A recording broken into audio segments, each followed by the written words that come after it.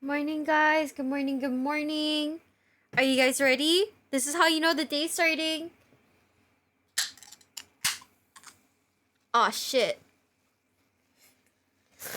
Well, that feeling when you open like a can of like Monster and like it kind of like spills on you? What the heck?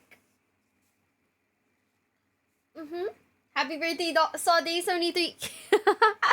My birthday was in October, bestie. We've just been on this subathon for like ever.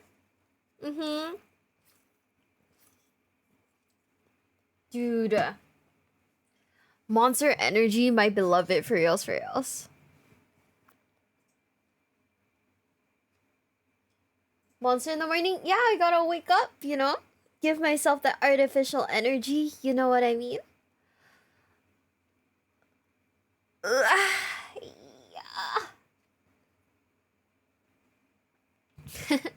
Good morning, good morning. I'm gonna be reals. I don't even know if I slept that much. Happy birthday, I'm Razgat. It's not my birthday.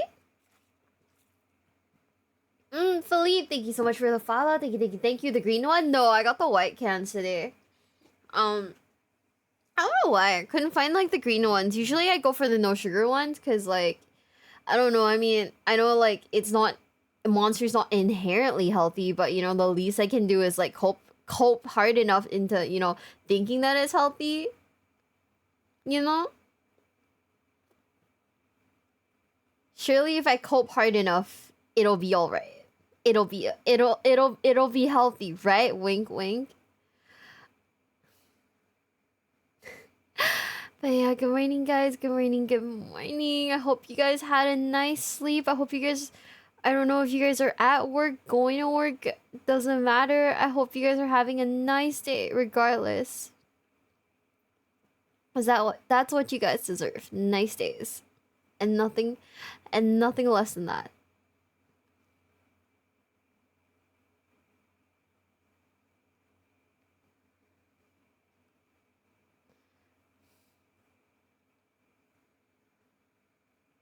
Yeah, so like, we, my boss, who is known for being kind of a wow nerd, right? Has said that you should has said that I should react to the Barney 64 videos, and I was like, okay, cool. I don't know who that is. I don't know what this content is, but I'm excited.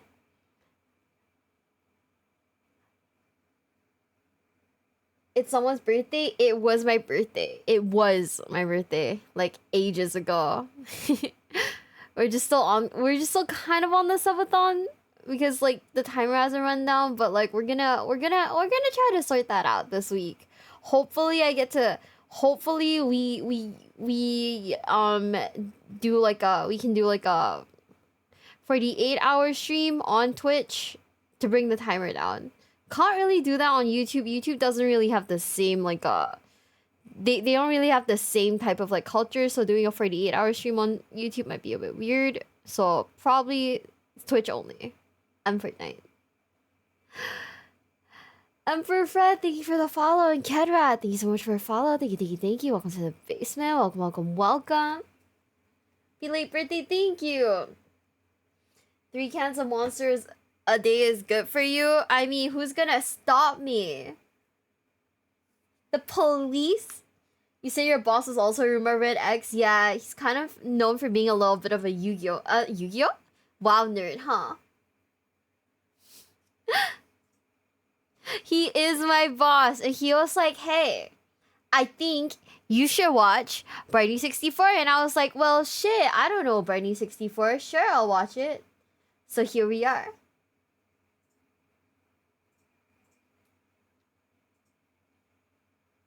But anyways, good morning, guys. Good morning, good morning. I hope you guys had a nice night. I hope you guys had nice sleep. I hope you guys are enjoying your day today.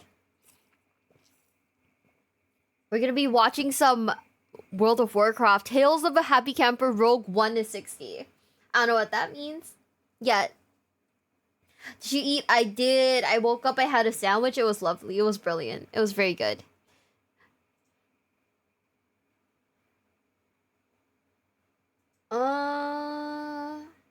Okay. let me pause the music. I'm gonna turn off the Subathon goals. I'm sure you guys can see it right now. We are at 62 hours and 41 minutes. So because this is gonna be a video, I will be putting that away for now. If you're curious, I'll tell you guys what it is on the side, but for now we will put it aside and we will start watching videos. Are you guys ready? Morning guys, morning Willow, morning Ortrons, morning Nimby, morning Chris, morning Setsuna, morning Jingo, morning Lycan, morning Skeleton, morning Crookshanks, morning Fred, morning Philippe, morning Nair, morning Vabra, morning Trauma, morning Razgat, morning Naoto, morning Honorable, morning Libertu, and I think that's all, right? In the chat at least. Ortrons, morning. Okay. Oh, good morning, Alex. Are you guys ready? 3, 2, 1.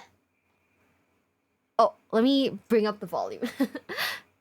What you are witnessing here is a level 59 undead rogue, 3 experience points away from level 60, about to enter Ironforge for the first time. Once I cross this border, my leveling journey comes to an end. One last time will I bathe in the golden dust, the culmination of 332 hours of gameplay. When I cross this border, surely I will reach peak fulfillment and transcend to a new plane of existence. When I cross this border, I will become level 60. And who better to share this moment with than a random level 6 night elf who is also entering Ironforge for the first time, and I killed him and ate his corpse. What? But that's a story for another time. Welcome to the roleplay PvP server, Grobulus. Who's Grobulus, you ask? He's this guy from Hearthstone. And what better namesake for our community than a hulking fat degenerate with monster energy pumping through his veins? When you play on a role... Is that me? Is that literally me? Monster energy pumping through his veins? Now you guys know what I look like. What the fuck? Roleplay server, you have absolutely no idea what's going to happen next. One minute, you're taking part in a capoeira lesson and having a troll berate you for not doing it right, and the next minute, a gay, naked Tauran orgy has formed in the place you just happened to AFK in. What? Get me out of here. Now, whilst accidentally stealthing my way into furry erotic roleplay wasn't one of the reasons I chose to play Rogue, I guess some would call it a bonus. Not me, though. In fact, picking Rogue as my class was quite a tough choice because I had to battle the temptation to pick Mage. And with free food, free travel, 1-button raid rotations, and objectively the best leveling experience due to busted AoE farming, you're probably wondering, why did I pick Rogue? Well, my friends, an epiphany came to me during one of my water and other legal substances benders. I realized, instead of being this guy, I want to be this guy.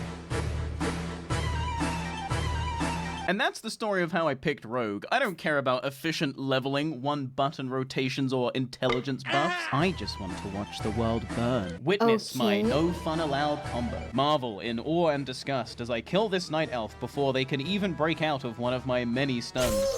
What's that, human warrior? You're doing an escort quest? A quest where you... Wait, you get to stunlock people as a rogue? What the heck? How come I didn't know about that? Oh, this sucks. Morning, Mac. I'm doing good. What about you?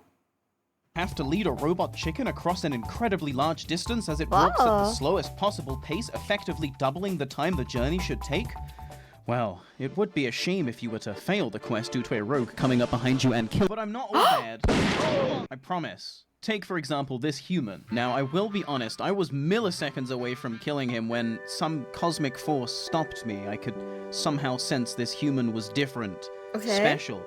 So I followed him. I don't know how it happened. He was supposed to just be another kill, and I really, truly was planning on killing him, but then we're laying under the night sky, holding hands and watching the stars together, and I tell him my deepest, most personal, intimate secrets, and he responds, "Thanks," in the most adorable human accent I've ever heard. And I know that he couldn't understand what I was saying, but this moment cemented our friendship. Our connection had transcended language and faction, and such a bond, no doubt, is worth protecting above all else. I could sense this human had somewhere to go, and so I resolved that my purpose, as dictated to me by the hand of fate, was to get Kuman the Human where he needed to be. And so we traveled through Ashenvale together. I defended him from the aggressive wildlife, and in return, he talked down an angry, racist night elf who attacked me, eventually winning him over to my side. I don't speak human, but I can only presume Kuman told him I was friendly. If only they knew. Now What the fuck is this conversation? Joined by a random cat, we made south for Talon Deep Path, a tunnel that leads into Stone Talon Mountains. Now, despite technically being contested territory, Stone Talon Mountains is largely a horde area due to its main border being shared with the Barrens. But Kuman had safely escorted me through the Alliance town of Astronar, so now it was my turn to return the favor. We arrived in the deforested Windshear Crag, and unless you enjoy goblins constantly biting at your ankles, I wouldn't recommend you visit. The spider-infested Webwinder path proved no better either, and by the time we trekked to the top of the hill, we were out of breath and in need of a break. It was then that a mage attacked. No! I screamed. Traitor? She questioned. I had to think fast. One word in the general chat about Alliance being led through Horde territory and the cavalry would arrive. These are ally. They are my pets, I lied, hoping she'd buy into my fabrication. Interesting. Keep them scarcely fed and controlled. Perfect. Another debate won. But we weren't out of the woods yet because another mage had arrived on the scene, no doubt hearing the commotion. What's going on here? These are my pets, I lied again. Kinky. Oh, we have a degenerate on our hands. It was going to take more than a quick lie to proceed past this mage, and unfortunately for me, there was only one solution. I would have to feed into his degeneracy until one of us broke. You like that? That was pretty hot. Woman hugs you. Just need to turn around to finish. It was time. I was about to make my winning move. I knelt in front of him, ready to receive his undead load. When he broke, I had won this game of gay chicken and we were free to pass. And let me tell you, I always win gay chicken. Don't fucking try me. All things considered, the horde What? What the fuck? What was that? Hold up. Huh? had been pretty friendly so far, and I was feeling good about the journey. Until an orc flew out the trees. Put your green fingers on him again, and I'll cut them off where you stand. And so our duel began. Unfortunately for me, the orc immediately broke my stealth with a demoralizing shout. Not a good look for your boy. Sinister Strike into Rupture secured me a small bleed and some nice damage, and I was also blessed with a nice poison proc. We then traded basic auto attacks whilst I built up combo points, culminating in a 3-point Eviscerate which only hit for a disappointing 88. Dancing back and forth, we traded a few more blows, putting my health at critical condition, but just as I was about to succumb, I won! Of course, I calculated the duel so that I would win with just a sliver of health. It was meant to demoralize the enemy. That's also why I didn't use any cooldowns. I definitely didn't forget that I had them. The rest of the journey was relatively uneventful. We continued north to Stone Talon Peak, and once we arrived, Kuman started motioning towards the Flightmaster. I knew what this meant. Our journey had come to an end. It was time to say goodbye. No!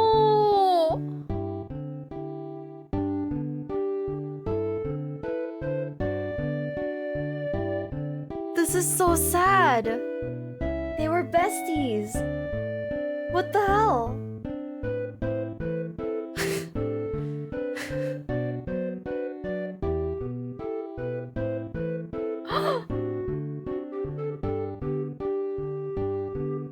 I love you, Kuman. You taught me compassion and empathy. No longer will I just mindlessly attack every Alliance player I see. From today, I am a changed undead. Now let me tell you about my gun move. For whatever reason, rogues have a range slot. Now you can equip a bow and it will work just as well. However, it's way funnier to have the gun because the gun is loud. Holy shit, why is it so fucking loud? So here's my meme. I leave an Alliance player low and I create distance. Then I line up my shot. If I misjudged their remaining health, they live to fight another day. But if the stars are aligned... Now, in classic WoW, because there's no cross-server functionality, reputation goes a long way. Being a kind, genuine, helpful person will get you re-invited to groups, whereas ninja looting a chest everyone else is rolling for will bring about bad karma. This mushroom, however, was totally worth it. Delicious. But you need to remember, there are disgusting Alliance players out there, and you're leveling alongside them too. Introducing Dragon, the human warlord. Now, when I No wonder Duologs was like, hey, you should watch this video. Okay, if you didn't know, Duologs, my boss, aka Hiruma Red X, likes to tell me that if I decide to play the Alliance, I'm getting kicked out of the company. I know, power harassment, am I right? But that's why I play as a fucking orc, guys. It's great. Morning, guys. Morning. Also, Hoshikawa, Hoshikawa Amane, thank you so much for the follow. Thank you. Welcome to the basement. Welcome. What do you mean for the horde? But yeah, he basically tells me all the time, like, oh, if you create a human character, if you're an Alliance member, I'm kicking you out. Like, tell him he's crazy, by the way. Tell that man he's absolutely insane. Thanks. arrived in Stranglethorn Vale, I made a promise to myself. A promise that I would try to kill all and any Alliance I saw. Even if it meant I wasn't leveling at a good pace, even if it meant I had to do back-to-back corpse runs. That was a great take. Regardless of class, level, or even how many people I was taking on at a time, I wanted to PvP. And unfortunately, Dragon was in the wrong place at the wrong time. 07 again, Dragon. and again. And again. I'm sorry. It wasn't that I was targeting Dragon specifically. I killed my fair share of people that day, and some of them a lot of times. But something about the name Dragon would forever wedge itself into my brain. And then, 13 levels later in Feralis, as I was finishing up on a quest, I turned north to face the top of a great hill. And who did I see? Dragon. Of course, you already know what the fuck it is. I followed Dragon down the hill and back into the cave I had just come out of. That's when I hit her with my patented no fun allowed combo. She called for a mod, but no mod came. Then I left the cave and perched above the entrance like a bird of prey. If you haven't already guessed by the way I'm maintaining vision of her corpse, yes, this time I was specifically targeting Dragon. Eventually, minutes later, the corpse would become a skeleton. Showtime. I swooped down behind her like fucking Batman and interrupted her summon. No Voidwalker for you, bitch! And then she fucking died. How on earth did that happen? A few minutes later, she returned, this time creating enough distance to summon her Voidwalker. I will now give you a couple of seconds to think about the difference this made. Oh no! None. The answer was none. However, on the next resurrection, Dragon managed to mount up and run, and with that kind of head start, there was no way I was catching up now. The camping dream was dead. It was time to admit defeat.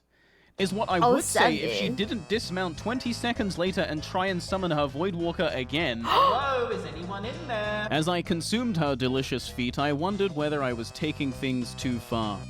Nope, I had tasted the forbidden fruit, and I wasn't going to stop anytime soon. As Dragon mounted and ran away for a second time, I'd like to tell you that she had learned her lesson, but she literally did the same thing again. Fool you once, shame on me. Fool you twice, you're an idiot. But as I slaughtered Dragon for the 23rd time since we first met, I had a sudden epiphany. Actually, she wasn't an idiot. She was 23 times is insane. I'm just saying that if anyone killed me 23 times in PvP, on God, I am uninstalling on that day itself. I mean, she's kind of dumb, you know, but I'd uninstall.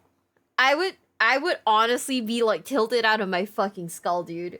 Was a stubborn warrior with an iron resolve. At any point during my incessant camping crusade, she could have just spirit revived, but she didn't. She just kept getting back up. Obviously, Dragon assumed I would soon tire out, and after deciding to revive at her corpse again instead of the spirit healer, I knew I would have to teach Dragon a lesson they would never forget. You don't enter into a game of chicken with me. We both mounted up, and the chase was on. Go! Despite the clear head start Dragon had on me, I wasn't concerned. I mean, what kind of griefer would I be if my opponent can just mount up and run away? And that is why, days ago, I had gone out of my way to acquire a sacred piece of gear, a carrot on a stick. How had I acquired such a coveted trinket so early? That's a story for another video. But all you need to know is that the trinket increases my mounted speed by 3%. And to the misfortune of Dragon, that was not all. The mithril spurs I had received from a blacksmith increased my mounted speed by another 4%, and I was therefore destined to catch up. And so I did. As I left Dragon dazed and confused by my blinding powder, I wondered, would this be our final confrontation? Surely 20 minutes of being camped was your limit. What would you do, Dragon? Revive at the spirit healer and admit defeat? Or revive at your corpse and see just how deep this rabbit hole goes? 1 minute became 2, and 2 became 4. 4 became 8, and after 10 minutes, Dragon had still not made her choice. After 30 minutes, I started to question mine. Had I really just spent 30 actual minutes of my life hiding in a bush watching a virtual corpse? What the fuck is wrong with me? I could be doing something productive, and I don't just mean in the game, I mean with my life. I could be taking this time to learn a real life skill. I could have taken a oh, she revived. And that's the story of Dragon. After waiting 30 minutes to kill her, she no doubt realized my will was a raid boss she was never going to conquer. And finally, she embraced the warmth of 10 minutes resurrection sickness. Suck on that, bitch! Dragon was last seen in burning steeps and immediately spirit revived after being killed once. I will never forget the name Dragon, and it seems Dragon will never forget mine either. The end. By the way, I fell through the map into Caverns of Time and I can't get out, so if anyone could send help, I'd really appreciate it. Please send help. I can't leave. What is that resolution? Oh my goodness. Wait. I kind of love how like in WoW it's basically just you fucking around, right? I think that's like so funny. I honestly think it's so silly. I love that you can do that. Just like happily fuck around. Hello, welcome. So they have like so Barney 64 has like a playlist, right? And right now what we're watching is the I'm gonna sub. I don't know why I'm not subbed. So what we're watching is World of Warcraft classic content. We can also do this, but like probably like I don't know. After we're done with the classic content playlist. I know his cat's so cute, or her cat's so cute. We're gonna watch both. Hello, welcome back to another... Ooh. Last episode, we made an everlasting friend and an eternal enemy. This episode, we take a deep dive into Zul'Farrak to uncover sacred artifacts, Godzilla copyright infringement, and party members suffering from Dunning-Kruger syndrome. This is the tale of the carrot on a stick. Our story begins in the Shimmering Flats, a desolate expanse devoid of vegetation and most other signs of life. In the Shimmering Flats, everything is white as far as the eye can see. There is round-the-clock NASCAR, and what little civilization exists is entirely dependent on fossil fuels. Whilst the average boomer sees this place as a vision of heaven, I f***ing hate this zone. In fact, seeing it become submerged underwater during the Cataclysm trailer was, for me, the highlight of 2010. And I lost my virginity that year. But That's where the cataclysm thing happened then. Oh, I had no idea. Hi, Gone House. Can't stay long. Blue collar life is calling. Have fun at work. Have fun, have fun. What is Dunning-Kruger effect? Should I look that up? Hold up. Dunning-Kruger effect. What does this mean? It's a cognitive bias in which people with limited competence in a particular domain overestimate their abilities.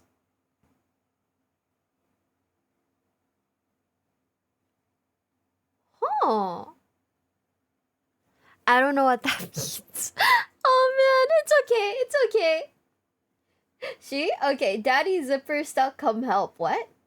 Thank you for the follow. Thank you, thank you, thank you. It happened all over the world. Cataclysm? Ooh. I digress. The Shimmering Flats is home to many goblin and gnome engineers who spend all day drinking white monster energy and... Guys. Fuck.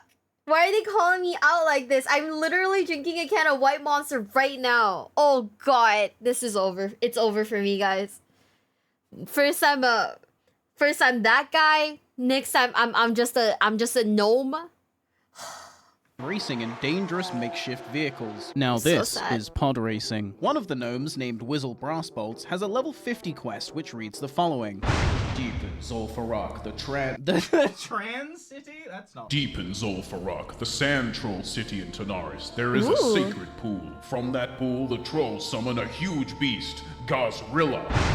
He's so fierce, even Wait, he's a gnome. He wouldn't sound like this. He's so fierce that even his scales crackle with energy. It's that energy I want to harness for my car. Bring me the electrified scale of Gazrilla. And in exchange for my trouble, he offers a highly sought-after trinket, the carrot on a stick, which, as you know from last episode, increases mounted speed by 3%. Okay, seems simple enough, right? Just gotta go to a dungeon, Ooh. kill a boss, bring... You are wrong. Oh, my sweet viewers, I wish I could tell you it was going to be that easy, but mounted speed comes at a cost, and if you want it, you must be prepared to pay its price. The Okay, task what is the ahead was price? going to be gargantuan, and with my current level being way lower than is recommended, my chances of success were slim to none. But you know me, Iron Will, Ninja Way, whatever, fucking roll the next part of the video.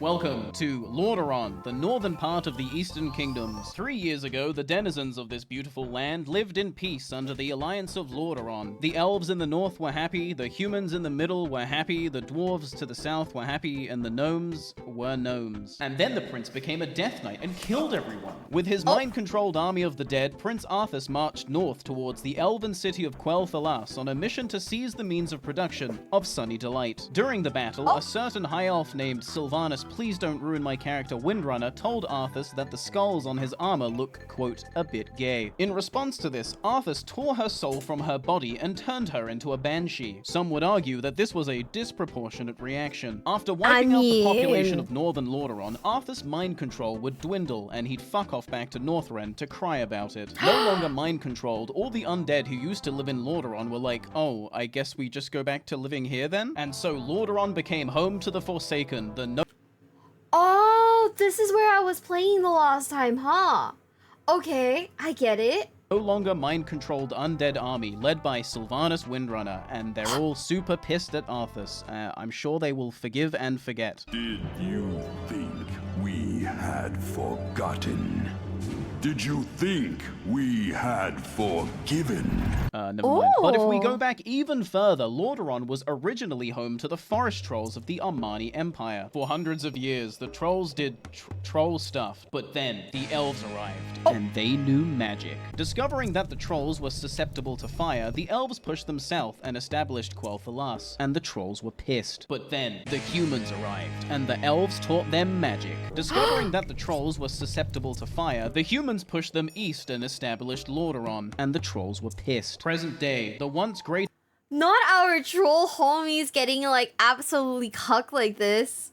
Armani Empire now looks like this, reduced solely to one area, the hinterlands. And the trolls are pissed. But why did I just tell you all that? Well, remember this gnome who just so casually asked us to kill Gazrilla for electrified scales? Yeah? It turns out this Gazrilla is actually a demigod secret boss, and his summoning ritual requires you to be in possession of an enchanted mallet. How to obtain the enchanted mallet, you ask? Well, luckily for me, this troll left an ancient tablet in their will, and it details how to obtain it. to create Okay. the mallet of Zul'Farrak, one must first travel to the altar of Zul and obtain the sacred mallet from a troll keeper. Next, one must bring the sacred mallet to the altar atop the troll city of Jintha Alor. Using the sacred mallet at the altar will infuse it with power and transform it into the mallet of Zul'Farrak.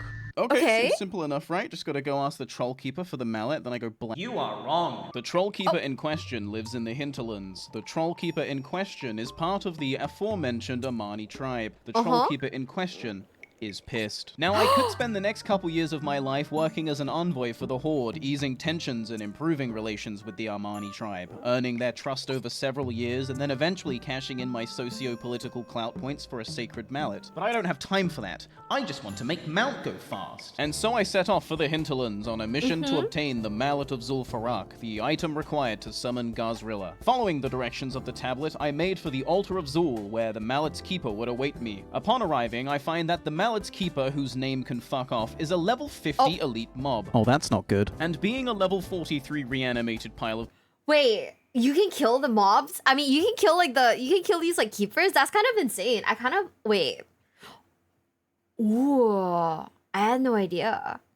bones, I begin to have second thoughts. Oh no, she's level 50. Now, you guys know me. The last thing I am is a quitter. I always stick it through to the end and I don't quit, but I'm gonna quit. But just as I turned to leave, I looked up and saw a familiar face, a mage by the name of Meryl's, who just yesterday I had a whole adventure with, the footage for which is unfortunately lost forever due to Windows' patented shutting down your computer right now, fuck you, technology. Now, Meryl's wasn't here for the same reason I was, but that didn't stop them from being a total bro and helping me anyway. Together with this random warrior, we managed to take down Fuck Off and obtain the Sacred Mallet. Yay! Now, we just had to bless it. The intended way of doing this is to battle your way through the troll city of Jintha Alor, a city littered with elite mobs that increase in level as you ascend, eventually culminating in a grand battle with the leader of the tribe, Vile Priestess Hex, who is blocking your access to the altar required to bless the Sacred Mallet. However, my teammates opted for the high IQ play of running in, dying, walking back to your corpse, and repeating until you reach the summit. Being the insecure rogue player that I am, I simply stealthed my way to the top. God, I fucking love being a rogue. Once there, we waited for the priestess to turn her back. Then Meryl turned the watchman into a sheep, and we scrambled to bless the mallet before the priestess turned back around. Now, with the mallet of Zul'Farrak in my possession, I was ready to find a group and start my dungeon experience. Wait, stop. You can turn them into sheep too? This is crazy. All to basically kill like Teemu Godzilla. I love this. We are currently watching Barney64, who is having an unhinged adventure in World of Warcraft. And it is really funny so far. Yeah. Hi, Nick. Hi. It's not my birthday. I am not 73 years old. It's just day 73. Oh my gosh. Ooh. Because I had the Mallet of Zul'Farrak, finding a group was incredibly easy. Now, this might be largely unimpressive by the time the video releases, but having the Mallet at such a low level was a huge deal during the first week of the game. At the time of recording, level 43 was already incredibly ahead of the curve, so to have an item that was intended for level 50s and above pretty much made me royalty. Having the Mallet assured that everyone in the group would obtain their mounted speed trinket, and I was therefore sure this dungeon would be a happy, fun, great time enjoyed by all. I mean, we're just 5 incredibly ahead of the curve World of Warcraft addicts. There's no way we're not mentally stable. Surely we will get through this dungeon just fine. Me and the tank met up with the Warlock just outside the dungeon, and after summoning the other DPS and the Warlock's healer girlfriend, we rode into Zul'Farrak and started our assault. Going against the norm, the very first pull of the dungeon was not made by the tank, but instead the Warlock. After we down the first pack, the tank respectfully asks the Warlock to allow him to obtain aggro first, to which... You know, this is kind of a random tangent, but I thought about it and I was like, what if I did like a stream where I played World of Warcraft, gaslit people into thinking I'm a guy, and tried to get a girlfriend in World of Warcraft? Do you think that would work? Do you think I could get a girlfriend in World of Warcraft? Who knows? Am I a hag VTuber? You see, I feel like the word hag is like designated for people over the age of 30. But I'm slightly under age of 30. But you are a guy? Thank you. I forgot. The internet calls me a man all the time. So you get a boyfriend that pretends to be a girlfriend? Oh my god, you're right. Shit, I forgot about that bit. Don't.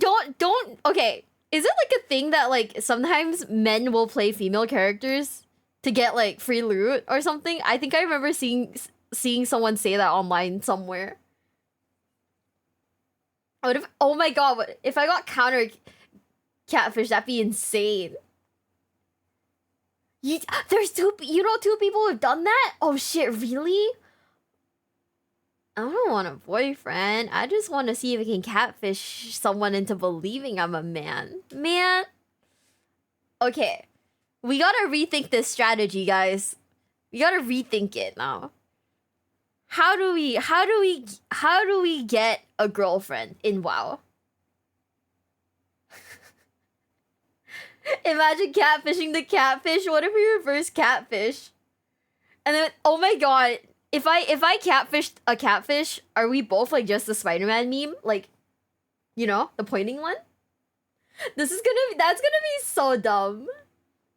the Warlock responds, It was a non-damaging curse. which is just, you're still aggroing the mob. But okay, the tank then pulls the second pack, and for some reason, whilst we're still fighting it, the Warlock pulls the third. Despite the overwhelming numbers, we emerge victorious, and I'm feeling optimistic about the rest of the dungeon. If we can overcome a pull like that, this dungeon should be no sweat. The Warlock's gamer girlfriend then says, With no CC and no tank, this will be long and painful. and I just...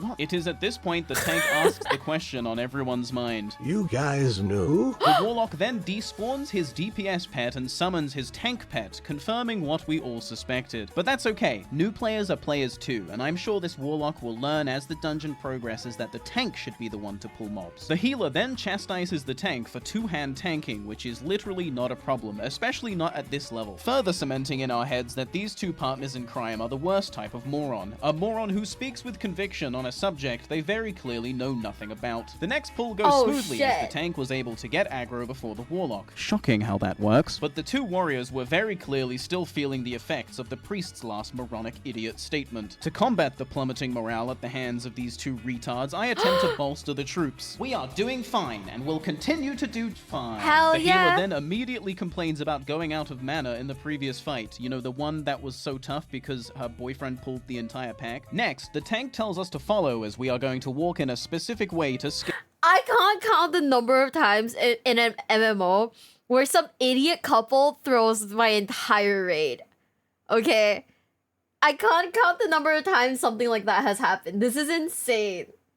This is actually insane. Oh, man. Turns out the guy's mega hot, he catfished me. Okay, wait, I don't get it. But yeah. Skip a couple of mobs. To my dismay, the Warlock had not mastered the ancient art of desummoning your pet, and so everything was pulled anyway. Thank you, Voidwalker. Fortunately, we make short work of them, and the tank asks that the Warlock put his pet on passive during shortcuts to avoid such blunders in the future. The Warlock then tries to use what I said earlier about letting people play how they want, I was referring to the tank, as an argument to be made why he should be allowed to keep ninja pulling mobs. Further ahead, by some grace of God, we actually managed to conquer the first boss. Further ahead still, we come to the second boss, who spawns when you get too close to his cave. The warrior warns the Warlock in advance, but alas, too late. At least his Voidwalker was there to tank it briefly, am I right? The boss fight begins, and let me tell you, this boss is a real piece of shit. He constantly summons these basilisks, which by design have too much health to warrant focusing, so the fight just becomes a race to nuke the main guy before you all perish miserably. It is nothing short of a miracle that we pulled through, but with the hardest boss encounter complete, and with no casualties to boot, I was confident that we could take this run to the end. We proceed to the third boss where everything goes fine. Well, I mean, the Warlock did commit suicide with Hellfire, but everything went fine. As we clear the way to the next boss fight, the tank politely reiterates for the party, read Warlock, to please let him make the pulls and to not attack unless he's in the fight. Pretty reasonable, right? Just don't tell other people how to play. That is crazy. Oh my god. These are the type of people that I would be like, I would just kick out of the party. Oh man. Hi guys. Wait, there was a slur? Where? What the someone said that? Oh, that's insane. Other warrior chimes in for the first time to say he's new, and the tips the tank is giving are actually helping him learn. And of course, the Warlock has a problem with this too, stating that the tank was displaying lame as fuck behavior. No, I'm preventing wipes. No, you aren't. We pull the fourth boss, and I try to raise morale once again. Let's just all have fun, smiley face. But when the Warlock immediately resumes crying after the fight, the polite tank's patience had come to an end. Without a further word, he posts the damage meters in chat for the last fight, revealing that not only is Bounce the Warlock doing the least amount of damage out of the damage dealers, he's also being outdamaged by the tank and the healer. In fact, his pocket healer girlfriend is doing more than double his damage. Now, I'm no therapist, but I suspect being presented with the irrefutable evidence that he was fucking useless shattered through his Dunning-Kruger syndrome and induced a psychosis. I really don't care what you think, kid. Can we kick the lock? When people drop the word kid, that's when you know they're angry. That's when you know they're so angry. Oh my god, I don't care, kid. He isn't even doing damage. Crying face, stop! Baus the Warlock then left the party and took his healer girlfriend with him. Later, dipshit. Baus projects onto the tank and tells him to eat a bag of dicks before being ejected from the instance. With a complete lack of self-awareness, he then starts whispering me all this bullshit about how the tank was toxic, and I tell him to take a breather. He tells me he's going to be just fine, and I totally believe him. I mean, I'm just saying he has his healer girlfriend to, like, you know, to, like, talk through problems with, okay? So it's all good. Yeah, bro got fucking exposed. It's actually kind of insane. I love this. I love this series and how they're putting this person on blast. Holy shit. Last 30 minutes had been nothing short of a true test of patience, but with the end of the dungeon quite literally in view, we weren't going to give up now. We replenished our group and marched onwards to what could only be certain victory. That carrot on a stick is so close I can taste it. After surviving the pyramid gauntlet, where waves after waves of trolls attempt to murder you, we clear the 5th boss encounter, which is actually the group of people we just rescued from captivity. Not a good day for these guys. I also remind the group that I have the Mallet of Zul'Farrak, which I must not have mentioned before because the warrior acts accordingly. With a positive spring in our step, we headed to the final encounter, and it was here that it became obvious just how much of a clown fiesta we had been putting up with before. Where Baus was a bumbling, ignorant moron, Bloodeye was a cold, calculated killer. He also didn't have his tank pet out, so good job, Bloodeye. The final boss fell, and it was time to move forward to the true goal. Gazrilla. For an hour, I had suffered through an agonizing dungeon experience at the hands of 2 idiots, but I was finally about to reap the rewards of my patience. Except not really at all, because we accidentally pulled one too many mobs on the way and wiped, and then Bloodeye immediately quit. Good job, Bloodeye. The party subsequently fell apart, and I was left carrotless and heartbroken. I'd like to tell you it gets better from here, but we really are just getting started. 15 minutes later, I find myself invited to another group. Having the Mallet of Zul'Farrak truly makes you feel like the only dude at the party with weed. We make it to the cave, and once again, someone accidentally triggers the boss fight. We wipe. No problem, though. Everyone actually seems competent this time, and it is an easy mistake to make. After Oh, haters, thank you so much for the bits. Thank you, thank you, thank you. Today we are watching Barney64. Thank you for the bits, haters. The 31 bits. What is that face even? He is using 2 accounts. The girlfriend doesn't exist. He was only doing damage on his girlfriend's account. He wasn't doing damage on his warlock account. He was relying on the pets for sure, for sure. That's how you do it. Also, hi guys. Hi.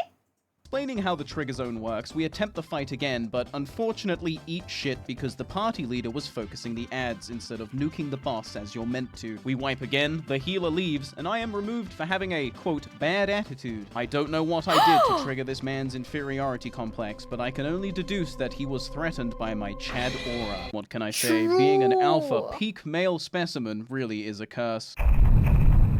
20 minutes later, I get into another group, having Mallet of Zul'Farrak, you know the drill. Fast forward to the cave, same shit, different group. Boss gets pulled, we actually come out on top, and an agility ring drops, which is a nice upgrade for me, but then the healer needs on it and wins. When confronted, he went on an insane tangent, accusing me of conspiring to sell the ring instead of using it, and so he took it to prevent such an injustice. Wow, what a hero. Even after checking my gear and seeing that it was indeed an upgrade, he stands by his ignorant, objectively wrong statement, trying to coax the rest of the team onto his side. Thankfully for me, the rest of the party are sane, stable people, and they do not concede to his bullshit. They tell him to give me the ring, and after he does, he pulls a bunch of mobs, wipes the party, and leaves. If you're starting... Oh my god. Okay, this video is giving me like fucking like, this video is giving me PTSD Vietnam War flashbacks of all the MMOs I've ever played in my life and all the dum-dums that I played with. Oh. This is so fucked up and evil. Oh man. Okay, guys. If you're old enough to have like fucked up Vietnam War flashbacks after watching this video, congratulations. I'll see you at the senior center together. To see a correlation between being ahead of the curve and being a crybaby loser, I applaud your perception. Another 20 minutes pass. We refill our ranks, reset the instance, and try again. 5 minutes in, our warlock gets stuck in a wall, his pet pulls everything, and we fucking die. I close my eyes, take a deep breath, and pray to whatever god will hear me. Please, please just give me one good group. I just want my carrot, please. I just want to go fast. We return to the instance, and suddenly everything starts running smoothly. We take down packs with no problem, the first boss falls, and we're on track to make it to the second boss in record time. The tank then leaves the party, and Hearthstone's out. Why?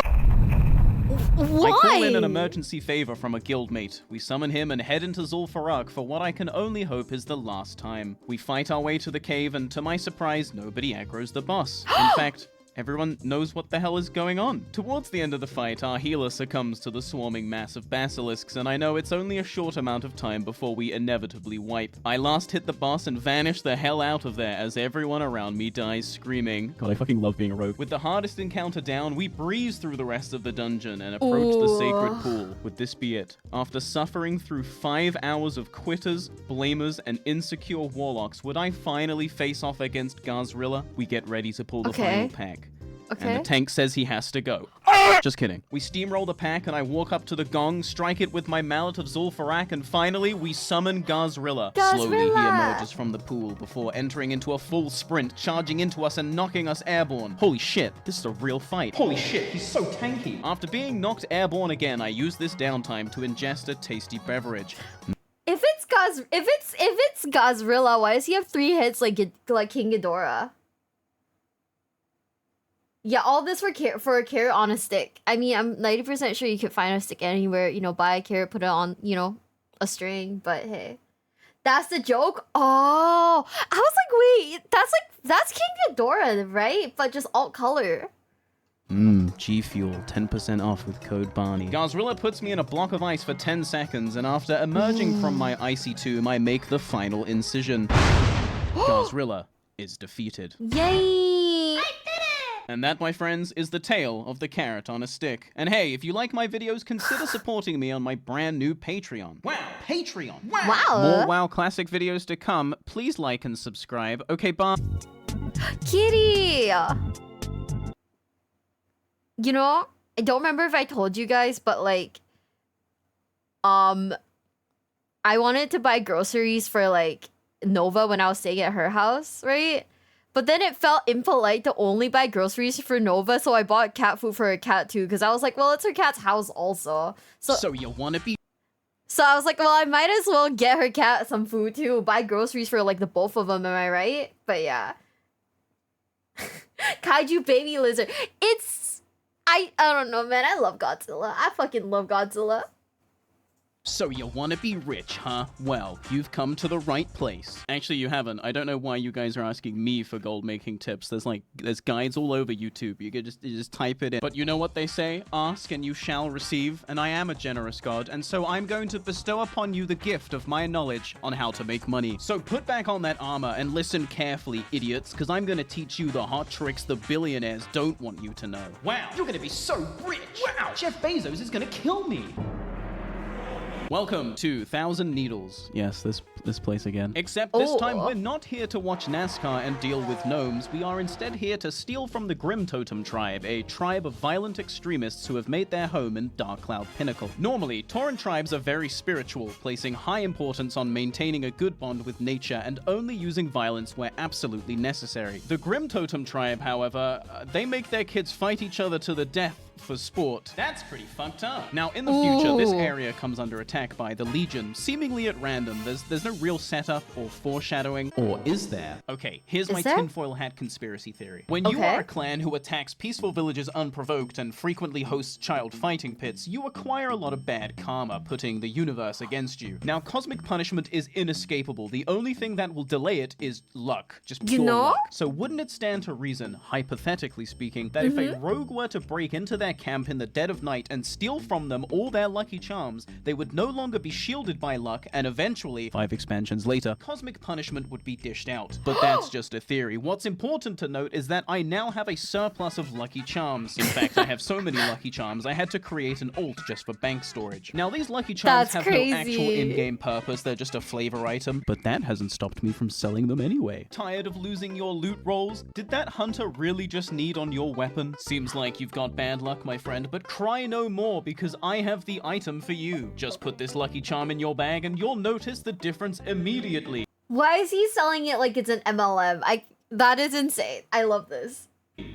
Probably. Does it really work? My friend, You look know. at my gear. I don't go anywhere without my Lucky Charm. And that's another successful deal, baby. This No way. doesn't actually do anything, does it, Mao? No, not even slightly. Lol. Mao. Selling Lucky Charms has been my main hustle for as long as I can remember. Whenever I'm in a situation where a mark can't walk away, for example, waiting for a blimp, I get to work selling Lucky Charms. Oh my I God. always keep a stack on me. It's not efficient, but it is honest work. Okay, maybe it's not exactly honest work, but it sure makes for some good interactions, and that's all I care about. Just this week, Diamol released, and so I found myself back in Feralis. I didn't find Dragon, but with rumors of Alliance camping outside the dungeon circulating in chat, I used this to my advantage. Okay. Careful, Alliance ahead. Okay, thanks. Don't worry, I have just the thing for your protection. I open up a trade window and offer a Lucky Charm. Without offering anything in return, he accepts the trade. Oh, my friend, protection does not come cheap.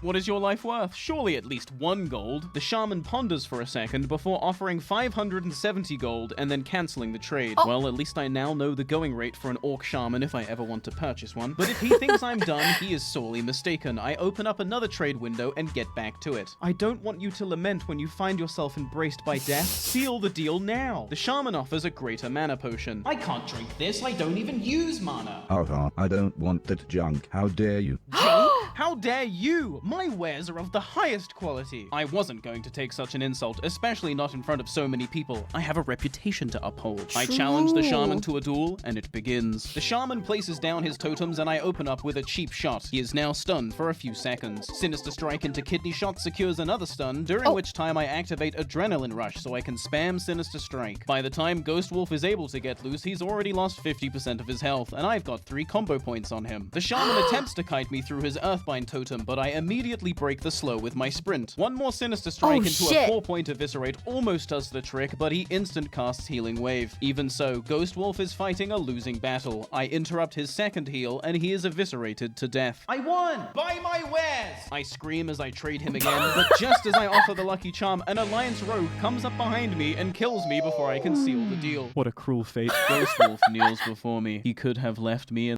No, stop. This is so funny. What the hell? the dirt, but instead he casts Ancestral Spirit, raising me from the dead. You saved me. This time, the Lucky Charm is on me. Whilst I've gotten better at my salesman tactics and am now sitting on a small fortune because of it, I wasn't always wheeling and dealing. This is so In fact, wholesome. the early days were quite rough for your boy. I remember them fondly, especially that one time in Razor. At level 31, I had a bunch of quests to complete in the dungeon Razorfen Crawl, but more importantly, I had Lucky Charms to sell. Realizing I could kill 2 birds with 1 stone, I formed a group comprised of the strongest people I could find, and this healer. Now, I don't have the footage to show you, but inviting this healer was actually a mistake, an accident. Okay. I was meant to invite a friend of mine, but then this healer whispered me as I went to invite them, so I misclicked and they joined, and I felt too bad to kick them because they were like, oh, finally someone invited me, I've been looking all day. So even though I didn't have to take this healer, I felt bad and did. Remember that detail. Just before we enter the dungeon, I stop the party so I can do a pitch for them, and it goes like this. Are you superstitious? Perhaps a little stitious, and I've already lost 2 of them. Can't get that quest item to drop. I lost another one? Come on, Carnage, stay with me, pal. Cursed with bad luck? Then you need a Lucky Charm for only 50 silver. Feel better? No, please come back. Listen to my pitch. 50 silver seems a bit much for that. What would you bid? 72 copper. 73. I can do 20 silver. 11 silver. Think of my poor undead children. They've got to eat too. You have no testicles. Making a sale was going to be very hard with this group, perhaps my most challenging endeavor yet. But a true salesman never gives up, and if they thought they were going to leave Razorfen Crawl without purchasing a Lucky Charm, boy were they wrong. The dungeon ahead should only take about an hour to complete, which is more than enough time for me to sociopathically manipulate these people into liking me so I can sell them junk. I shared a bunch of dungeon quests with my group, which is a certified bro move, and I also handed out some potions. I was racking up nice guy points already. Trying to get enough time to drop combat, so you can drink if you need. Not needed yet. Yeah, mostly the mage and the shaman. Guys, I really gotta move these Lucky Charms. Over the course of the next few minutes, we dropped a lot of greens, and I of course used this to my advantage. So many greens, dang! Thanks, Lucky Charm. I got a large sack without that Lucky Charm. You know what? This guy's pretty good.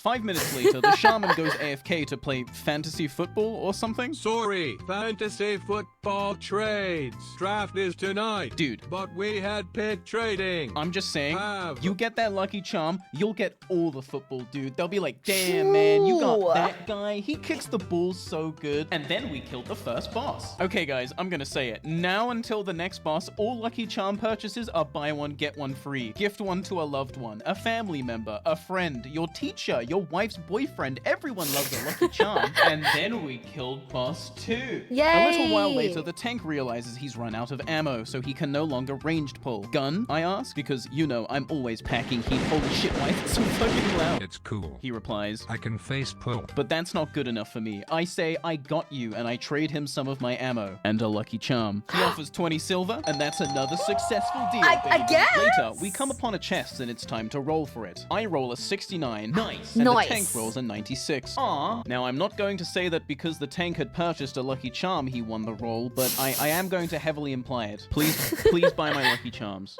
Any other miners? Yes, I am 13. Please laugh. And then we killed the final boss. Normally, once you've beaten the final boss, the dungeon is over. However, Razorfen Crawl has a bonus quest at the end where you have to escort a goblin all the way back to the entrance of the dungeon, clearing out all these extra mobs on the way. This adds another 10 or 15 minutes to the dungeon, so understandably the mage doesn't want to do this. Just before they leave, I try to trade them a lucky charm, hoping that they will offer something, anything, but no, they Hearthstoned away. And so the 4 of us remaining fight our way to the escort quest and begin it. 15 minutes pass and we're about to reach the end of the dungeon. Oh, I guess the start of the dungeon. The quest is going to complete here. I go to trade the healer and prepare to give my final pitch. It is then that I find out that the healer has put me on ignore. The healer who I accidentally invited and only took them along with me because I felt bad put me on ignore? What the fuck? Won't buy my lucky charm, huh? You want to keep my undead children starving, do you? I won't let you get away with this. 5 minutes pass and I wait for the quest to just about complete, and then I kick the priest, complete the quest, and I take my leave. Good luck out there, compos, you steaming pile of compost. Stop, that is diabolical. Wait, I can't believe he kicked them out. I can't believe she kicked them out just before they were about to complete the quest. This is fucking diabolical. This is insane. Oh my goodness.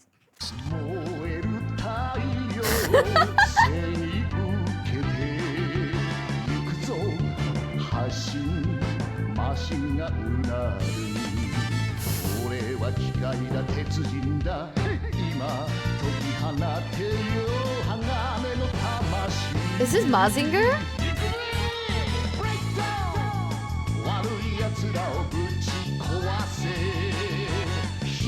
This is definitely Ichiro Suzuki.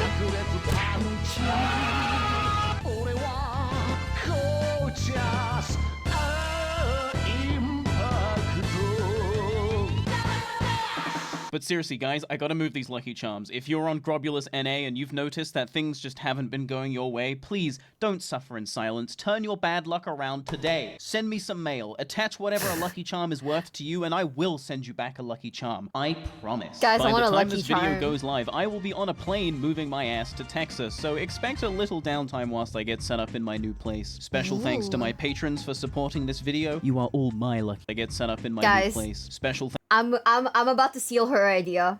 I'm about to seal her idea. I'm gonna set up a Patreon. I'm gonna have only 2 tiers. A $1 tier and a $250 tier. Trust. Thanks to my patrons for supporting this video. You are all my lucky charms. More classic WoW content to stealing that come. idea. Please like and subscribe, and I'll see you in the next video. Kitty! Hello, welcome back to This series is so good. Okay, this series is so chaotic. It's so good. I love it. Hello, welcome back to another. The last 2 weeks have been pretty crazy for me. Not only did I move to Texas and acquire the rarest drop of all, a social life, but professional YouTube video watcher Asmongold watched my videos in front of 50,000 live viewers. Wow! 50,000! Wow! but I'm not all bad. I promise. But that's not all. I'm now constantly under fire from wholesome whispers, love, support, and overwhelming attention wherever I go. To go from Bandito Incognito to this level of popularity pretty much overnight has been very strange and very cool. I love you all very much. Last episode, I invited you all to mail me offerings in exchange for Lucky Charms. Unfortunately for me, I vastly underestimated my audience, and the volume of mail I received was so high that Blizzard actually locked my account for suspicious activity. Oh! Why? It's probably because of all the mail. Yeah, I think it's all the mail I've been sending. Unreal that Barney's getting more mail than me. Unreal, by the way. Not only did you guys inadvertently upset Uber Danger, good job everyone, but you also completely cleaned me out of Lucky Charms. Yes, that's right. Until further notice, I am sold out. Thank you for your generous contributions. I'm sure I will commit them to videos soon, but not today, because today, it's time to get spooky.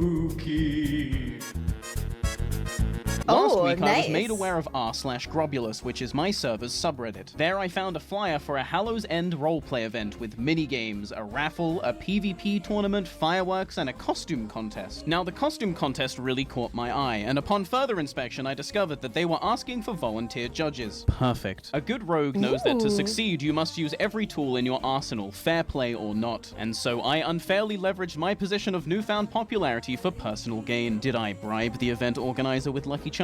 The details aren't really important. All you need to know is I am now one of the costume contest judges. Now, if you'll excuse me, I have an event to attend. Because I'm an idiot dumbass moron, I arrived to the event 2 hours early. I got local time mixed up with server time. Whoops. When one is bored and left to one's own devices, it is normal for one's brain to come up with a game. And in this moment, mine created one that I play an awful lot. Just how high can I get? It's like a climbing joke. With 2 hours to burn. Why does that remind me of the agility course in like RuneScape? Stop, now I have PTSD again. The attention span of a small child, I started climbing on every surface I could see. I started with the house on the end and attempted to make my way onto the roof, but after spending a couple of minutes giving myself a mild concussion, I decided, yeah, this ain't it. Thankfully, the stable would fare a little better. Due to Blizzard's janky collision mechanics, trademark, I found that if you run at this beam at a specific angle, you walk up and onto it. From here, you can do a short hop to land on top of the jack-o'-lantern, and after positioning yourself on the highest point of the jack-o'-lantern, you can then jump onto the stable's canopy. Now here's where we separate the boys from the men. To an untrained eye, this roof might look unclimbable, but whilst you were busy partying, I was studying the unfathomably large video library of Slavic people climbing things. As such, I am now a parkour virtuoso. If we pay attention to how the roof looks, we can see it's modeled kinda like this. On each side, there are two slopes, and they meet in the middle to form their lowest point. If this roof is climbable, which I believe it is, then the best bet is to jump perfectly into this spot, which I estimate to be about 2 pixels wide. However, you can't just hold forward and jump at this spot because the roof hangs overhead, meaning that after every failed jump, you must fully reposition and try again. What kind of madman would think this is possible? Me. And I'd be right, bitch! Okay, I'm just gonna go take a nap. That's crazy. 2 hours later, I was rudely awoken to the sound of someone shouting that they were selling authentic Barney B Lucky Charms. What? I jumped off the roof, sprained my ankle, and confronted the vendor. What the heck? Mizujin gasps. It's Barney. Bows down graciously. What happened next, I can't exactly show you on YouTube, but let's just say our friend Mizujin isn't going to be reselling my Lucky Charms anytime soon. Please let me out this basement moon. I'd not resell no more. I promise. As attendees were arriving, a priest named Lyle Brooks was handing out costumes, ghost, pirate, or surprise. I requested pirate and waited excitedly. Man, I'm gonna look so cool. Unbeknownst to me, however, the pirate costume can also change your race, and so, of course, I was polymorphed into a gnome. If there was ever a fate worse than undeath, this is certainly it. Look what they did to me. 6 foot versus 5'11". This sucks. Well, I guess this year I have to be a gnome pirate.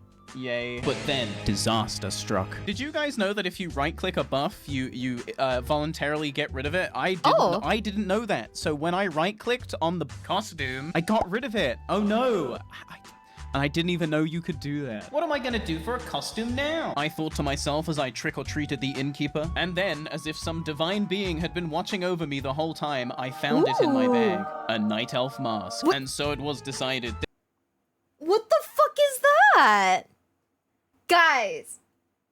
Guys, what is that, and how do I get one? That looks absolutely terrifying. I want to look like that. Oh my god. This would round out the catfish story so well. So good. Oh my god. This Hallow's End, I would be a night elf. Wow, totally convincing. Wow. Hey, we'll be inviting the elves, man. Guys? Perhaps maybe dinner. Removes mask. I'm not a real night elf. It's just me in a mask, okay? Your smell not be fooling me, man. I knew it. He be smelling like the dead man. Puts mask back on. He be an elf again. That be a No, good guys. disguise, man. You probably be fooling the elves themselves. You think? Yeah, man, you look just like one. Maybe I'll take a trip to Teldrassil tonight. Hell yeah. Well, I think you already know where I'm going with this. I had an itch, and I wasn't going to be able to enjoy the festivities until I had scratched it. I set my Hearthstone to Brill, and then I took off on a blimp set to Orgrimmar. From here, I made the long trek to the night elf town of Orbadine, wherein I stowed away on a ship headed to Teldrassil. Could I really do it? Could I fool the night elves into thinking I was one of them? If so, I'd have confirmation that this costume is the most convincing costume of all time, and is therefore incredibly valuable. Wait, Just I think, love I'd it. never have to sell another Lucky Charm again. I arrived at Teldrassil and exited the boat. Stealthily, I crept up the hill, past the guards, and made my way up into the tree. I was now in Darnassus. Walking Ooh. forward, I saw a night elf coming up behind, so I unstealthed and played it cool.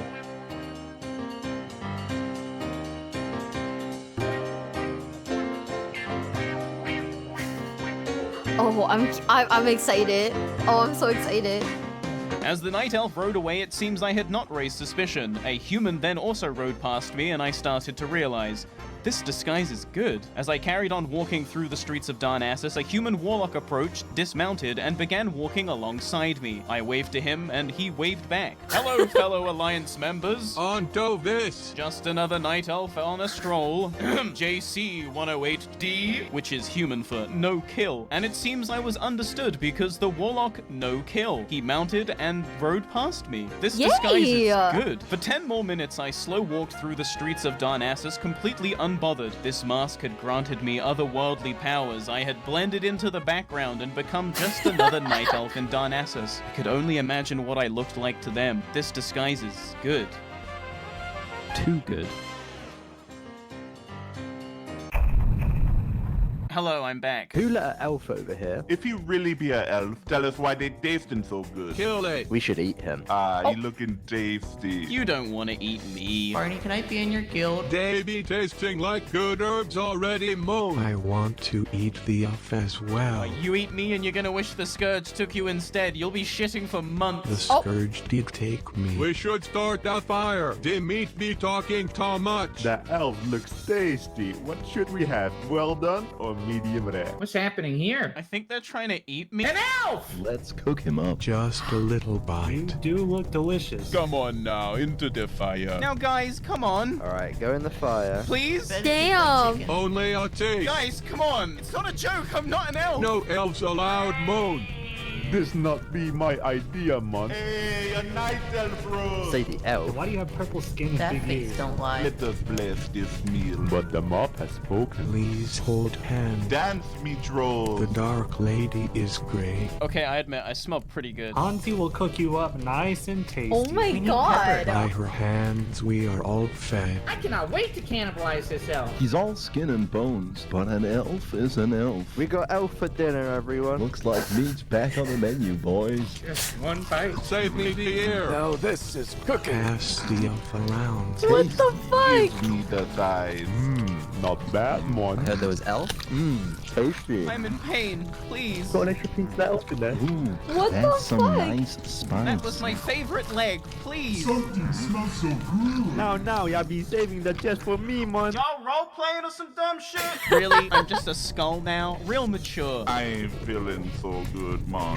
Stop talking, elf. If I'm an elf, how am I still talking? My stomach is upset. Cut his tongue. I see the light. Take me. Yeah, so we're just not going to wear that mask anymore. Strangely enough, What? being cannibalized by a horde leaves you with quite the appetite. I revived and hit up my boy Gul'dan Ramsay, head chef at Hell's Kitchen, for some free food. Oh my I god. then joined a circle by a campfire where everyone was telling spooky stories. I decided to join in. After all, my horror stories are world-renowned. On a cold autumn evening a few weeks ago, I tried to do Zul'Farrak, but there was this warlock who wouldn't stop pulling everything. He had desummoned his DPS pet and instead was using his Void Walker. And then after he was exposed for doing less damage than the healer, he left. And then I saw him last week outside Blackrock Spire. And he still had his tanking pet out. And then it was time for the PvP tournament. Now, I had never taken part in a roleplay event like this before, so... Wait, is that my boss, the dual log? Switch your Hiruma Red X account. So I can roast you for being a nerd. Also, what do you mean, where's my shirt? You approved this outfit.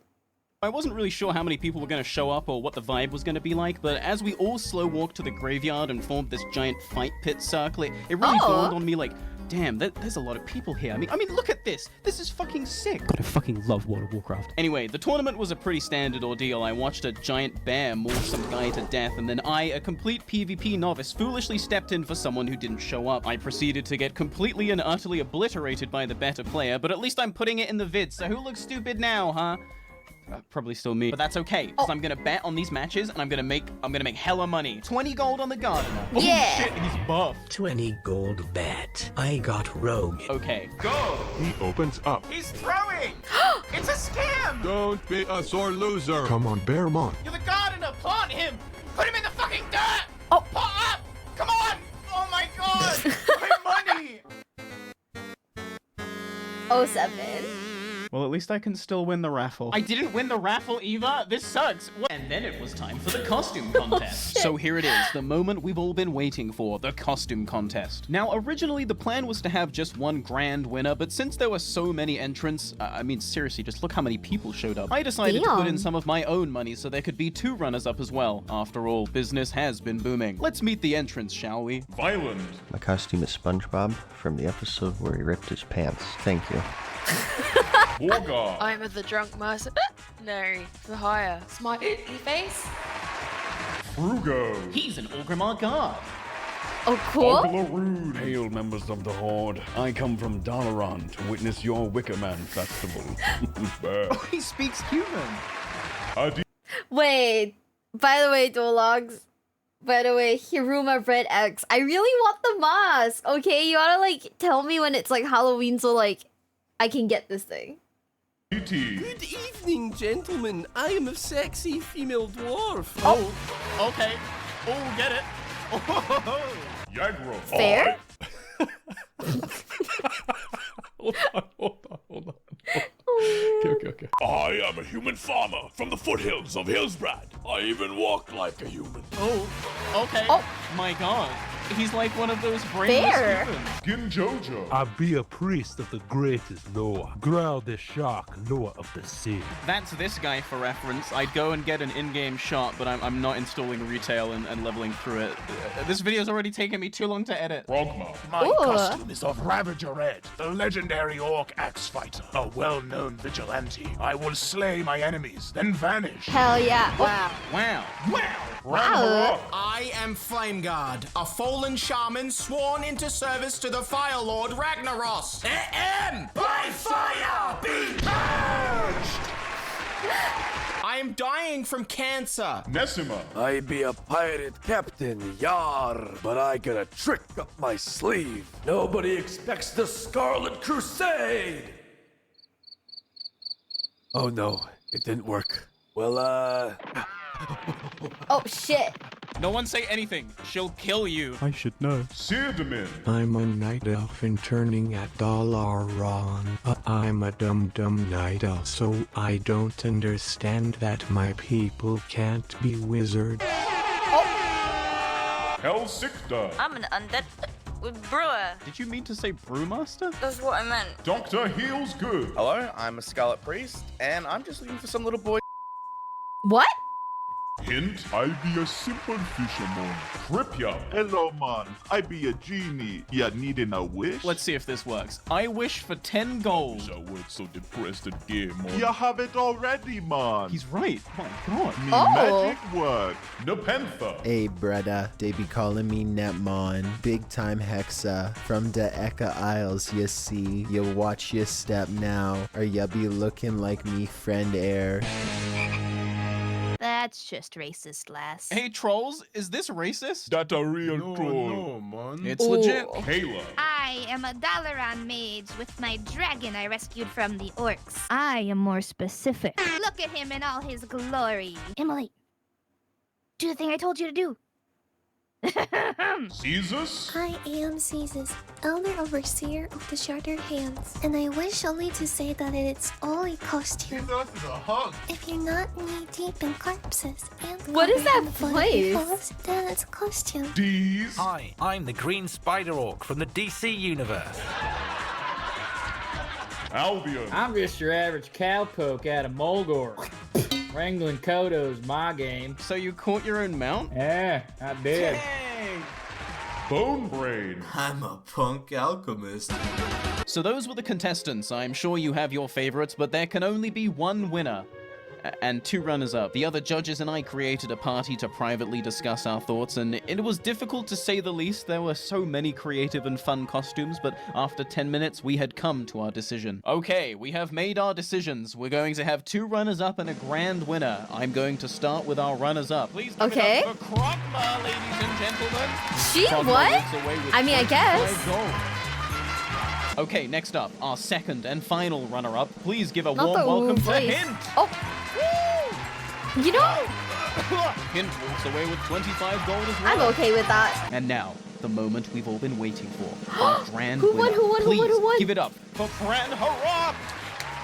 Gran Harap walks away with 50 gold. I guess. Yay. I And don't that know. concludes the Hallows End event. Thank you very much for watching. I'd like to give a huge shout out to the Grobulus roleplay community for putting on this amazing display. And of course, a huge shout out to all the guest voices we had for this episode. A lot of people put a lot of love and care into this one, so please make sure to check the description and send them some love. Thanks as always for watching. Like and subscribe. Check out my Patreon. I'll see you in the next episode. Okay, bye. I wanted the, oh, kitty. Is there a reason the cat's on the screen? What does the cat have to do with it? What? The That's cat's a good really nice vibes. cat, to be fair. Look at that. The guy with cancer one. Let's go. Oh my god. Perfect cat. That's Yeah, true. Here's the video right here. Oh, the cat gets. That's true. That's true. Oh man. Okay, kind of a. They're coming down the elevator. Damn, I kind of wanted the female dwarf to win just because I thought it was funny. But also, Yusamiki and Leon Query, thank you so much for following. Thank you, thank you, thank you. Welcome to the basement. Welcome, welcome, welcome. It's time to start. Oh, before I start the next one, I'm gonna be right back. I gotta pee real quick. Okay? But then when I'm back, we can watch the next one, okay? I'm excited. Are you? I hope you are.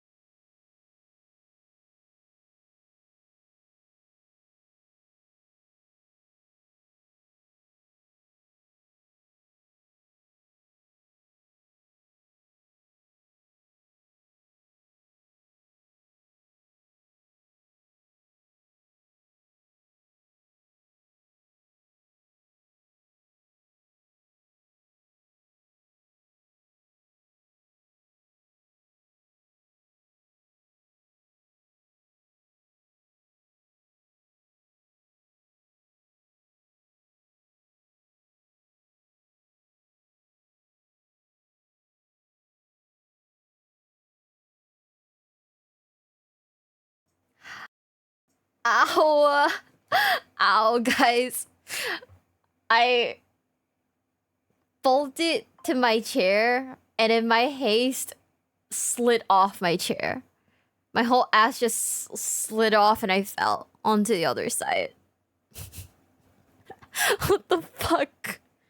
Ow. My ass.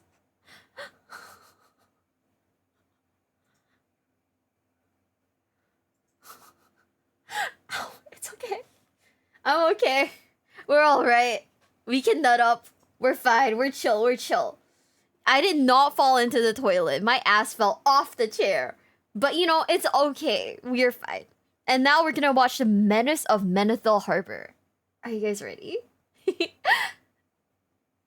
They're coming down the elevator! Hold your positions! We are the Undercity's last line of defense! Yeah! The disgusting alliance will never take the Undercity! Push them back to the elevator! Charge in! On next open! For the Horde! For the Horde! Man, you Alliance players really gotta step it up. This is embarrassing. Welcome to another World of Warcraft video. Last episode, I attended a Hallows End roleplay event where I procured an incredibly convincing Night Elf mask, which resulted in me being vored by a group of trolls. I heard there was elf. Yeah, what the hell? Tasty. This episode, I'm going to finally tell you the story of how I hit 60. After all, I have kept you waiting quite a bit. But first, let's talk PvP. It's no secret that whilst I was leveling, I was a bit of a PvP fiend, an overworld nuisance, if you will. Sorry, dragon. But once I hit 60, most of my playtime went into getting gear, and when you're locked inside dungeons day after day after day, having your loot stolen by fucking hunters, it becomes very difficult to find the time to kill disgusting Alliance players. I said to my group, Hand of Justice is about to drop, and it dropped. And I won! Yay! That's what I'm talking about, baby! I'm happy to tell you now, though, that after countless weeks of grinding, I am now pretty much pre-raid best in slot, and since Phase 2 dropped, I'm back on my bullshit. But the world has changed. PvP isn't just a passing occurrence anymore, it's a way of life. It has become the game. Leveling zones are no longer cute theme parks for low levels to quest in. No, they have become fully fledged chaotic war zones for level 60s to host territorial race wars within. And if you get caught in the crossfire, well, you unfortunately become just another statistic. I just came here to hand in a quest. I used to feel safe walking around the starting zone of Tirisful Glades, but now if I'm alone, you can bet 2 or more rogues are going to unstealth and tear my bussy up. My bussy! Not And the if it's not a bussy! pack of sneaky Alliance killing you within the walls of your very own city, it's a giant warband making sure you get the full dragon experience. What on earth did I do to deserve this? But you know what they say, if you can't beat them, Join them. now, don't get me wrong, roaming around Azeroth in a giant death patrol, squishing puny Alliance like ants is incredibly fun, and in my opinion is one of the greatest experiences World of Warcraft has to offer. Even if the honor payout is substantially smaller. Honestly, you were so right. I'm really enjoying Barney's video. She's really good. Teaming up with 20 plus people to kill a flight master and completely shut down an outpost brings about a sense of community I don't think any other MMO can match. However, I'd rather just be that guy at Menethil Harbor. So that's what I've been doing 12 hours a day for the past week. It is for me way more fun, it gets people way saltier, and it gets me way more honor. That is if Blizzard doesn't fudge the numbers on my honor kills. Seriously, Blizzard, I'm missing over half my honor kills. What the fuck are you doing? I don't care if you're AFK, I don't care if your name is Grey, I don't care if your name is Grey and you're AFK or having a bad day trying to fly away named Menjay, I'm gay, I control the harbor. The only good alliance is a dead alliance, and if you have a problem with it, well, you know where to find me. But as I've said before, I'm not all bad, I could never raise a hand to a child, so these 3 tiny humans, they can go in peace. Fly away, children.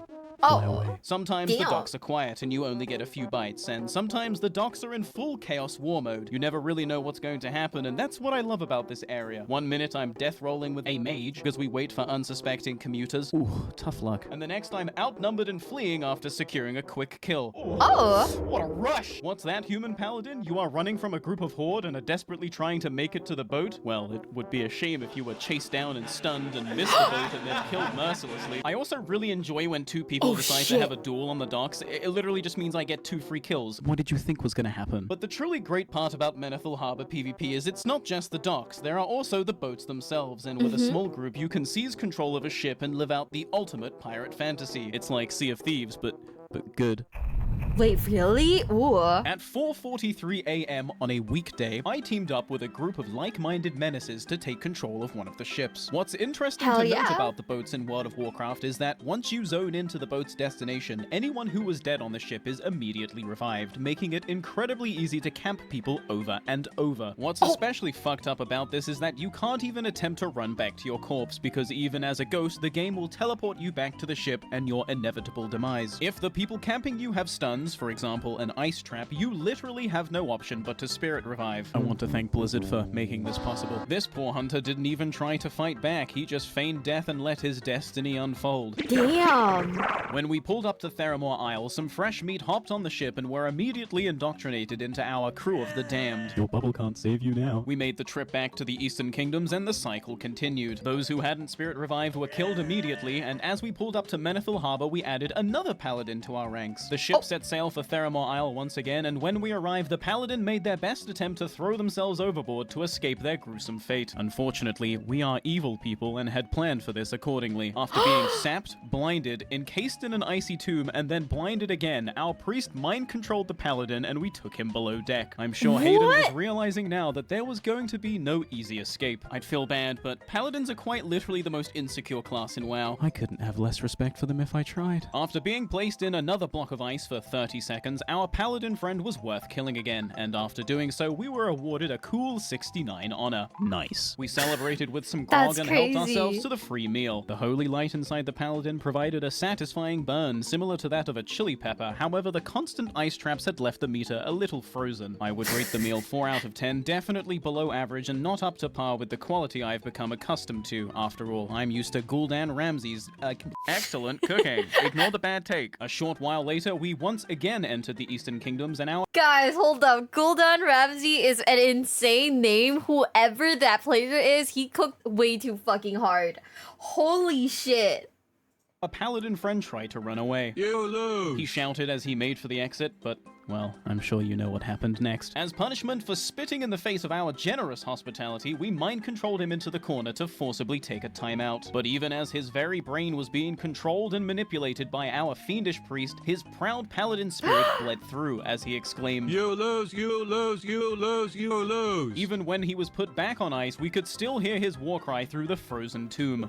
Oh my god. And honestly, I respect it. That's a real paladin. After breaking free, he made yet another futile attempt at escape, only to be thwarted by yours truly. I gave the meat one last try for good measure, and yeah, the ice traps have definitely ruined this specimen. Where's a fire mage when you need one, huh? Could really use a pyro blast right about now. The ship sailed back to Kalimdor. I kept the paladin stunned for as long as I could, but finally, after being told to go to retail, he bubbled up and jumped overboard. Hey, that's not retail, that's the ocean. I followed him into the murky water and dispatched him with the other rogue, and after seeing his ghost leave his body, I knew our time together had come to an end. God bless you though, Hayden. no. You're a good sport. I've put you on my no-kill list along with Kuman. Who, by the way, I'm still looking for. Where are you? Guys, hold up. How long do you think that guy was like held hostage for? Like 30 minutes maybe? Do you think? That is insane though. I would honestly 40 to 45 minutes. Ooh. Would you guys tilt? I feel like I'd tilt. I feel like I would honestly tilt. 5 trips, yeah. I don't know how long like the boat trips are, to be quite honest, so like you're gonna have to tell me about that. Being frozen and kept in the basement for 5 whole trips is insane. Kuman, I miss you. Ooh. As I'm sure you've all gathered by now, I'm a bit of a mischief maker. Messing with people and wasting their time makes my brain feel good, and when I see other people doing the same, I feel a sense of kinship. These rogues, for example, are, and I mean this with 100% sincerity, doing God's work. Keep it up, boys. This is fucking great. But why am I bringing this up? Well, let me introduce you to my business email inbox, a shadowy abyss filled with vultures ready to offer a short-term payday in exchange for picking the flesh off my ripe, plump, analytically perfect audience. I'm talking about you. Now, normally... Not the analytically perfect audience. Maybe you inspire me to try Classic again. I honestly... Okay. I have the brainworms to play WoW. But, like, it's probably not gonna be the hardcore account because, like, I need to wait for the girls to, like, come play with me. Then I'll play it. Because we're trying to keep everyone's, like, levels, like, pretty constant. But I have like the brainworms to play WoW now, and I don't know if that's good or bad, right? Oh man. Also, imagine being Hayden, and like you're just casually watching like WoW videos. You watch this one, and then you realize, hey, wait a second, what the fuck? Normally, I'd estimate that I do not respond to 99% of my business emails because, let's face it, unless I actually like the product, I'm not going to be showing it to my audience, and the overwhelming majority of business emails are either boring products, outright scams, or awful, just awful mobile games. So I got this business email for this mobile game, and I decided to do my due diligence and, you know, Google the name of the game just to see what it's about before I say yes to anything, as you should. I just want to get your reaction to the game's trailer. All right, you ready? Okay. I'm ready. Okay, just I'm ready. brace yourself for this. Okay, 3, 2, 1, play. Well, don't leave But wait. No. What's the matter? My lord, he wants to divorce. He is not baby anymore. Nobody wants her. It's awful, but wait, it gets worse. Is he guilty? Is he guilty?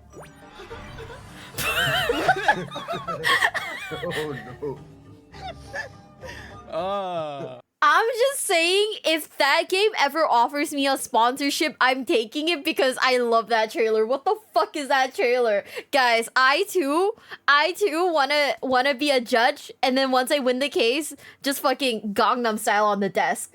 I'm just saying, I think that is Game of the Year material. Am I right, guys? Am I fucking right, guys? The group hardcore streams will be done like as a group. But I'm thinking of like playing like WoW on my own on the side. So yeah, I just don't know if I want to do classic, if I want to do retail. I mean, I already paid the $20, right? I might as well like, you know, play the game, right? Tell me that trailer isn't amazing. Okay, don't you love the really jank trailers that make absolutely no sense? They have nothing to do with the gameplay, but they're so janky and so attention grabbing. It's brilliant.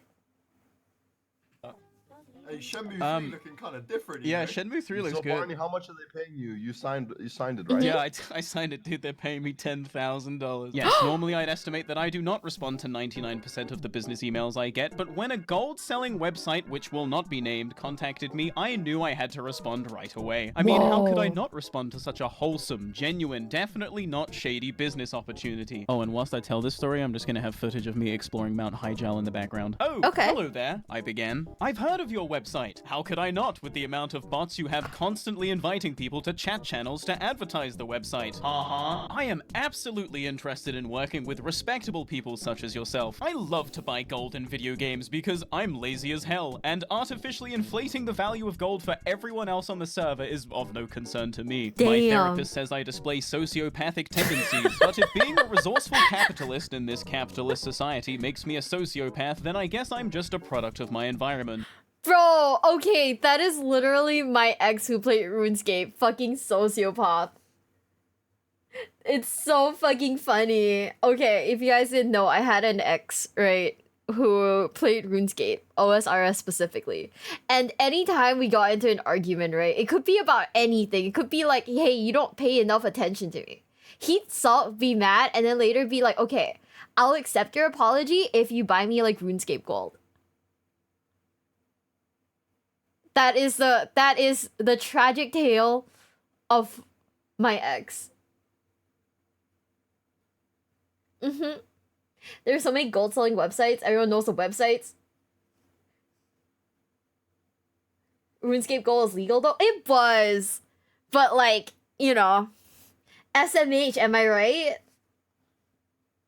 and therefore I cannot be at fault. But I digress. As much as I would like to work with you, I only partner with high-quality services and reputable businesses. So to ensure that you are indeed professional businessmen, I shall need you to attach an image of yourself or someone at your place of work wearing a suit. A cup of coffee in hand is optional, but will go a long way. As will a hat. I look forward to hearing back from you. Now, I'll be honest with you guys, I send bait emails like this out all the fucking time, and I don't really ever get responses, but a couple of days later, your boy got a response. shit. Hi there. It is great to hear you want to partner with us. We do not wear suits for working, but we promise we are very professional business. This month we have hundreds of transactions, and we have worked with professional YouTubers for many years. If you can send us your audience analytics, we can get back to you with remuneration figures for your consideration. And here's my favorite part. Very sorry to hear you are in therapy. We hope you become stronger in the mind soon. Thank you. Marketing www.com. Did I respond to this email, you ask? Of course I fucking did. Greetings, digital coin seller. My sister in Christ, what the fuck? So you're saying he was cheap boy winning argument via gold purchase? Bro, function like an NPC you can gift? Yeah, it was not my proudest moment. Not my proudest relationship. You know, it's fine. Not my proudest moment. For sure. At least. But yeah, he wasn't a very nice person, huh? Sorry I did not reply sooner. I had a very bad weekend. It turns out the strange smell coming from my bathroom isn't, and then I just kept tapping the first word on my predictive text because I was on my phone. Working on my own room is so comfy, and I was Mr. Morning, and it is a good day to be able for my birthday to go with me, and it is my morning day, so haha. Attached is a .zip containing my analytics. Barn E B Keeper. And yes, I did attach a .zip to the email, inside of which is a PNG titled BarneyAnalytics.png. Which is actually a JPEG. Although, silly me, I put a password on the folder. Damn. Oh, I'm sure they're gonna have to email me back to get that password. Oh, here it is, right on time. Hello, Barn. Happy birthday. There is a password on this folder. What is it? Thank you. Marketing. www.com. How could I have been so foolish to have password locked my zip and then not told them? I'm such an idiot. I responded quickly. Morning, Jeff. Every now and again I make foolish mistakes like this. Please forgive me. Ask and you shall receive. Maybe I should get out of the habit of password locking every zip I create. Oh, by the way, I really am sorry I forgot to tell you the password. Real idiot move of me. Of course, I'm sure you forgive me, right? Now, to uncover the password, you must look at the first letter of every sentence in this email, which it spells out me a moron. Unfortunately for the gold sellers, the ruse doesn't end here. After the gold seller types in me a moron to unlock and extract BarneyAnalytics.png, they will find that BarneyAnalytics.png is not a PNG of Barney's analytics at all. In fact, BarneyAnalytics.png is instead a digital drawing depicting a shirtless humanoid Goomba from Super Mario. I'll leave the bottom half of this image to your imagination. I never received a response back from www.com, but that's okay. As I said earlier, I only take sponsors from games or services I like because I respect my audience and I will never ever sell you short. Which is why today's sponsor is AFK Arena. Now, I'm gonna keep it 100% real with you guys. I usually don't take sponsors from mobile games because... I mean, do I need to say why? But when I tried AFK Arena, I couldn't stop playing it, and I haven't stopped playing it, and I now have 20 hours in this game. This is not a joke. This is not part of the contract for me to tell you this. This is 100% real. I'm not gonna lie. I actually really like this mobile game. I'm not gonna lie, AFK Arena was really fun. It was really fun. What is happening to me? I don't even know who I am anymore. When I'm on a flight path in World of Warcraft, I'm playing AFK Arena. When I'm dead in a raid, I'm playing AFK Arena. And okay, I've actually been killing myself on purpose in raids so that I can get back to playing AFK Arena. What? This is not a joke.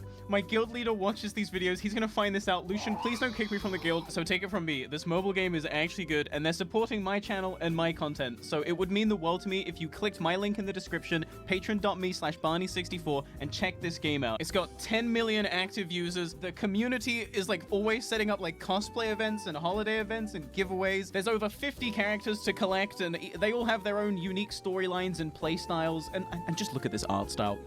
Hey, yo. So do me a solid. Check out the link in the description. That's patreon.me/Barney64. Enter the secret bonus code you see on screen now into the game to be awarded 500 diamonds. Wow. 5 common hero scrolls. Wow. And 60 rare hero soul stones. Amazing. What's your excuse, huh? You guys don't have phones?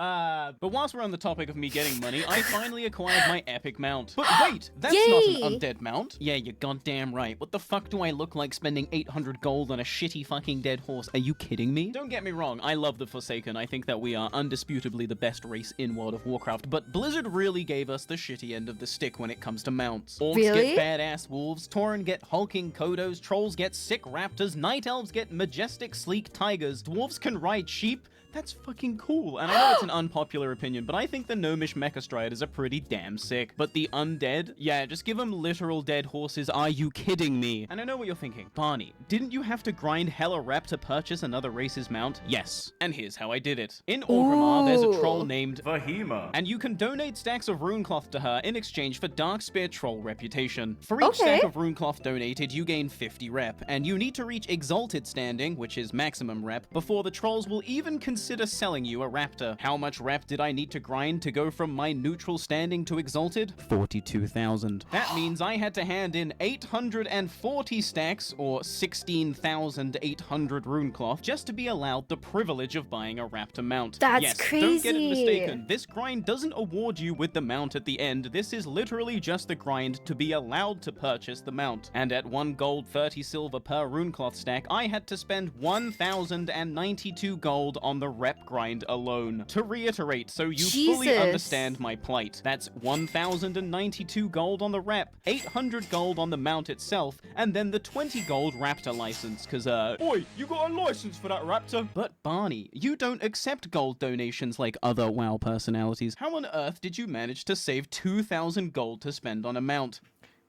It was the Lucky Charm sales. I'm calling it right now. It was all the Lucky Charm sales. Trust. It had to be. It had to be, right? There's no other way.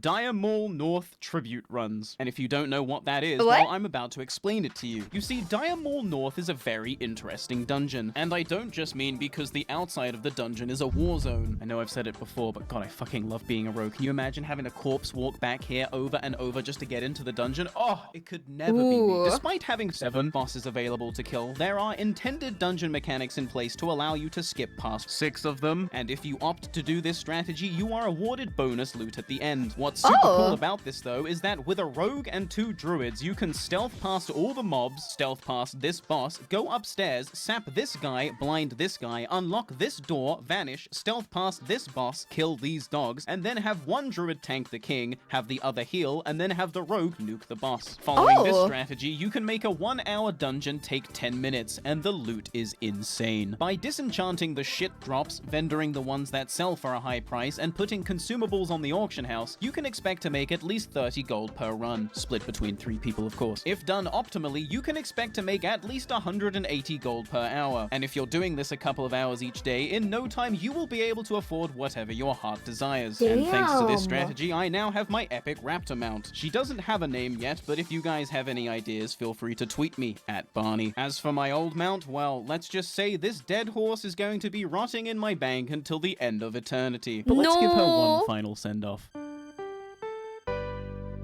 Guys, 07 the horse.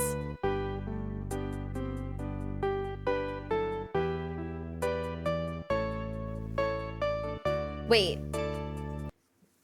I just realized I could shamelessly beg my boss to give me gold in WoW if I play WoW. Right? If I want to get a mount, I can just shamelessly beg my boss for money.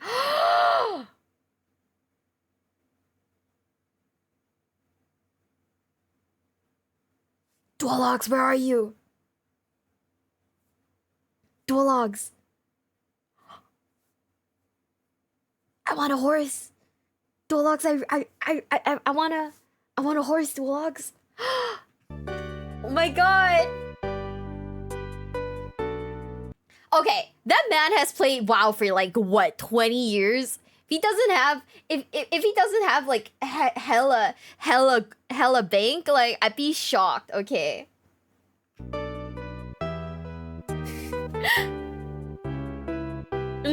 I'm really liking this guy's this woman, this lady's like exploit. I'm so happy to be finally rid of you. And I don't know what the before you term get shitty is. with me in the comments, I tried to sell the horse back to the horse merchant so that it could live out the rest of its undeath in a peaceful, Tirisful meadow. But the merchant literally didn't want it back. So what am I supposed to do? The only thing I can do is let it rot in my bank. I can't even mercy kill the horse. It's already dead. Now this was going to be the part of the video where I told you how I hit level 60. And I promise I am going to get to that. But when I was looking over my footage to put this video together, I found something that I couldn't just not include, and it's especially relevant given this episode's focus on PvP. A couple of weeks ago, I was PvPing at Thorium Point, which if you play the game, you'll know is quite the contested area. Or at least it was until Battlegrounds were introduced and effectively put an end to world PvP. But we'll get to that next episode. Anyway, I wasn't recording at the time, so I only have this screenshot, but as you can see, when I arrived at Thorium Point and killed the first person I saw, he blurted out, "Barney, you are an evil Korean." In World of Warcraft, you cannot communicate with the opposite faction. When you type something in, it just gets auto-translated into nonsense speak. However, because the internet is the internet, people have figured out how to translate certain words and phrases. So this means not only did this person find the translation for my name, they then wrote that into a macro and had that ready to go for the incredibly unlikely event that they ran into me in the game.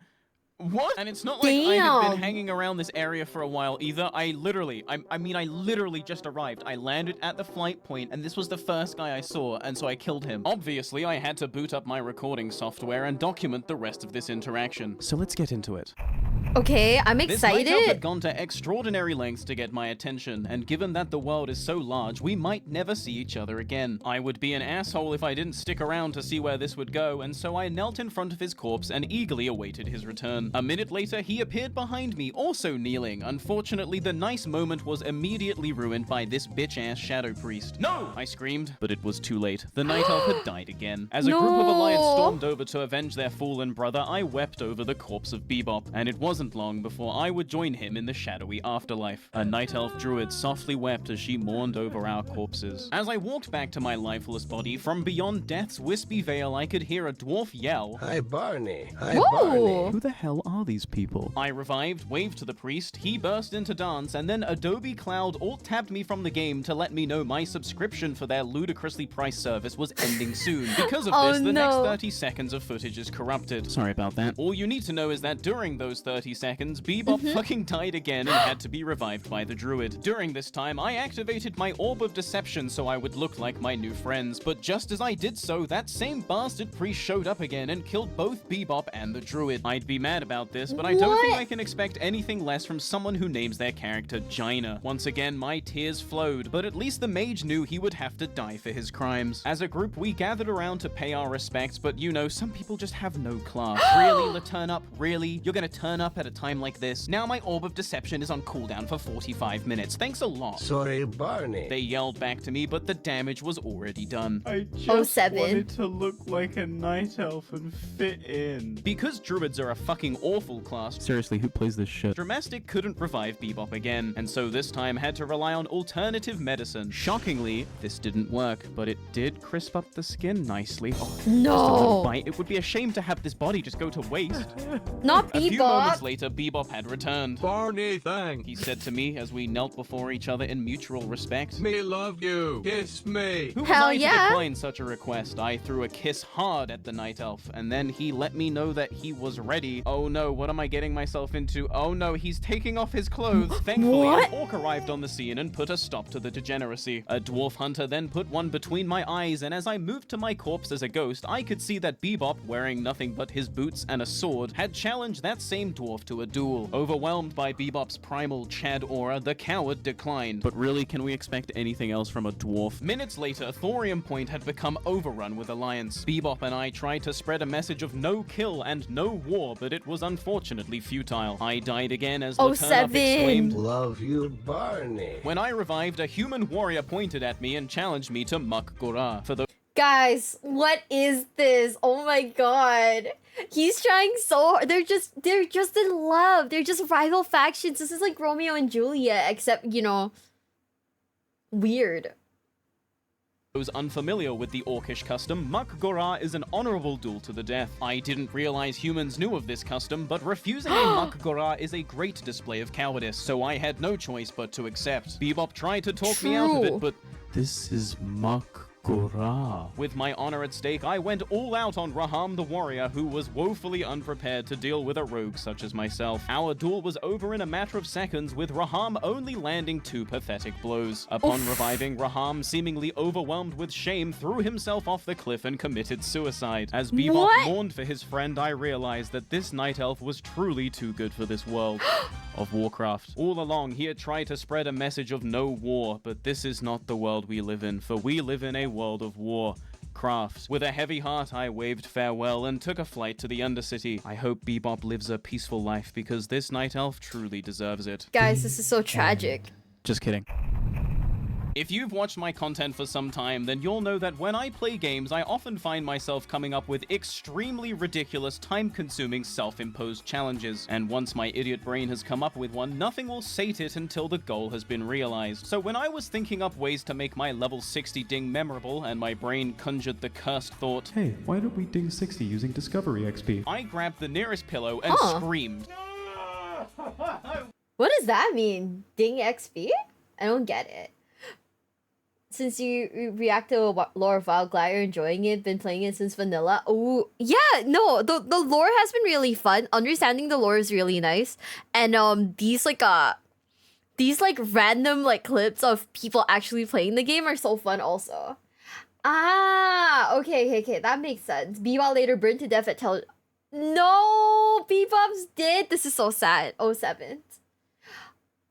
Oh, you get EXP when you go to different areas? I had no idea that was a thing. Damn. Why? Why would I come up with that? Why would I come up with that? This is gonna be so much work. But I gotta do it. I gotta do it. Haha! Because once I have an idea, I can't just not do it, right? I'm so goddamn sick and tired of being me. First, I'd need to find out how much Discovery XP a level 59 would get for walking into, I don't know, let's say Ironforge. The only problem with this is that we still to this day do not actually fully understand how Discovery XP is calculated, so outside of literally taking my character into Ironforge to find out, I would have no way of knowing how much XP walking into Ironforge would give a level 59. And because you can only gain Discovery XP once, that's why it's Discovery XP, that wasn't going to work.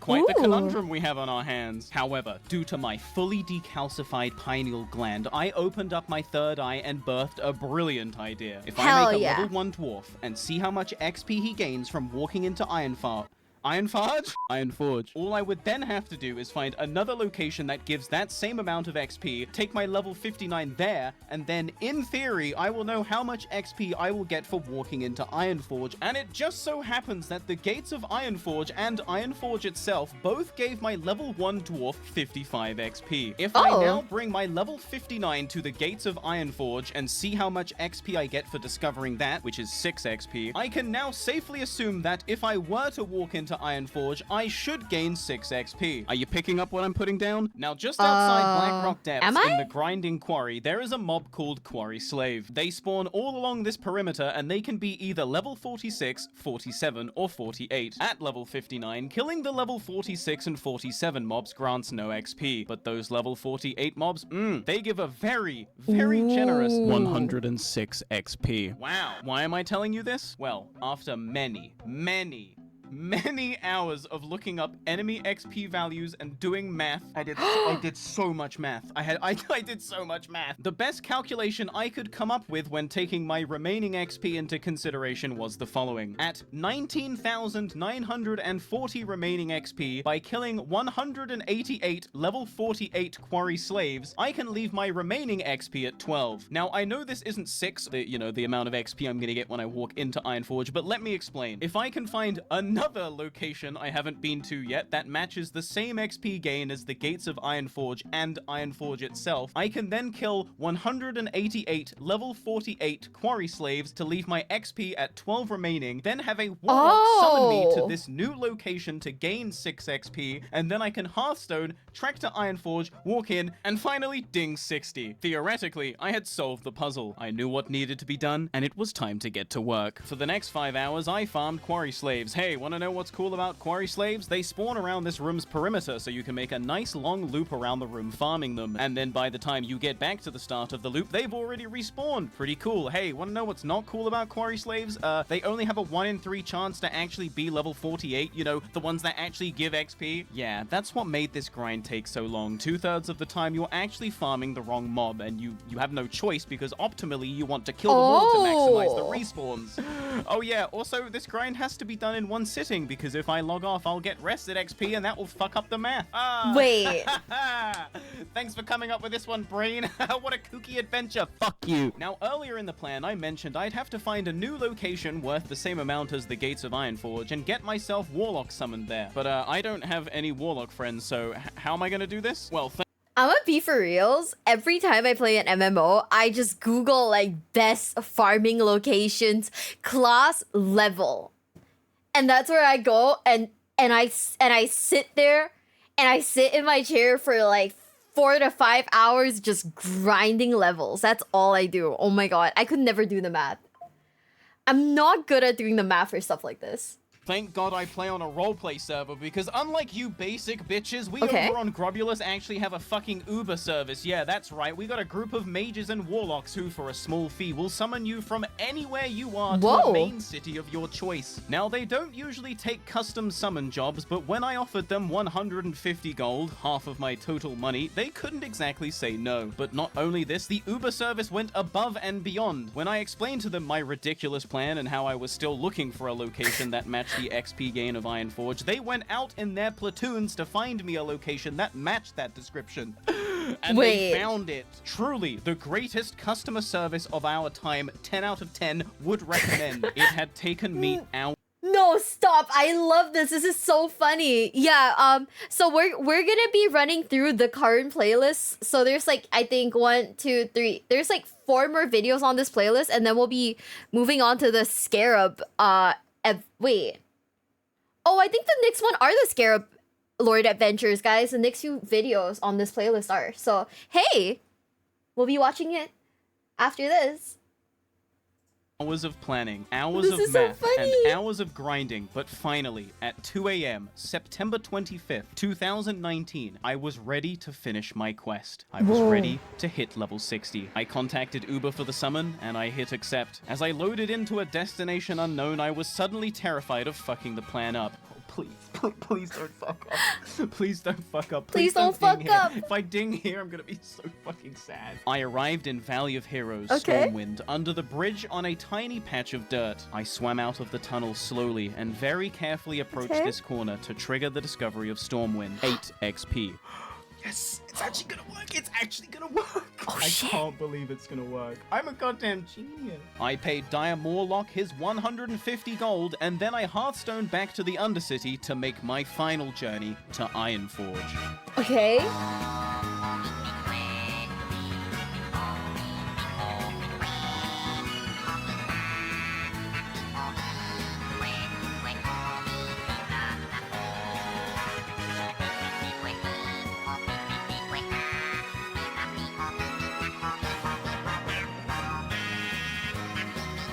What is this song? Is this KK Slider?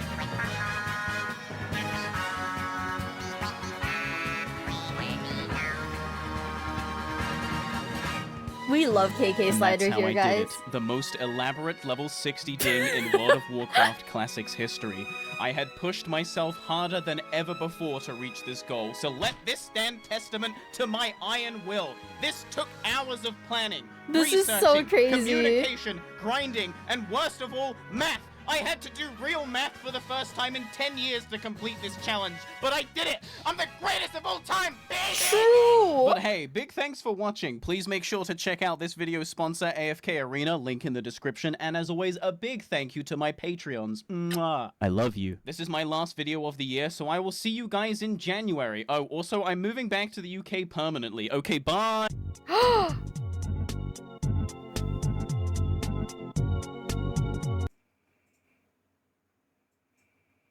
Imagine moving again. Ooh. WoW players are expert mathematicians when it comes to spite. Honestly, I'm so impressed. I remembered... Okay.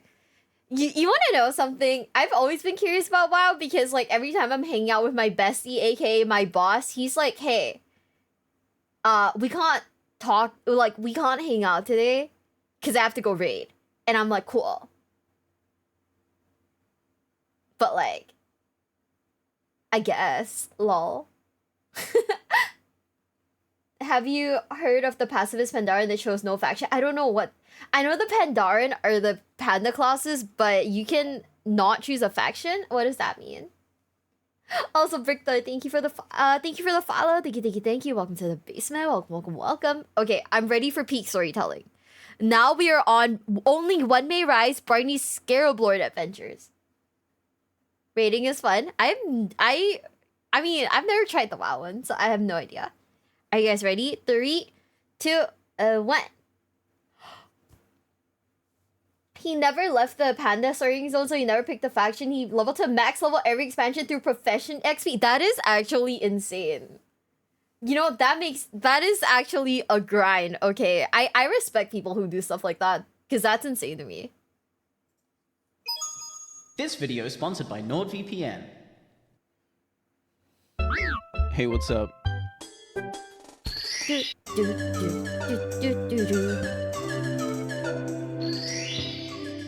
Dear Barney Beekeeper, you have been nominated for Horde Content Creator of the Year. Because this bit takes place back when you actually made videos, please come to Moonglade on January... So there I was, January 18th, 2020, gathered with what was possibly the entire population of Grobulus to celebrate our server's success and community. On this sacred night of festivities, the Horde and the Alliance would lower their weapons of war, craft, and instead raise a tankard of Rumsy Rum Black Label to the Grub Mob. A toast to all those who make our server great, and plus 15 stam for 15 minutes. Nice. The sheer volume of people at this event was unlike anything I had previously experienced. I mean, sure, Orgrimmar on a Tuesday night is pretty busy, but this was something else. Damn. Both Horde and Alliance together in one tiny village at peak hours on the weekend for a player-organized award ceremony? Pretty fucking cool if you ask me. Transfers to Grubulus are open. The winners for most active Alliance community are Goof! Sorry about the view, by the way. Originally I was perched on top of that building over there, but turns out that building is cursed. What? Item 1. In the midst of the event, a random Tauren can be seen appearing out of literal thin air behind me. He trades me a lucky charm, then disappears back into the ether. A ghost? Perhaps me from another universe? Item 2. This was the last known sighting of the famous Travels. Seen here ripping his famous catchphrase, "It's a Travels world," this hunter of Realm First 60 fame would enjoy the view for a brief moment before disappearing into the crowd he was never seen from again. Item 3. I was assassinated by unseen assailants shortly after jumping off the building. A ghost? Perhaps me from another universe? I mean, that is something I would do, and I was left on low health and finished with a gun, so... In conclusion, this building is haunted by me from a parallel universe. The winner for most influential content creator on Horde is Barney Beekeeper. Wait, Barney and what? Beekeeper. Coming through. Hello. Yes, excuse me. Yeah, Hi. Barney. Barney. Hey guys, I'm... Oh, wait, I'm messed up. Hello. Hi. Take me, Barney. Where'd you want to go? What? Barney. Barney, yay. Good job, Twink Boy. Now, I won't lie to you. The recent months had been kinda tough for me, and a terrible calamity would soon befall the real world, making everything pretty shit. But as I cast my gaze across the crowd of cheering faces, I felt a warmth wash over me, and I found myself to be rejuvenated. Suddenly, I felt purpose, inspiration, and responsibility. If I am to be the Horde's greatest content creator, I need to make something that lives up to that mantle. Something epic.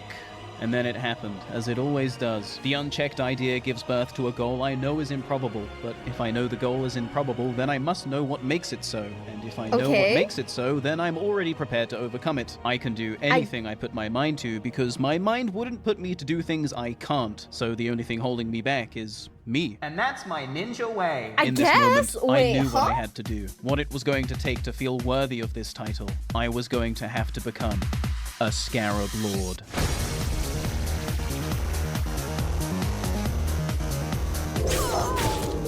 Barney Beekeeper.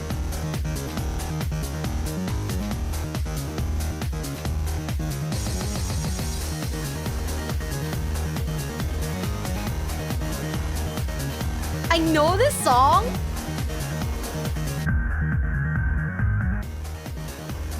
But like, well, I can't remember the name. This isn't this isn't Yakuza music. This is Bad. Oh yeah, it is Bad Apple. For some reason, I had it in my mind that it was like I had it in my mind it was a Vocaloid song. Wait, I talked over it. I'm gonna replay this, but I talked over it a little. So what even is a Scarab Lord? Why is it so epic? And where the hell have all the videos been, huh? Where have my videos been? Where are the new video, Barney? Barney, what up, dude? Is the vid coming? New video when, Barney B? Hey guys, I'm awake now. Video when? Do you know what the video is coming? Did you know every day I check your channel and cry cause no upload? Did you know you can get 68% off a 2-year NordVPN plan at nordvpn.com/Barney64? You also get 1 month free with a 30-day money-back guarantee. Make new content. Do you even give a damn about this community? When is the city? When is the video? You keep saying there is going to be video when? Just call me on my cell phone. Video when? Foot reveal? Wow, seems like you guys really have a lot of questions. Well, let's start with the easy ones. Where have I been? You know, just enjoying my favorite game where bosses can just decide to walk out of bounds, becoming untargetable just as they were about to die. Ooh.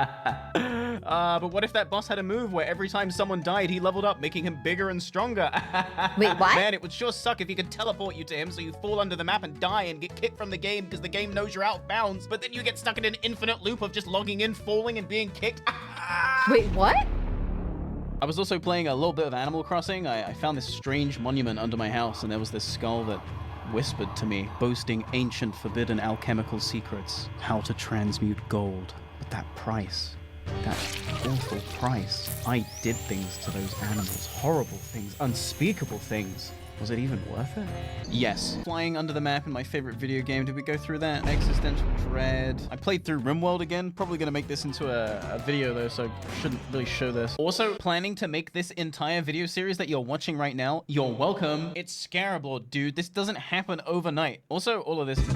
Okay, what is now we're up to Scarab speed. Lord? Next I'm question. waiting What is a for Scarab this. Lord? Whilst I'm sure most people who play WoW know what a Scarab Lord is, I'm going to summarize it all anyway, and it starts with the Gates of Anchorage patch. In this patch of World of Warcraft, Blizzard introduced the 20-man raid Ruins of Anchorage and the 40-man raid Temple of Anchorage. However, these raids aren't actually open yet because the Gates of Anchorage are closed. So how do we open the gate? Well, the Anchorage patch didn't just introduce these two new raids, it also introduced a server-wide event known as the War Effort, and a very, very, very, very, very long, notorious questline known as the Scepter questline. The War Effort is a giant cross-faction fetch quest that requires each faction to hand in several thousand materials of varying rarities. Did I say a couple thousand? Sorry, I meant tens of thousands. Once both factions have completed their list, there is a 5-day real-time waiting period where the war NPCs will move from their current location to Silithus. And once they arrive in Silithus, the Scarab Gong is able to be rung. This is where the Scepter questline comes in. The Scepter questline is a grueling, grindy, gargantuan task that requires an entire guild support just to stand a chance of completion. And trust me, you're gonna see every single step of this bastard quest, so don't worry if I'm not going into enough detail for you just yet. You will suffer as I have. All you need to know right now is that the Scepter questline rewards you with a scepter. Yeah, no shit. And once the War Effort event has concluded and exactly 5 days have passed, a player can use this scepter to ring the gong outside Anchorage and open the raid for their server. Following this, I'm sorry, guys. This raid sounds so long and so convoluted. Did it was good though? Was it good though? Was it good? That's the thing. This is to prepare for the raid. So this bit isn't even the raid.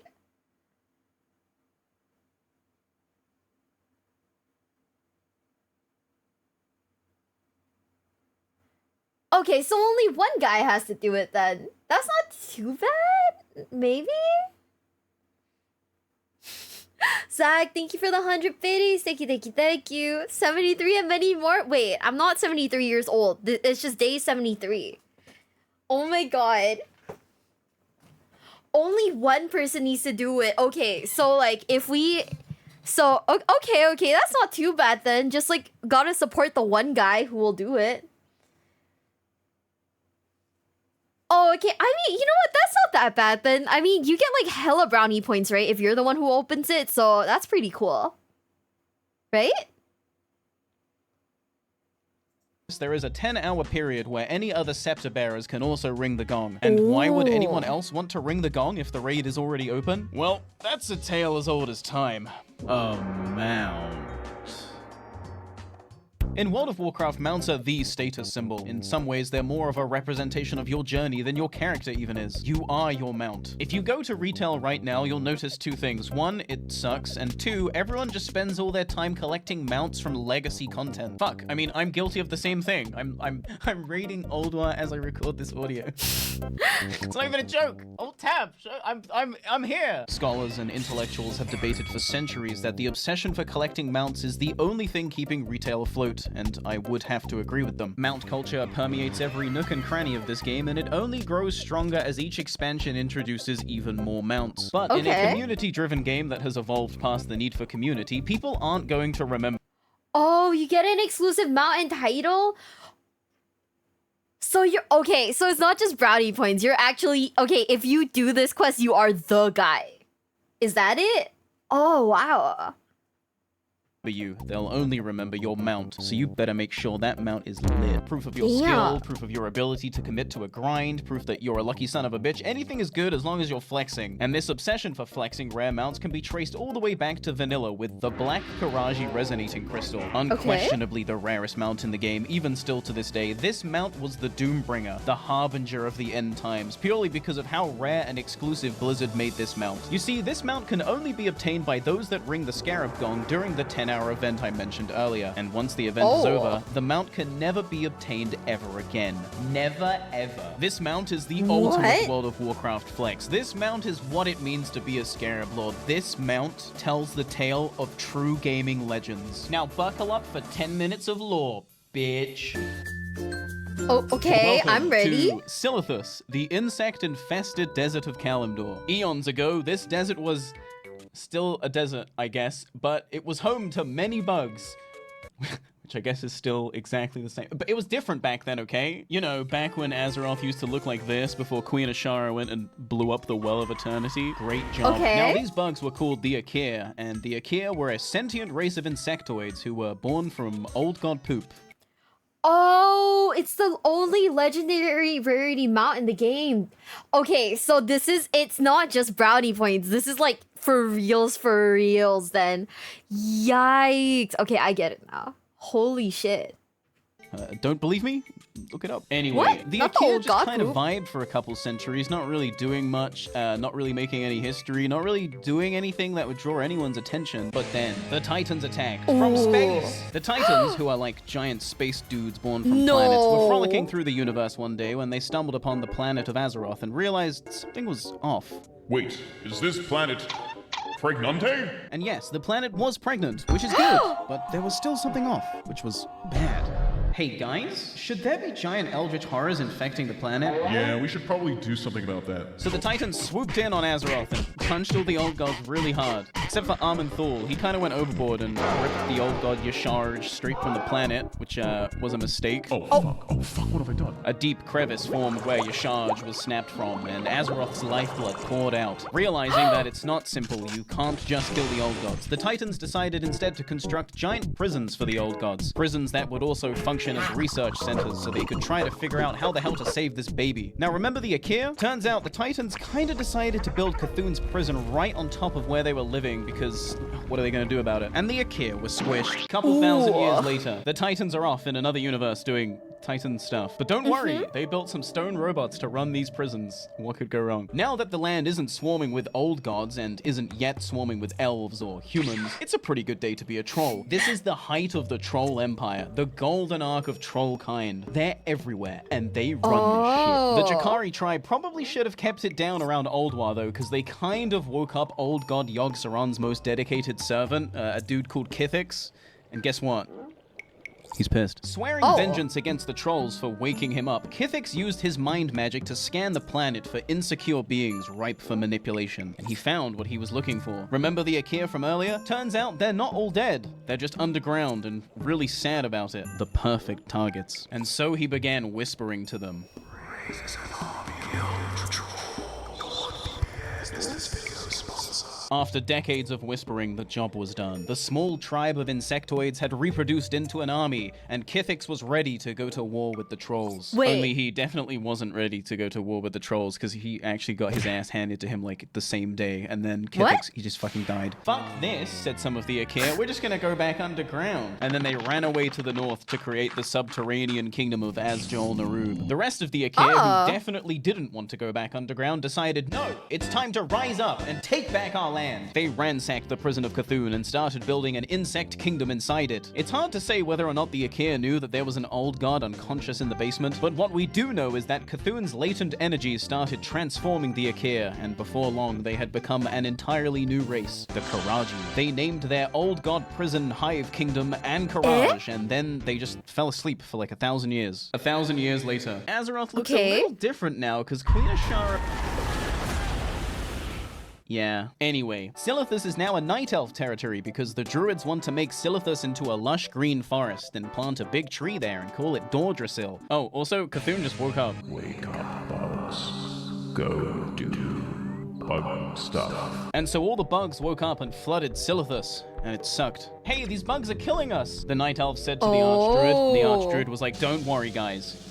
My son got this. And his son was like, wait, what? And then his son died because he definitely didn't got this. No, the Archdruid cried. My son is dead. I'm too depressed to war. And so the bugs pushed the Night Elves out of Silithus into Ungoro and made 3 hives, here, here, and here. Then the bugs pushed the Night Elves out of Ungoro into Tanaris and made a hive here. And then the bugs pushed into Tanaris and made 2 hives here and here. And by this point, the Night Elves were like, hey, these bugs are still killing us. Do something, Archdruid. And the Archdruid was like, don't worry, guys. The Bronze Drakes got this. And the Bronze Drakes were like, wait, what? No, we don't care about this. Knock knock. It's the Karaji army with huge bugs. With swords. Sword bugs. Open the caverns of time.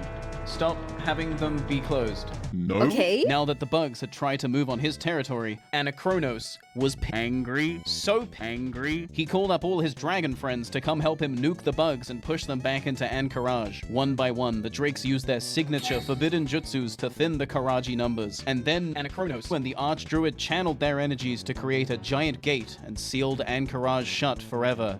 TM. With his fire breath, Anachronos melted down the dead Anubisath into obsidian, and with it he formed a sacred gong. He then produced 3 ultra-rare gems, and together with the leftover obsidian, he fashioned a scepter. Should you ever need to reopen these gates, take this scepter and ring the gong. The Archdruid received the scepter, turned to Anachronos and said, what? I'm not going in there? Ever. And then he smashed the scepter into little pieces, and Anachronos was like, hey, dick. And then he flew off. Present day. Turns out the bugs have realized, wait, this is a wall. We can just climb over it. Some of us have wings. Like, what are we doing? So now Silithus is being swarmed again, and we need to open these gates to take the fight to the source. And unlike the bugs, we can't just climb over the wall. So if we're going to open these gates, we need to rebuild the Scepter of the Shifting Sands. And to do that, we're going to need help. Lots of help. Please, please wish me luck. Welcome to day 1 of patch 1.13.5. Turns out you can just climb over the wall. Yeah, we figured this out in like 20 minutes, so...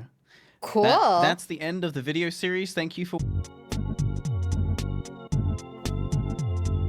Okay, it turns out the raids don't actually work until the gates are open. That sucks. Blocked out of content? Thanks a lot, Blizzard. Man, the last time I was blocked out of content like this was when I moved back to the UK and could no longer watch US Netflix. You know, the good one. Hey, stop listening to my thoughts. That's fucked up. I could have been thinking about anything. If only there was a way I could bypass region block so I could watch The Office on Netflix instead of They have Friends in the UK. Friends? Friends?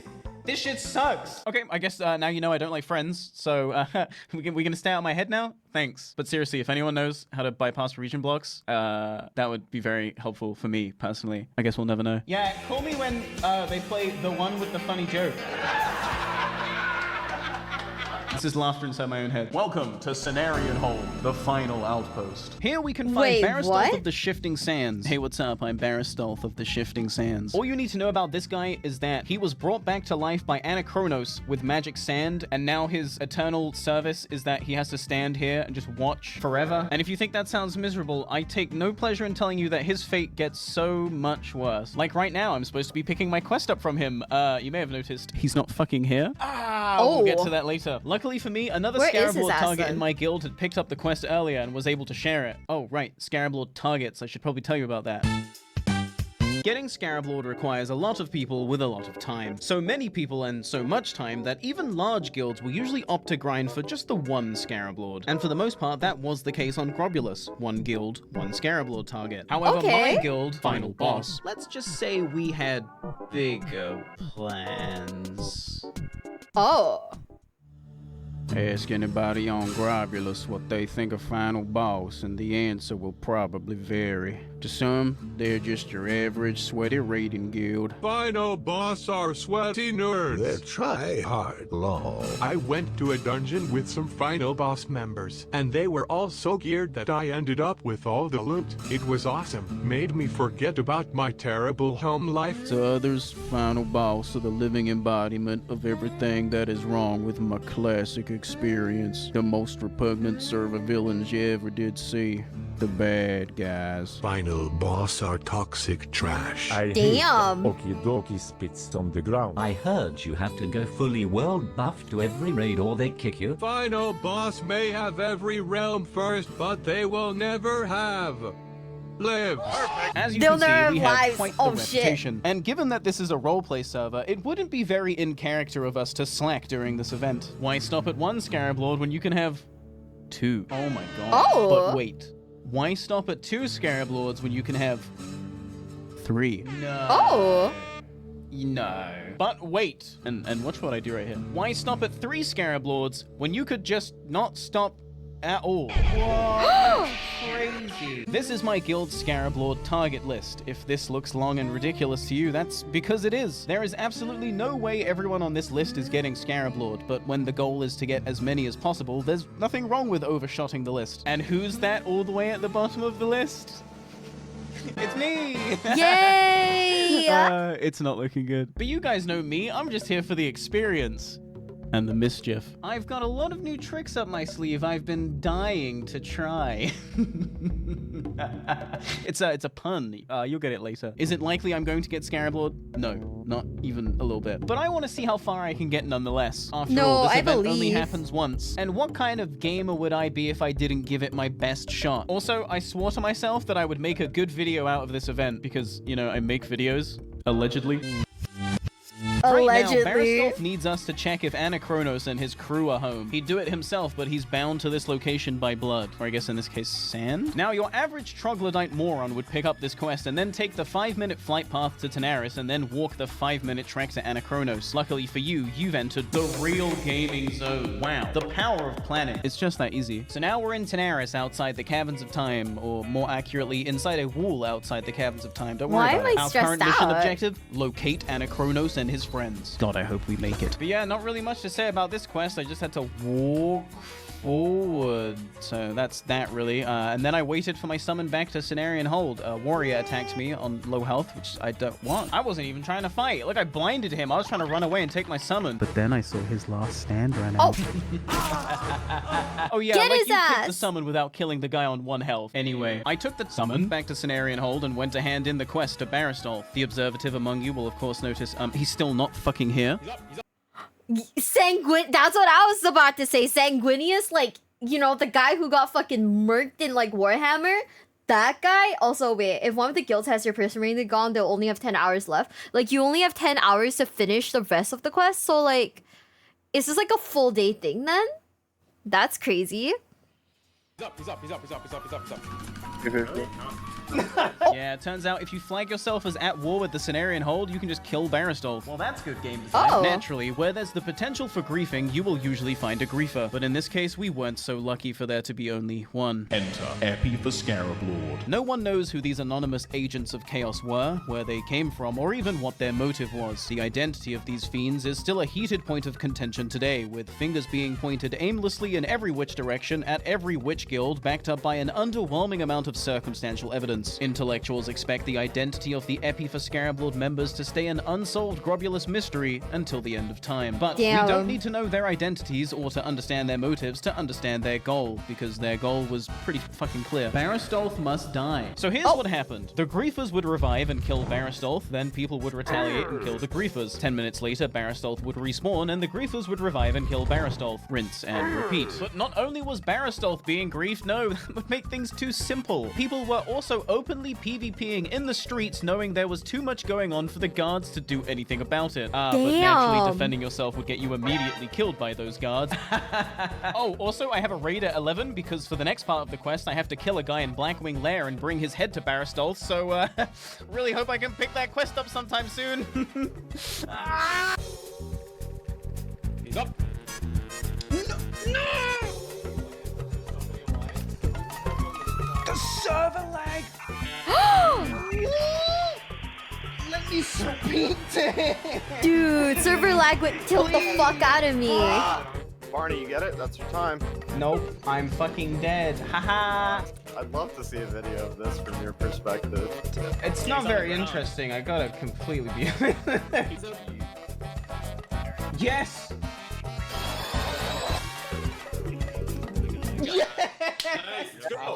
Let's fucking go. That was the worst shit I've ever done.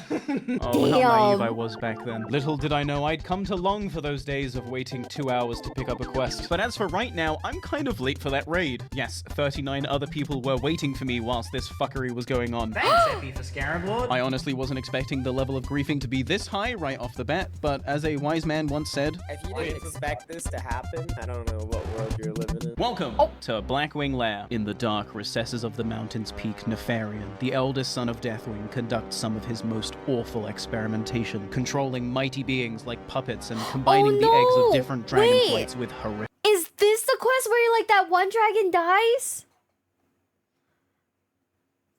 Results. Should he prove successful, even darker pursuits rest on the horizon. Stop, but I'm we not didn't okay. come here for another lore tangent. Even the quest doesn't have a lore reason as to why we're here to kill Broodlord Lashlayer specifically, we just have to do it to prove our worth. You'd think if that was the case, they'd have us collect the Head of Firemaw, you know, the actual hardest encounter in the raid. Implying Classic is hard. Now, this raid I'm in isn't my normal weekly raiding team. With so many Scarab Lord targets and only 5-ish raiding teams, we can only clear Blackwing Lair 5 times a week. And with no way of knowing just how fast the war effort might complete, those 5 raids might be the only heads that can go towards Scarab Lords. Some serve. Oh, wait, guys, I gotta be right back.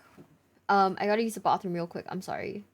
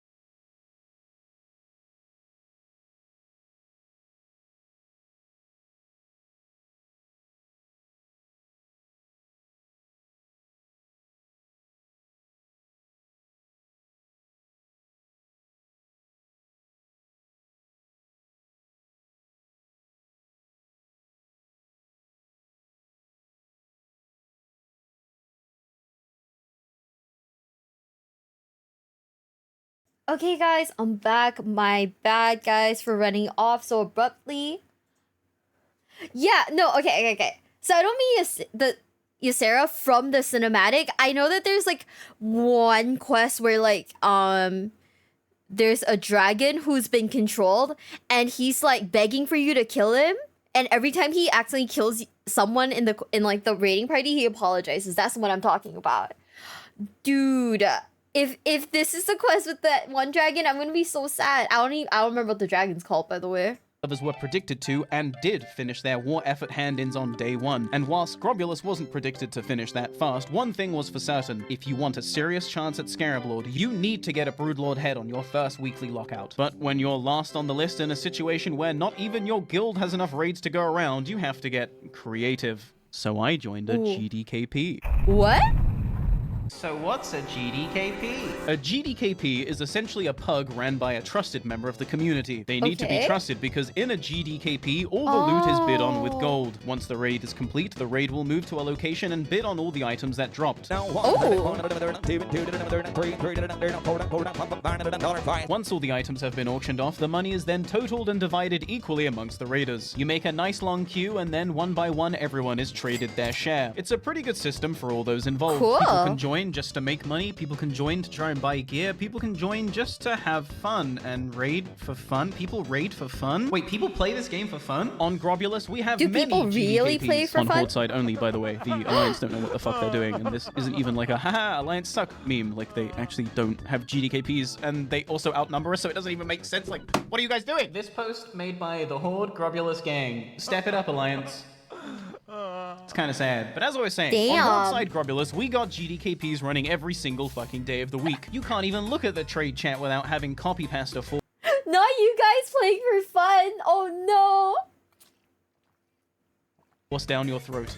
Delicious. So naturally, in the weeks leading up to the event, I fished around all the GDKPs, messaging the various organizers to know what the going rate would be for a Broodlord head. But unfortunately for me, the head was either sold, not for sale, or just a bit too pricey for a humble Lucky Charms salesman such as myself. Once upon a time, I prided myself knowing that everything I had I worked for, but honestly, it's kind of getting old, because rogues don't really have good money-making farms, and with the great Arcanite crash of 2020, I'm starting to see that Asmongold had it right the whole time. Abusing clout for in-game currency truly is best in slot. Please send me gold. It's not even a bit. I'm not even going to send Lucky Charms anymore. I just want gold. Just give me So with no Broodlord heads available, and with all my friends either belonging to my guild or guilds that were going for Scarab Lords of their own, I had nowhere left to turn. No other options. It looks like I had run out of luck.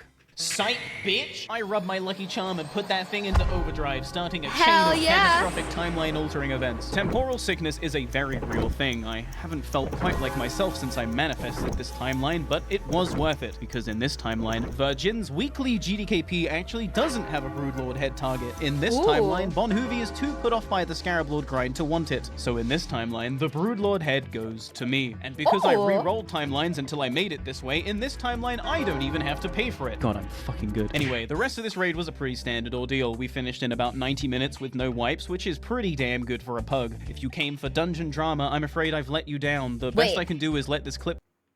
90 minutes? Oh my god.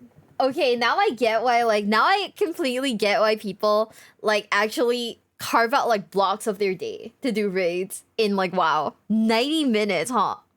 Play out wherein I go 12 seconds without getting healed and die.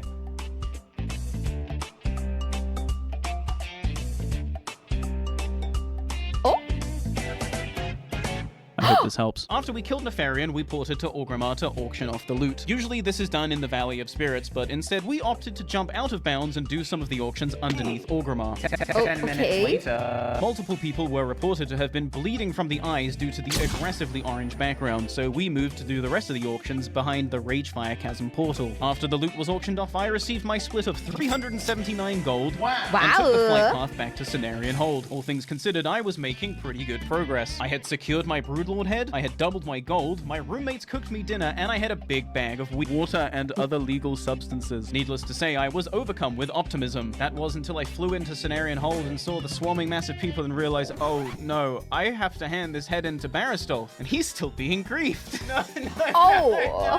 For 2 more agonizing hours, I had to watch Baristolf spawn, live, and die over and over and Happy for Scarab Lord had at this point been griefing Baristolf for 6 hours and morale was at an all-time low. The Chaos Insurgents had succeeded in wearing everybody down, and the people cried out for relief, for an end to their misery. I reached across my desk and lightly caressed my framed image of Jeff Kaplan and closed my eyes. Please, Jeff, please help us. Wait, Hear my...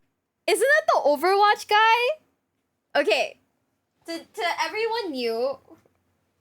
everyone who's just joining the stream, okay? I don't know much about WoW. Never really played WoW except for that one time we did the hardcore stream. I only know the guy from like Overwatch, and it's from his like those like random videos of him. He didn't work on WoW. Oh. Ooh, I'm in a very casual guild in retail. 2 hours, 2 nights a week. Okay, I guess that's not bad. That's not too bad. That's not too bad. Yeah. Hi, Mr. J. My pret. Do something. Do anything. I opened my eyes.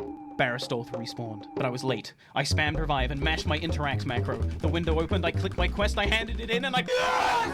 Yes! As you can hear, I was quite ecstatic, but not as ecstatic as Baristolf, because as you might have noticed, he's still fucking here, not dying, not dead, not under attack, but alive, and standing proud, ready to hand out quests. And you want to know why? Because after 6 long, awful, harrowing hours, Blizzard had finally taken notice of us peasants and reached out their giant frosty hand and made Baristolf invincible. No changes, by the way. And just like that, the evil was vanquished. Happy for Scarab Lord was no more.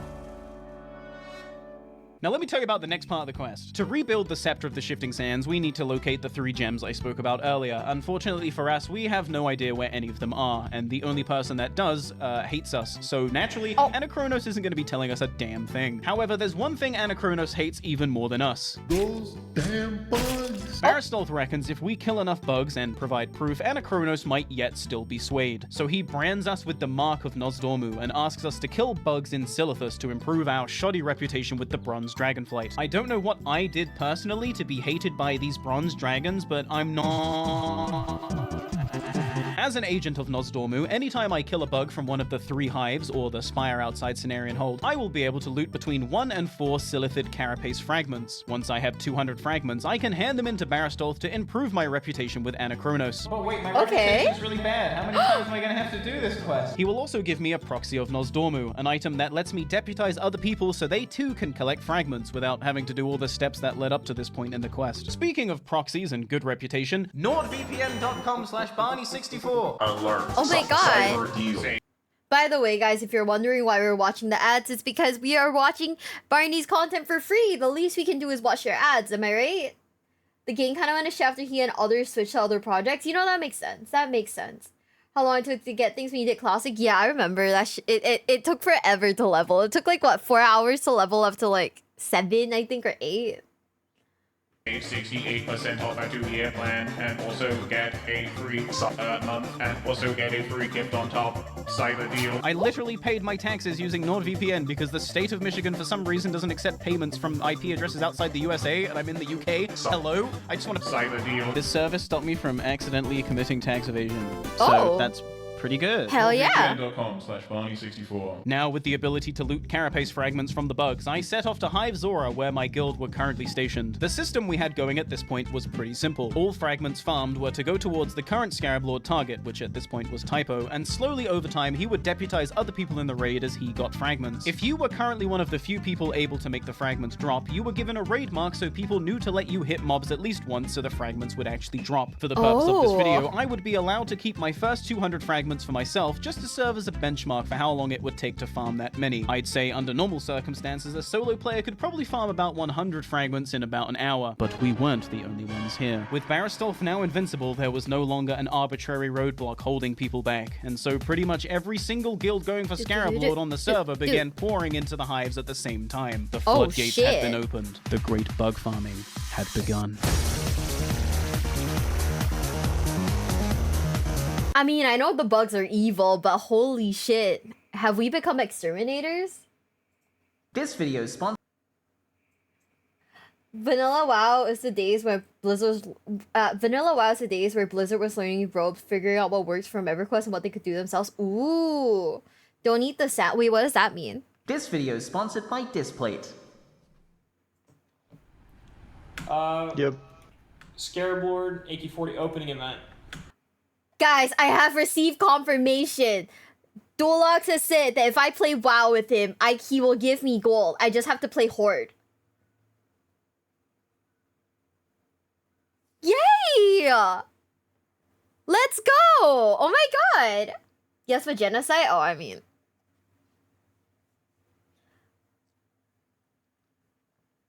Why wouldn't you be playing Horde anyways? You see, my boss has lovingly told me that if I even attempt to make an alliance character, I'm getting kicked out of the company. So, you know, I guess I'm playing the Horde, guys. Which version of WoW? I have no idea. Okay, hold up. Which version of WoW? So, one of the more hardcore goals we have for vanilla is we want to have the most scareboards in the world. Okay.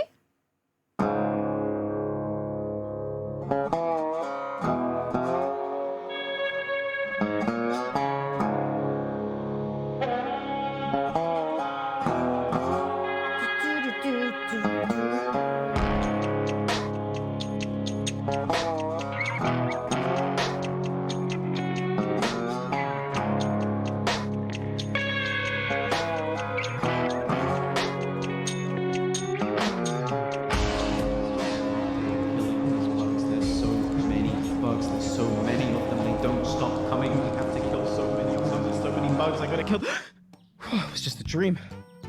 Of course, that was months ago. What day is it? 2021? 2021? Well, you know what they say, another year, another video. Am I right? I feel like I'm forever apologizing for taking so long to make content, but I play World of Warcraft Classic for the PC. I don't get to have free time. What, you thought making content was my job and I should prioritize that? Yeah, me too. Then I realized to make good WoW content, you have to go all in. Not the all in. I don't care. I've lost my fucking mind at this point. Do you know how long I spend farming consumes just so I can efficiently raid log to edit, right? I raid log to edit, right? Wrong. To level several raiding ults so I can be as useful as possible in the Burning Crusade that we don't even know is coming out yet, by the way. You see, to secure the content of the future, I have to grind in the now. And I'm not going to get Glaives of Azeroth just by virtue of playing a rogue and being a content creator. My guild operates on a very strict merit-based system, and honestly, I wouldn't have it any other way because it feels good to earn thing in video game. Crazy concept, I know. Ironic, is it not? Playing World of Warcraft has become my true job and making content is just what I do for fun in my free time. Being a content creator truly is a joker's trick, a monkey's poor wish. You think you want it, but you don't. Speaking of having no free time, do you know what I did on Christmas Day? Killed how many bugs? It's been like, what, 16 hours? One day in. Is this seriously saying that? This pathetic footage you're gonna have to kill those bugs again? Why you're ignoring it by editing this? No one wants to hear about Welcome to patch 1.12. Nax is out. I got a ring in there last night. Wait, Nax is out? Nax out? Nax is out? Nax Ramus is out. Yes, Nax is out. If you got the rep to get in. Naturally, I'm exalted. My 72 runs of Stratholm to get Shadowcraft pants speak for themselves. Wish I could tell you that was my worst item grind, but I suffered through 206 full upper Blackrock Spire runs before I even saw a Shadowcraft chest drop. A fate that is statistically improbable, but I have the proof and, well, unlikelier things have happened. In Upper Blackrock Spire, the sexual tension between Rend and Nefarian is awkward, and the loot you need seems to never drop. What could be worse? Oh, right. Blizzard introducing spell upgrade books in this patch that only drop from here. I have to go back. Why? With this patch, we also received an array of new quests, which is just classic talk for elaborate vendoring. See, these quests not the elaborate vendoring. vendoring. This is just tier piece vendoring before Blizzard figured out how to code this. However, these quests outside have something very, very important that we're going to need. Yeah? The Argent Dawn Tabard. Sorry, I mean Ooh. Consecrated Sharpening Stones. But I am gonna pick up that Tabard too, because it's fucking best. Consecrated Sharpening Stones give plus 100 attack power against undead for 1 hour, making instant poison pretty much obsolete in Naxxramas except on the Fairlena and Myexna fights, because they're not undead. By the way, rogues, on Myexna you can vanish the web spray, so go get that 99. Really? Because they're so strong in Naxxramas, I'm going to want a lot of these Sharpening Stones, about 3 per week until Classic ends, so I don't know, let's call that like 6 months tops. That's like 72 stones, but then I also need to factor in, I'm gonna want these stones in Burning Crusade for some bosses that we don't even know is coming out yet, by the way. I'll be clearing those bosses once per week every week since they come out until the end of TBC's life cycle, so that's a lot of stones. But one single Consecrated Sharpening Stone costs 8 necrotic runes, and there's only one place to get necrotic runes. Everyone needs them, everyone's grinding for them, and they're only around for a limited time because, of course, they are. Welcome to yet another virtual hell resource war curated and designed by Blizzard Entertainment. Welcome to the grind. But it's not the grind people want to see. People want to hear about the bug families looking through 300 hours of footage. Multiple times, by the way. You gotta edit that. You gotta do it now. No one wants to hear about necrotic runes. Maybe they want to hear about Displate, which is this video's sponsor. They do look good on my wall. Every couple of hours, a random invasion will begin somewhere on Azeroth, signified by a purple skull on the map and giant floating ziggurats appearing in the sky somewhere within that zone. If you follow one of the necrotic bolts fired from the ziggurat, you will uncover a horde of ghosts and ghouls protecting a necrotic shard. These mobs can drop single necrotic runes, but the real reason we're here to kill them is to weaken the shard, because once you weaken the shard enough, 4 dudes will teleport down from the ziggurat and attempt to repair it. Using 8 necrotic runes, you can curse one of these dudes and turn him into an elite Shadow of Doom. These dudes fucking slap, by the way. But this is what you came here for, because these elites drop a guaranteed 30 necrotic runes. Now, I could have busted my balls for days, maybe even weeks, fighting against players of both factions for some necrotic runes, but when I heard my friend only got 34 necrotic runes in one day due to the sheer congestion and griefing, I had flashbacks to... Barney, you get it? That's your time. Yikes! Nope, I'm fucking dead. Haha. Something. And was like, yeah, fuck that. There's got to be a better way. At first, I thought that better way would be to just farm at 4:11 a.m. on a weekday. But it turns out, even if you are lucky enough to get a shard to yourself, which I cannot stress to you enough just how rare that is, you still need a group to help you. A group that is also going to need necrotic runes, and a group that is also probably going to be of a suboptimal setup because it's 4:11 a.m. on a weekday. It took us about 1 hour to clear this shard, and I walked away with 124 necrotic runes. That converts to only 15 sharpening stones, and it will now be 3 hours before another invasion starts. By then, all the dads will be awake, so this is likely as good as it gets. There has to be a better way. Now that sounds so annoying. Wait, is this real? Is this real?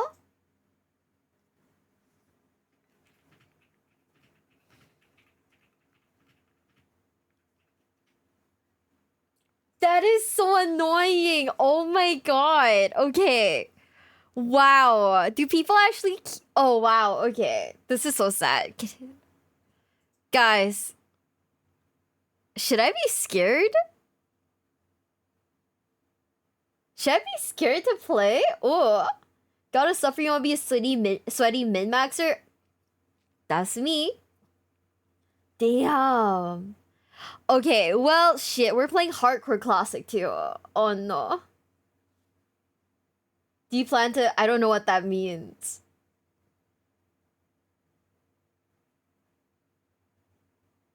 We see us on more. Oh, okay. So this is like classic then. better way wasn't death rolling this warrior for his last 7 gold, which he needed to spend on repairs, but I did it anyway. No, the better way was in fact something so obvious I was surprised I didn't think of it sooner. All I actually had to do was just wait. One whole month to be exact, until Christmas Day 2020. When everyone else was offline spending potentially life-threatening quality time with their loved ones, Red Spawn and I came in and cleaned house.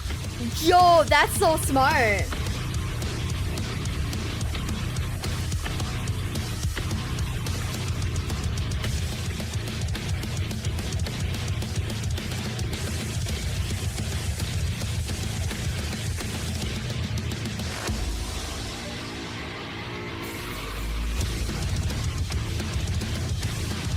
And that's how I farmed 200 carapace fragments. I mean, sharpening stone. Wait, what the fuck? That is insane. Wait, this isn't a Shara. Where the fuck am I? What's going on? What the fuck? Ow. Ow. You alright? No, I just fell asleep. I hit my head on my mic. Oh my god, it's only day. What's that? Naxxramas? Necrotic runes? What the fuck are you talking about? We're here farming bugs. You have no idea what's going on, do you? Let me catch you up to speed. Guys, After not the Baristolf's bugs. permanent resurrection at the hands of the No Changes team, the Horde and the Alliance began warring for the most precious resource of all, territory. After all, he who owns the territory owns the farm within it. Are you picking up what I'm putting down, son? As the hours passed and the many battles waged on, the territory balance shifted like so. Somewhere along the way, guilds of all sizes and creeds began to put aside their super serious dramas to band together under one banner. For the Horde. This was, For at the least for now, Horde? not just a guild versus guild affair, but rather an all-out faction war, and childish infighting was going to have to be put on hold if we were going to get some farm. And so, a natural ecosystem settled in. Above ground, PvP teams would patrol to keep the Alliance out, allowing the farmers below ground to safely acquire fragments. As someone who spent quite a few hours of time doing both, I can attest to you personally that during these hours, it truly felt like I was fighting alongside the Horde as a faction. It really felt like I was like actually a guy in the Horde, like fighting in a real war. Sounds so lame, but it was so fucking cool. I might not be very good at world PvP, but I sure as heck like to participate anyway. Just don't let me catch you alone in Stormwind. God, I fucking love being a... Ow! This system of holding mass territory as a faction had proven to be quite successful, and after a while, the large-scale fights seemed to die down. The Horde, whilst very condensedly packed, had their territory in Hive Zora, and the Alliance, whilst not exactly working together as one unit, had their territories in Hive Ashi and Hive Regal. As a full moon rose and the evening settled in, a calm finally swept across Silithus, and for just a brief moment, there was no fighting. There was no drama, no bad vibes. It was just guys being dudes, hanging out, killing some fucking bugs. And then he appeared. The one who would put this tenuous Horde pack to the test. Cloaked in a mantle of feathers, brandishing a mallet, scorched by the sun itself, he descended from the cosmic realms. The Sage of the Six Moons. Okay. His teachings rang out in the general chat, imparting a most forbidden technique to all druids. A highly illegal Moonfire scroll wheel macro that can tag mobs on frame 1. I'm pretty sure people actually got banned for using this, by the way. With this, the druids would have power to completely disrupt the emergent ebb and flow of Hive Zora. Why be cordial with your fellow faction member and let him have that farm when he literally cannot stop you from tagging it before him?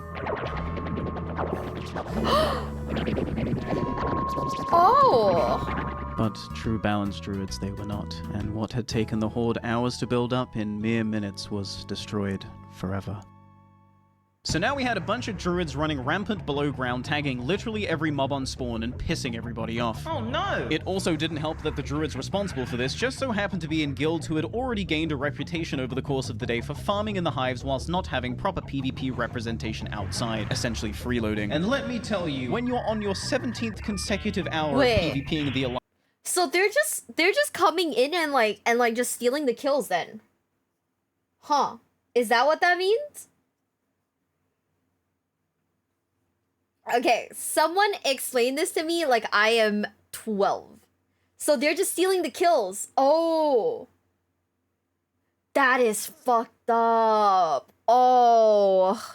Alliance to keep people safe who are in return just stomping all over your goodwill, you start to realize that the enemy might not necessarily have a red name. The enemy might actually just be certain guilds within your own faction, for what is an enemy if not someone going out of their way to hinder your goals? This realization came to be known as the People's Great Awakening. Countless memes on the Grubulus subreddit began circulating at this time, disparaging the rat way of life whilst praising those who had previously struck a fair balance between fighting and farming.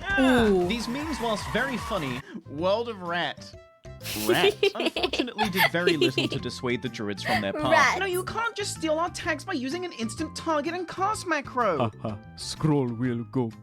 And at this point, most people had realized the grim reality that even if the druids were to stop, it was too little too late. The damage was done. Bad blood was already boiling, reputations had begun to form, and the once proud Horde pact was slowly falling apart.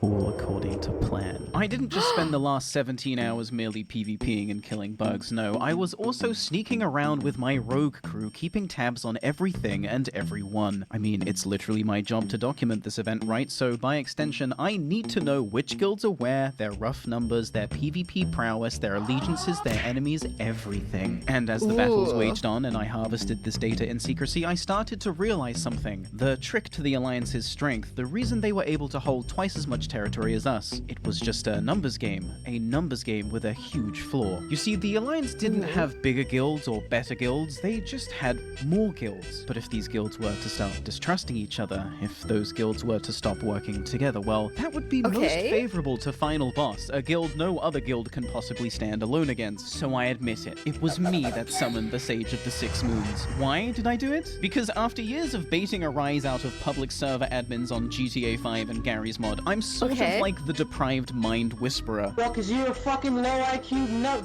fucking numbnuts. Talking to you is like talking to a fucking brick wall. You're in my ear, invading my brain and lowering my IQ. Why don't you shut the fuck up for a change and actually use your lukewarm IQ to realize what you've done here and how you are fucking failed. And I know Druid players to be the most deprived minds of all. They try to heal only to be out-healed by everyone else. They try to tank only to be told they're trolling and to re-roll warrior. They try to melee DPS only to be told they're trolling and to re-roll warrior. And God can only help you if you're trying to play a boomkin. Re-roll warrior? Inside the mind of every druid is a complacent, beaten down, pathetic loser who only knows how to take orders. To be a druid is to be a jack of all trades and a master of none. And when you're a master of none, you should probably just reroll warrior. So, when a druid is finally offered not only a way to be useful, but a way to unquestionably become the dominant class in a scenario, I knew they simply wouldn't be able to resist. I orchestrated the Great Druid Uprising, and I did it to sow chaos. Sure, the Horde Pact was dismantled in the process, but more importantly, so was the Alliances. And that was the plan all along. Quick fact check. The Alliance have more territory. The Alliance have more guilds. The Alliance have more numbers. The Alliance have more druids. I can only imagine the levels of griefing the Alliance were suffering through these hours. So now was the perfect time to strike, and Hive Regal, coveted for its higher drop rates, was our prime target. Ooh.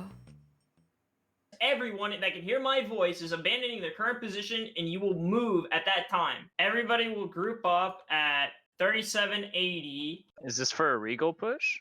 Yes. I think it's time we let these fucking rats drown. Leaving Hive Zora completely open to attack from the north, my guild consolidated their numbers at a secret location alongside every other true and noble guild left. We were going to hit the now weakened alliance with the full force of the rat-free horde. For the last 24 hours, Silithus had been the stage to many large and small-scale PvP skirmishes, Damn, people but are losing nothing their would fucking compare minds. to the raid on Hive Regal. You know, honestly, I feel like one of the main reasons why I've never played WoW or thought about playing WoW is because, like, when you see that many people on the screen, it looks so, like, messy, right? That, like, it kind of frightens me, where I'm like, oh, that's a lot of people. This is stressful. I don't know, maybe as a noob, I'm like, oh, this is stressful. There's a ton of people. But I guess maybe if you're a seasoned player, it's fine. You'll pretty much never take part in anything like this? This never happens in retail? Oh, okay. I don't know. Do you guys get what I mean? Is it a weird thing to say? Like, when you see, like, such a large number of people, you're just kind of like, ooh. Even when I play, like, yeah, I have social anxiety even in fucking MMOs. Like, even when I play RuneScape, right? I turn off, like, I have the thing that turns off, like, other people. Right? It's kind of dumb, I know. It's kind of dumb.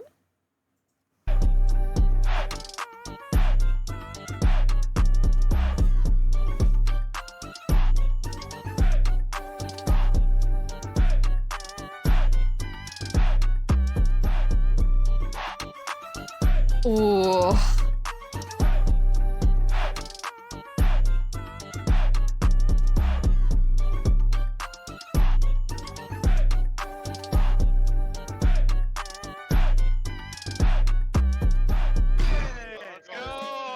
The raid on Hive Regal had been a complete success. Such a success, in fact, that for the next 24 hours, nothing else of note happened. Or maybe it did. I wouldn't know. I was in this room the whole time farming bugs. My only contact with the outside world during these hours was through general chat, but because humans aren't designed to sit in front of a screen for 58 hours at a time killing virtual bugs for clout in a 15-year-old video game, general chat was even more general chat than usual. The populace in their delirium were all suffering from a mass hallucination known only as Snake Min, a deity-like figure who doesn't seem to have any certain lore or single point of origin that I could place. He exists only in the delirious scrawlings of those who have contracted bugbrain, a condition that befalls all those who enter Silithus with the intent of farming fragments. You'll know you have bugbrain when you start seeing carapace fragments where you shouldn't be seeing them. You start hearing bugs, the what? Of their mandibles, the howl of the wind as it rolls through the caves, and what day is it? I'm hearing bugs in real life. Sleep. Just keep farming fragments. What the fuck is a fragment? I should type in general chat. I'm severely sleep deprived. And you see him. Guys. Snakeman.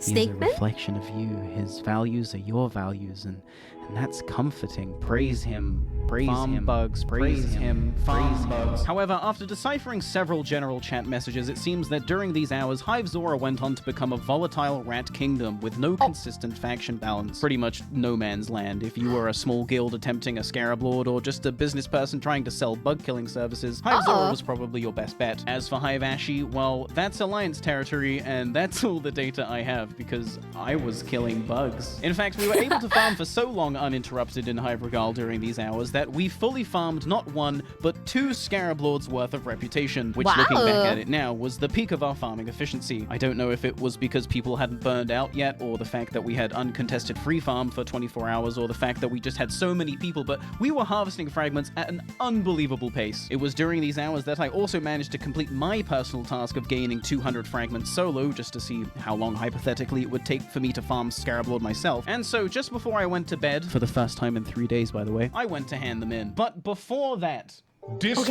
metallic posters for your walls. With over 1.4 million designs ranging from gaming, those are so anime, cool looking. movies to nature, you're bound to find something you like in a size that suits the space you have to work with. It turns out a lot of artists I follow on Twitter have stores on Displate, which made my selection rather easy. How could I not go for Dreamwalker's incredible Warcraft vistas or these beautiful pastel wave cityscapes by Allura? Installation takes literally 20 seconds. You just stick it to the wall with magnets. It's so easy a paladin player could do it. Warning, browsing this website will absolutely make you want to purchase Displates, so make sure you're either a content creator capable of using your clout to decorate your apartment for free, or using my discount link in the description, which if you use will get you 30% off your first 2 Displates, or 37% off if you get 3 or more. Hell yeah! Wow. I'm currently smelting my thorium that I have been getting from rich thorium veins that I have been sneaking from other people. Yo, Barney, fuck off. I got prepped too. I gotta get those arcane crystals. And I'm about to go to bed. I've been awake for too long. But before I go to bed, I'm gonna hand in these 200 fragments. Probably my only 200 fragments. I've actually farmed like 800 fragments, but I only kept like 1 in 4. Reminder, to progress past this part, I would have to hand in enough fragments to fill this bar, and then 2 more. Handing in these fragments will give me 200 rep. What? That was... I'm going to bed. And go to bed I did, wherein I caught a delicious 6 hours of sleep before... more work? Now, of course, some of you might be thinking, wait, you're still farming bugs, but why? You've pretty much seen for yourself that Scarab Lord isn't gonna happen. Why are you still torturing yourself? And to that I say, I made a promise I intend to keep, that I would live up to the mantle of the best Horde content creator and make something truly epic on this event. And do you really think that this is a good ending? Right here, right now? I didn't think so. We still have Scarab Lords to farm. We still have quests to help with. And I'll be damned if the last 3 days were for nothing. I don't go back on my word. I promised you the good content, and I'm gonna fucking deliver. Because that's my ninja way. And so that's why I, after only 6 hours of sleep, reawoke and logged right back onto World of Warcraft. However, this was not the Silithus I had left behind. In my absence, the largest Alliance guild, Goof, whom we pushed out of Hive Regal some 30 hours ago, had reclaimed the entire West Hive in a similar fashioned raid, leaving final boss with the South Hive and the surface surrounding. And as you've probably already guessed, the East Hive fell to the rats. Goddamn fucking Not the rats! Goof, knowing that it would probably take the entirety of final boss to clear them out, had in this moment made a very clever play. We can't go and fight them because that would leave our hive open to the rats. They can't. You know, that makes sense. I feel like most of the people who play WoW, right? Because I saw my babysitter play WoW when I was like growing up, right? So like, I feel... Okay. So do you think most of the people who play WoW are like people who have like families now? Right? They should be like, you know, like old enough.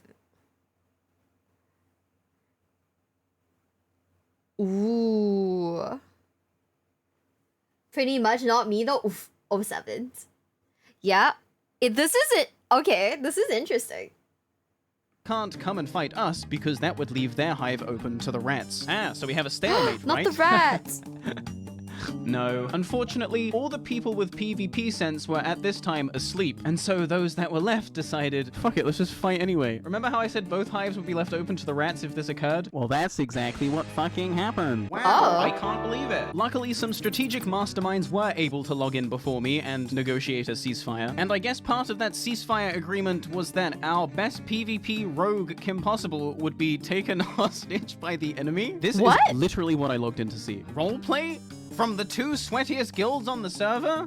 Huh? This is how you know bug brain is a real thing. Hours passed, and it was clear that the easy free farming of yore was over. The war between Goof and Final Boss had definitely been a huge blunder for both sides. Alas, this was the new reality. A reality of slow farm and rats. So many rats, so many bugs, so many rats. And if things couldn't get worse, I then heard that one noise no one wants to hear in World of Warcraft. Okay. There was an enemy rogue in the cave. So now I had to worry about this fucking rat called, literally called Ratbag in front of me stealing my tags. And I also had to be worried about the unknown assassin who was definitely gonna jump me at low health for that easy honor kill. But then there came so many occasions over the next hour where I was definitely low enough to just be a free kill, but I didn't get killed. Damn. The scenario made no sense. The rogue was still here.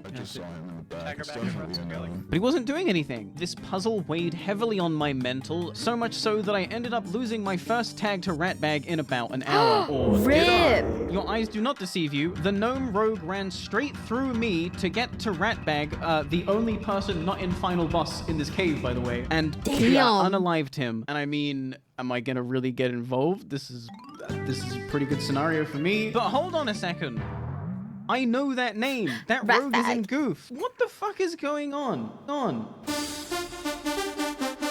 So here's what the fuck was going on. The reason Goof wanted to take Kim Possible, the best PvP rogue we have to offer, hostage, was because they could then put Kim Possible to work in their hives killing their rats. I love this game. And Kim had done such a fucking good job, as is to be expected, that they felt obligated to return the favor by sending rogues into our hives to clear out our rats. But now that I knew what was going on, I wasn't going to let Kim have all the fun. I tailed Romrek back to the deepest recesses of the Goof hive and scanned for any target not wearing the Goof Troop guild tag. Rat located. I then waited for them to do rat stuff, where I intervened and did rogue stuff. And of course, Goof let me kill them with no retaliation. So I did what I do best and camped them till they logged off. The Rat Exterminator exchange program had formed. I and others would periodically cruise through Goof Hive to make sure it was nice and goof and unalive any non-goofers that were found. And on the flip side, whenever it was obvious a rat was overstaying their welcome in the Final Boss Hive, I would walk into the Goof Hive and beckon someone to come my way. They would then follow me back to the Final Boss Hive and camp every rat until they either spirit revived, or in the case of this warlock Frywood, logged off. I do have to give Frywood props though. Out of every rat across this entire event, they were the most persistent and the most annoying to deal with. They had me on ignore since the moment they showed up here, and they griefed my tags for like a week straight. Almost like they were trying to get in the video or something, so fuck you, I'm not showing any of it. As the days flew by and we ticked off more and more Scarab Lords, it seemed we had finally created the perfect farming ecosystem. We had the South Hive, Goof had the West Hive, we shared the surface, and rats were heavily deterred from disrupting this, knowing exactly who would be waiting on the other end to camp them. And in hindsight, it seemed so obvious. We should have just been doing this from the start. After all, Final Boss and Goof have the same goal. We both just want to get as many Scarab Lords as possible. And we're both the largest, most try-hard guilds of our respective factions. This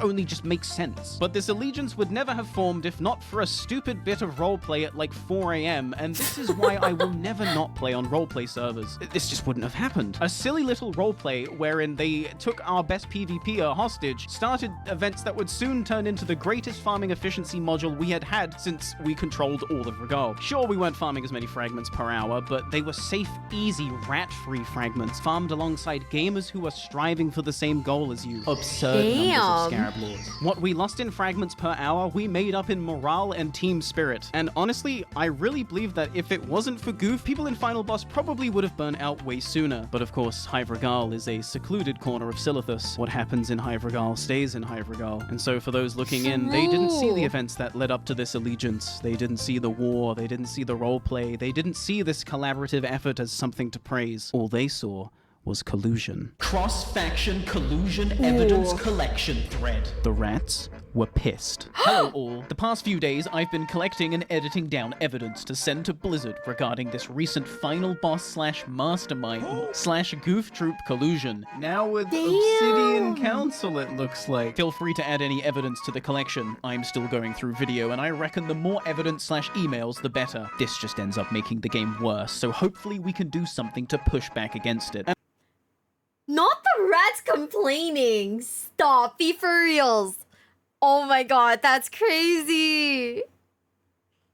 Attached to the thread was just a bunch of clips slash screenshots of random rats just getting owned and being surprised they couldn't walk in as a solo player and just free farm in Hive Regal. Suffice to say, we didn't get banned, shockingly, but it just goes to show how badly Bug Brain was affecting some players. For them, it was tough to see that the fact of the matter was Final Boss and Goof had just realized fighting each other at this point was a waste of time, and the best course of action to achieve the goal of farming as many Scarab Lords as possible was to just keep each other happy. This was a destined fate. It could have gone no other way, and the proof of this is that this Horde X Alliance large guild team-up was being mirrored across plenty of other servers. More importantly, however, this was also being mirrored in the fucking lore taking place in this event right now. The Horde and the Alliance are canonically teaming up to storm Anchorage. Did you miss that?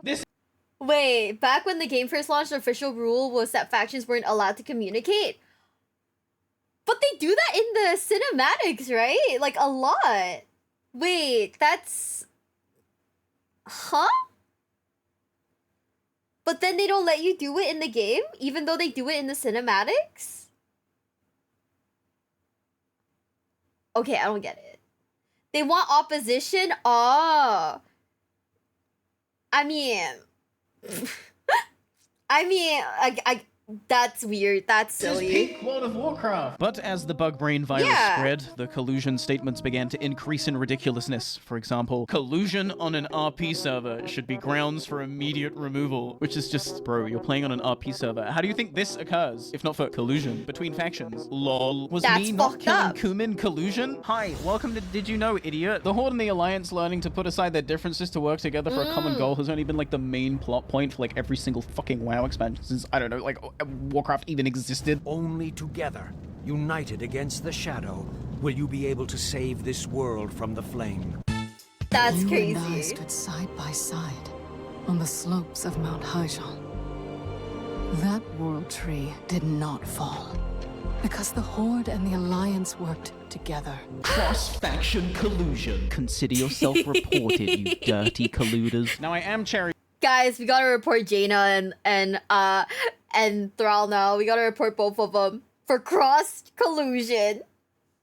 Picking, it is worth noting that these rats were definitely in the minority of people, but they were a very fucking loud minority. So loud, in fact, that sitting President Donald Trump was forced to make a statement to combat the fake news regarding the collusion. Someone commissioned this and put it in my guild Discord. I had to use it. This is for the WoW Classic server. That's crazy. Grabulous, okay? You need to know that the Goof Troop did not collude with the final boss. There was zero collusion. They are innocent, okay? What? Everything people are so bored. Fake news. All charges dropped. Did you hear that? All charges dropped. With a full pardon from the President of the United States, Goof and Final Boss continued to work together towards securing Grobulus's legacy. Together, we were going to farm as many Scarab Lords as possible before the gates would open. But time was running out.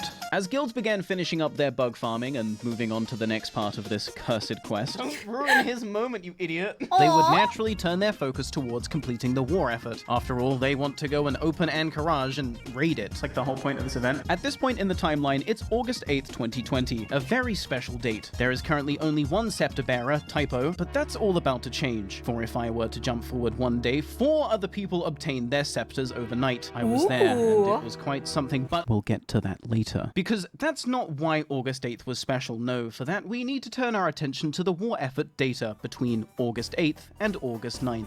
August 8th and August 9th. Okay. Did you see it? That's an awful lot of Peace Bloom handed in on the Horde side, don't you think? 25,380 Peace Bloom to be exact. Well, that's because August 8th was a very special day. What does that the mean? day of the Peace Bloom DKP. Oh, okay. Dawnbreaker, Peace Bloom DKP. Dawnbreaker invites all Grobulans to its first Molten Core PDKP. Buy gear with Peace Bloom. Wow. Wow. Time. Discord. See you soon. Farm Peace Bloom. Thanks, Heavy Hoof. I will. And I did, because this post was made like a week before now, and when you're sitting in a cave farming bugs for days on end, there's a lot of downtime. A lot of downtime to alt-tab onto your secret alt no one knows about, and pick Peace Bloom completely anonymously in Duratar. That's a lot of Peace Bloom. But the real flowers were the friends I made along the way. Now, you might be wondering, wait, don't you want to prevent the war effort from being completed? After all, once it completes, there are only 5 days until the gates open, and then you can't farm Scarab Lords anymore. And yes, you are right, but the numbers. Peace Bloom is pretty damn easy to come by, so you know those bids are going to get absolutely fucking crazy. Oh my god. And if it's one thing gamers like seeing, it's big fucking numbers. And when else am I going to get the chance to see someone buy a Mage Blade with flowers? I have no choice but to go. However, don't get the wrong idea. I'm not going to be bidding on any items myself. Corehound Tooth? Perdition's Blade? No thanks. I'm good with my incredibly suboptimal double gut gore ripper. Yes, I have Distracting Dagger in the bank, and no, I'm not going to use it because even with this handicap, I'm literally a worldwide all-star and you're all fucking cringe. But wait, then why are you farming Peace Bloom for the Peace Bloom DKP if you're not going to bid on items with your Peace Bloom and the Peace Bloom DKP? Come on, guys, you know the answer to that. Chaos. After this Molten Core, I'm gonna run through the logs and check to see who are the absolute worst players. And then I'm gonna give them all my fucking Peace Bloom. I think the true spirit of the war effort is to give everything you have for a greater cause. And what could be a greater cause than gearing up some guy who's gonna quit before Naxxramas? Now that's content. Welcome to I'm not gonna lie. Okay, I love watching the lore videos, but I also kind of love watching the in-game like drama, right? Cause like it's so interesting to see how people can like turn a game into like absolute chaos, and I fucking love this. This is so funny. Molten Core.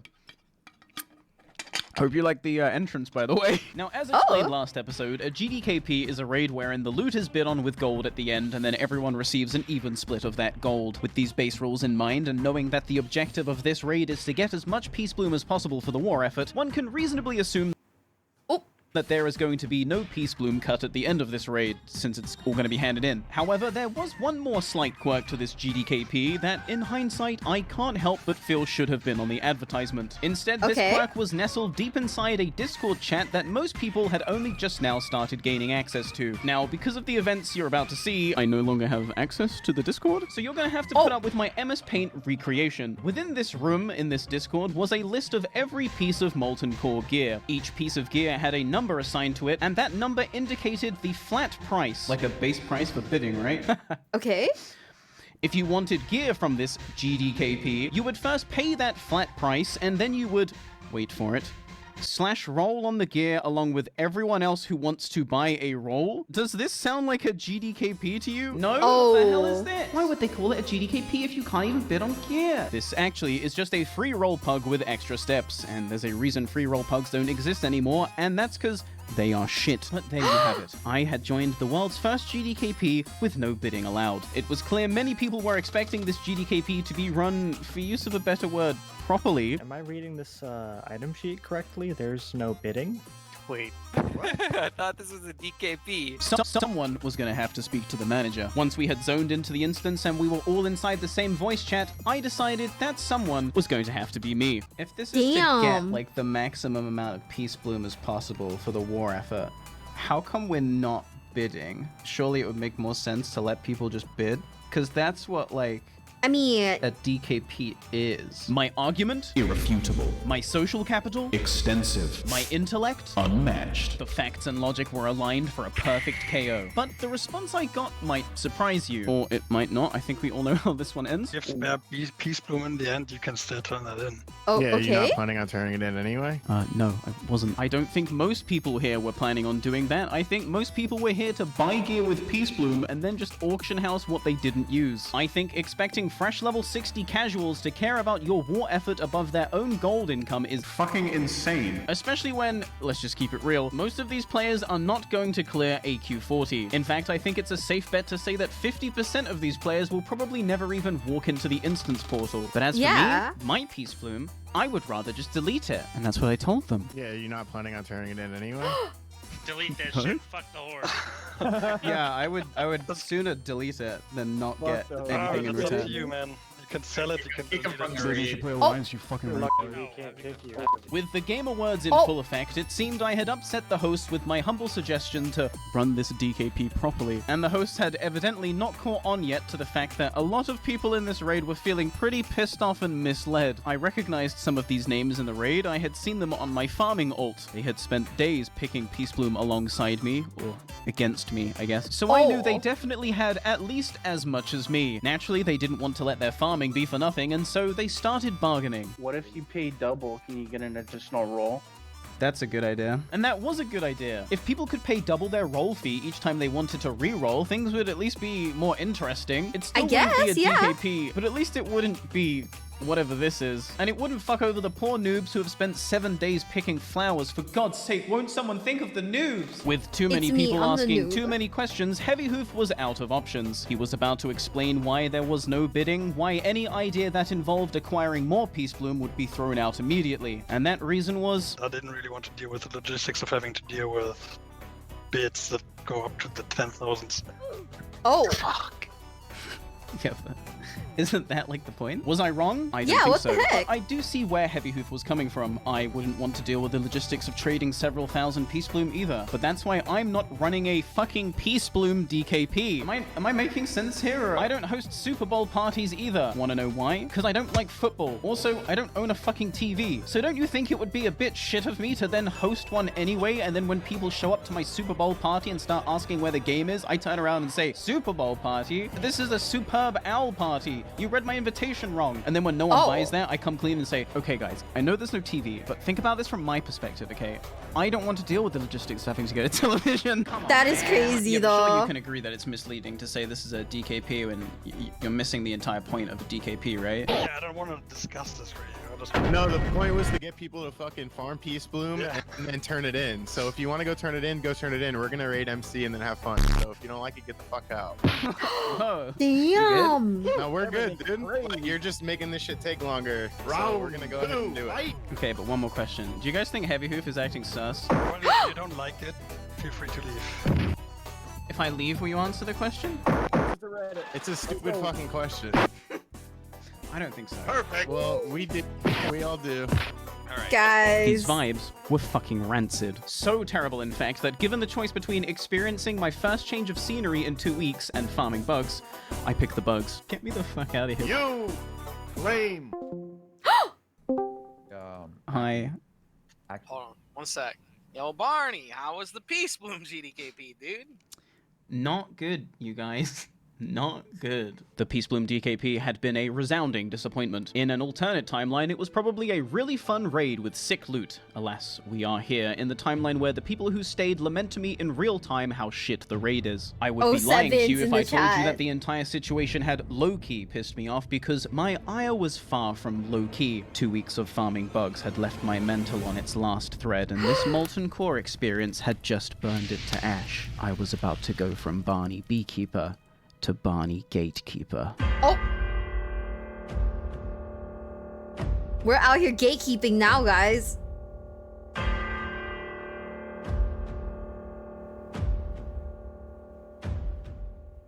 In October of 2019, you asked me how I make my gold, and I gave you my honest answer. Mm-hmm. And you all laughed at me. Funny little salesman selling his funny little Lucky Charms, how cute. but also stupid. Roleplayers are so fucking stupid, aren't Oh they? shit. Now imagine some random dipshit just comes up to you and wants to trade you a white item that does nothing. And then you tell him I don't want it, and he's like, no, you do want it. And he just keeps fucking insisting. Yeah, I can only imagine how annoying that would be. Damn. Oh.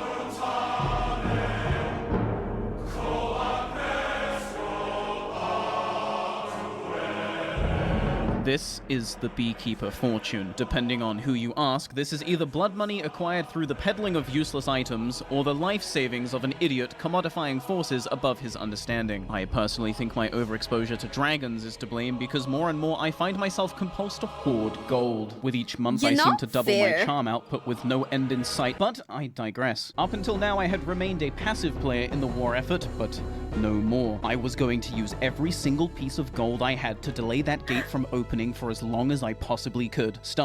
Guys, is this how we become CEOs? Just like kill people for Lucky Charms? Wait, I kind of love this idea. It's so funny.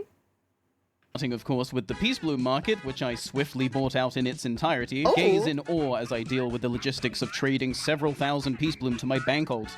Delicious vendor trash. Yes, I could post this all back on the auction house for an easy profit, but I don't want anyone handing in anything. This isn't money to turn into more money. This is money to burn. And so I went down the war effort list, draining each and every resource from the auction house until it was drier than my bones. One thing you should know about me by now is I don't really half-ass anything. Which is why I then took a flight path straight to Gadget Sand to clean out the neutral auction house as well. As I pulled up alongside a gnome mage and made my search for linen bandages, the current hot item, I found a bunch of listings for 1 copper each. Well, that's good timing. As I started to buy them, I found that someone else was buying them at the same time as me, so I instead started from the bottom and worked my way up. It was at this point that I got a whisper. Those are for the Alliance, dude. Stop buying them. Was the gnome next to me buying these auctions from a I'm horde just player? saying. I'm just saying. Wouldn't stop me. Sounds like collusion to me. I'd have to double my purchasing speeds lest our pure roleplay server fall victim to yet more game-breaking collusion. Question mark? I responded. The linen cloths you just bought for 1 copper a stack are for the Alliance war effort. Okay, cool. They can buy them from me for a higher price then. This, of course, was a lie. I obviously wasn't planning on reselling anything, but I said this because I knew it would piss him off. Fuck you. I tried to respond, but they put me on ignore. They then went and cried about it on the Grobulus Discord, stating, Shout out to Barney B from Final Boss for buying the bandages and raising the price on them. 100. To which Roxy, whom we might meet later, said, Lol at Barney B. And tagged me. UJ, World Buff Fanatic, King of the Colluders, and Rat Royalty, then responds, Yeah, don't blind sell any items. I can hook you up with some contacts. The colluding Warlock then says, I was coordinating it. Oh, when you guys do it, it's coordinating, I see. The ally I was selling them to was right there buying them as I posted. Barney B just bought fast. And buy faster I did. I cleaned out the neutral auction house of every single war effort material, but somehow I still wasn't sated. There was only one thing left to do. As I started on my flight to Thunderbluff to camp the Horde auction house, I alt-tabbed to my guild Discord. At everyone. From now until the conclusion of the war effort, I will be reimbursing all war effort material purchases with 5% interest. Please screenshot your TSM Ledger purchase history and proof that you vended or deleted the items to receive payment. Ideally, I'd like people stationed at both neutral and horde auction houses 24/7, so if you have as much time as I have money to burn, please do your part for our most noble goal and stop this war effort! However, word travels fast. Faster than a wind rider, it seems, because when I showed up to Thunderbluff to do my thing, I was swiftly assassinated by 2 rogues. It was clear I Not Baja Blaster. That's crazy. Guys, this is top tier hating. I fucking love this. He's so... No, not he, sorry. She's so mad and so petty. This is insane. I love it. Personally was not safe to show my face near any auction houses ever again, but that mattered not. I already had my little busy bees out doing the beekeeper's bidding, so I could get back to Silithus to farm bugs. Bugs. And then my computer crashed. because my hard drive had failed. The hard drive containing every single piece of footage I recorded for this event thus far, now inaccessible. Oh, okay. Corrupted. Well, I'll still All be respectful. My roommate and I troubleshooted for hours on end as we tried to get the data off the hard drive, but nothing worked. We were left with just one option, which was to send the hard drive off for data recovery, which costs thousands of dollars and might not even yield any results. But I didn't have thousands of dollars to spend on data recovery anyway, so I was fucked. This was a one-hit kill to my morale. Oh no! It had all been for nothing, and I wasn't just done with Scarab Lord. I was done with World of Warcraft. I picked up my phone and opened Discord to let my GM know I was quitting. Oh but shit. He had already messaged me first. A link to the Scarab Lord list. It had been updated. My selfless dedication to the cause had not gone unnoticed, and given that final boss runs on a merit-based system, the Scarab Lord target list had undergone some renovations. I was now no longer number 18 on the list. Ooh. I had been bumped up quite a few places to number 11. Holy shit, this might actually be doable. I glanced down at my computer, inside of which lay a rotting, inaccessible hard drive. I may have lost everything that came before, but I can still show you how this finishes. I plugged in a 3 terabyte external hard drive and re-downloaded World of Warcraft, because I made a promise. Hell yeah, guys! Guys, this is so stressful. Why am I stressed out? I'm not even Barney. The Oh my god. By the way, I fell through the map into Caverns of Time and I can't get out, so if anyone could send help, I'd really appreciate it. Please send help. I can't leave. Hell yeah. You're not getting out. I'm fucking stuck. Like, I'm actually fucking stuck. You're gonna stay stuck. You ain't getting out of that shit.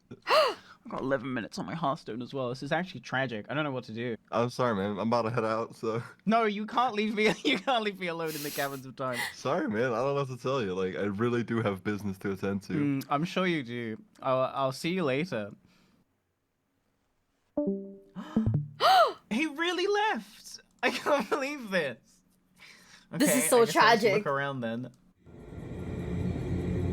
I've heard tales of a cavern deep, where timelines converge and dragons sleep.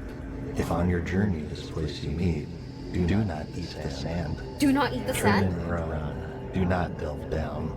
Leave at once. Forget what's found. And pray you do not make a sound. Okay. Do not eat the sand.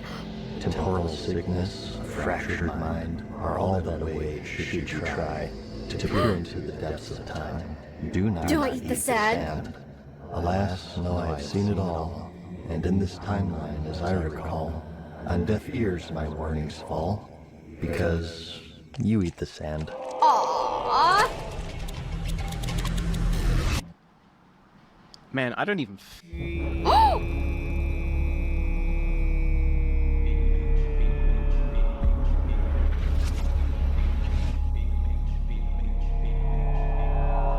Guys, the sand. Whoa. Oh, that's a big dragon. Listen, I actually didn't want to be here in the first place. I fell through the ceiling. I was fighting a warlock. Ooh. God, I promise this is the truth.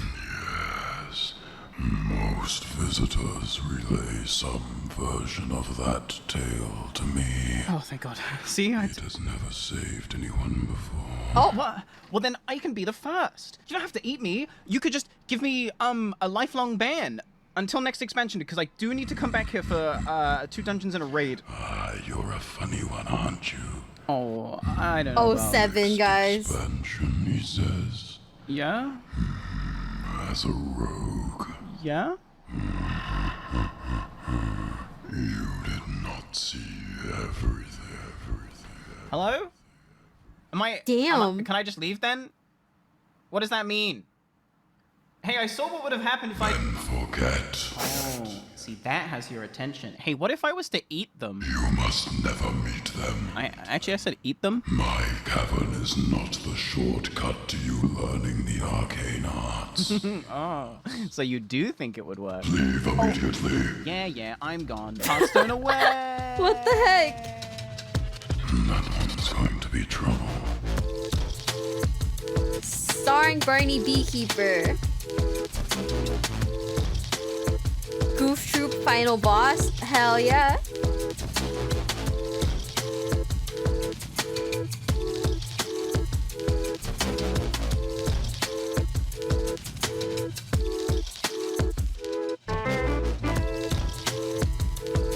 Data recovery by Western Digital. So someone actually did help her with like the data recovery. That's good.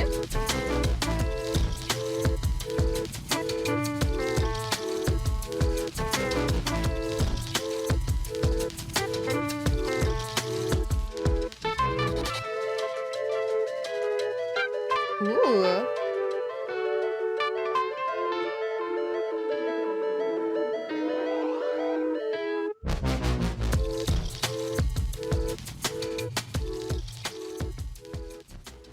Oh, Damn. if it isn't my favorite regular, good to see you again. What'll it be, the usual? They should really call me Barney Barkeeper, right?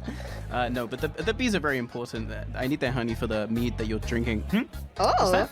Video when? What the fuck are you talking about? I don't make... Oh, wait. That was what I was supposed to do last year. That was before. I miss when things were simple. Well, I suppose you've waited long enough. Now... Wait, isn't Chills the Burger King foot lettuce guy? Video when? Yeah, that's Burger King foot lettuce guy. Burger King foot lettuce, that guy.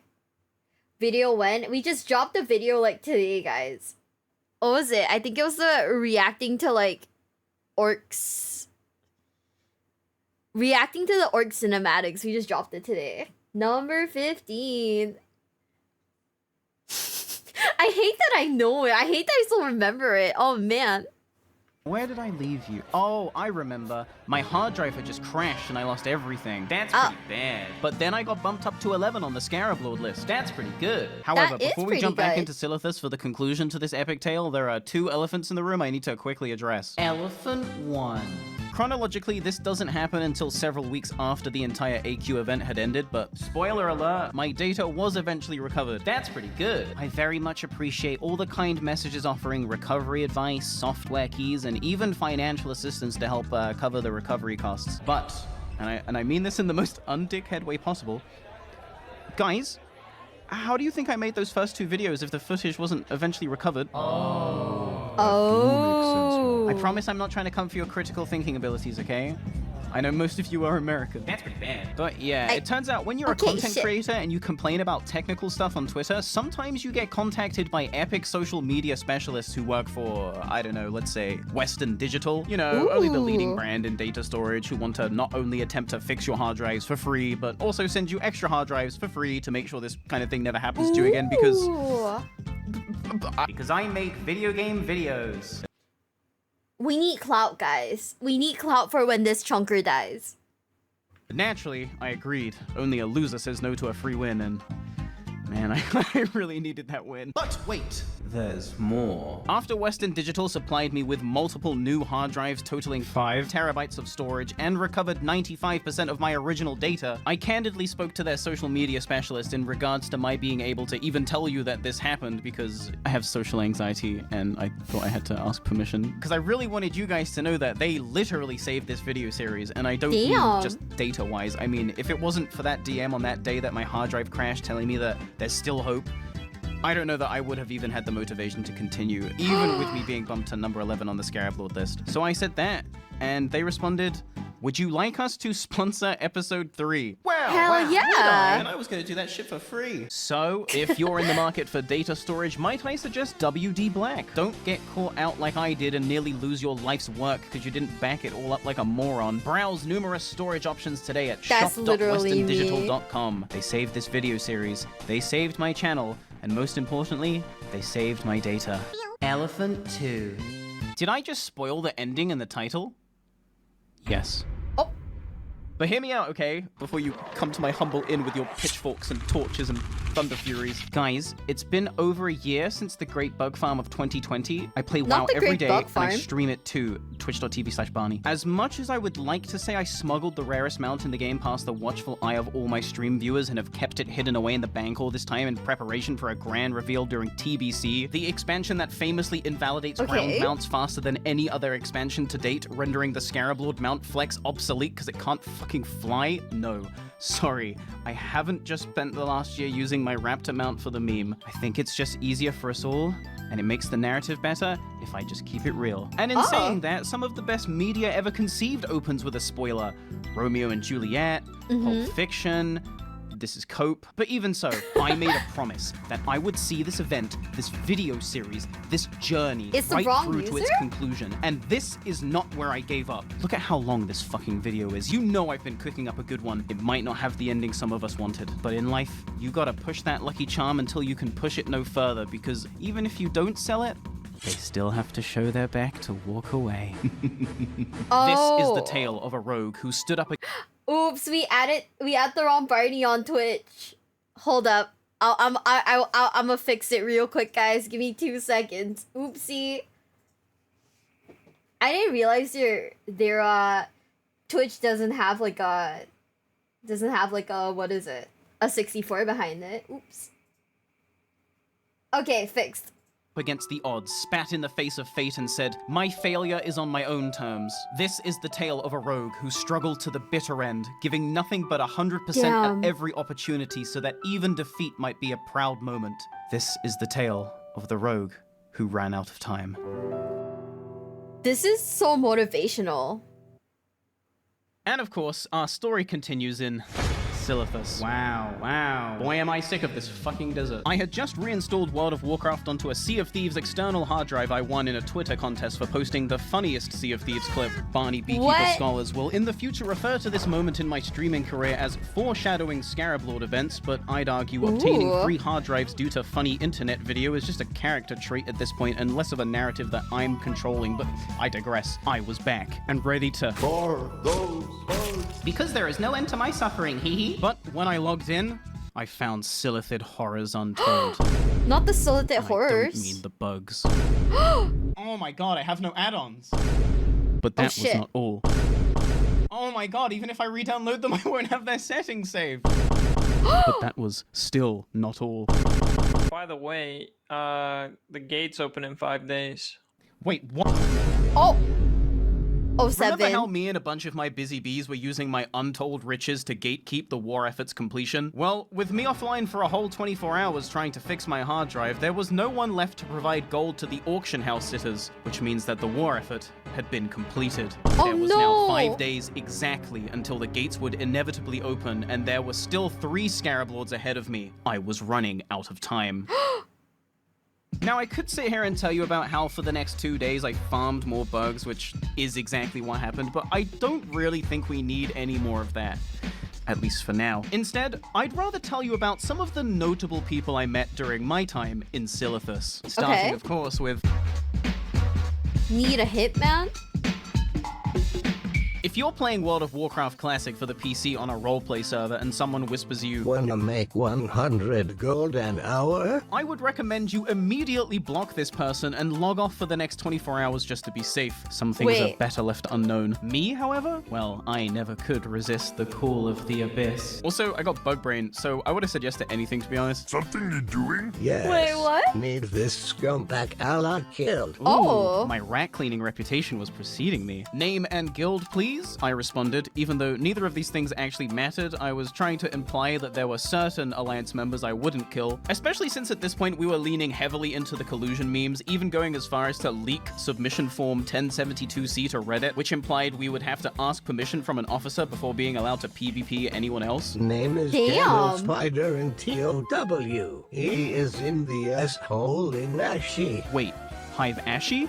Oh no. There are very few blind spots in my bug farming timeline, but none so big as my Hive Ashy blind spot, and for good reason. Hive Ashy was consistently swarming with Alliance throughout the entire event. Alliance we had pushed out of Regal weeks prior, Alliance who were molding over the collusion, Alliance who would absolutely kill me on sight were I to show up.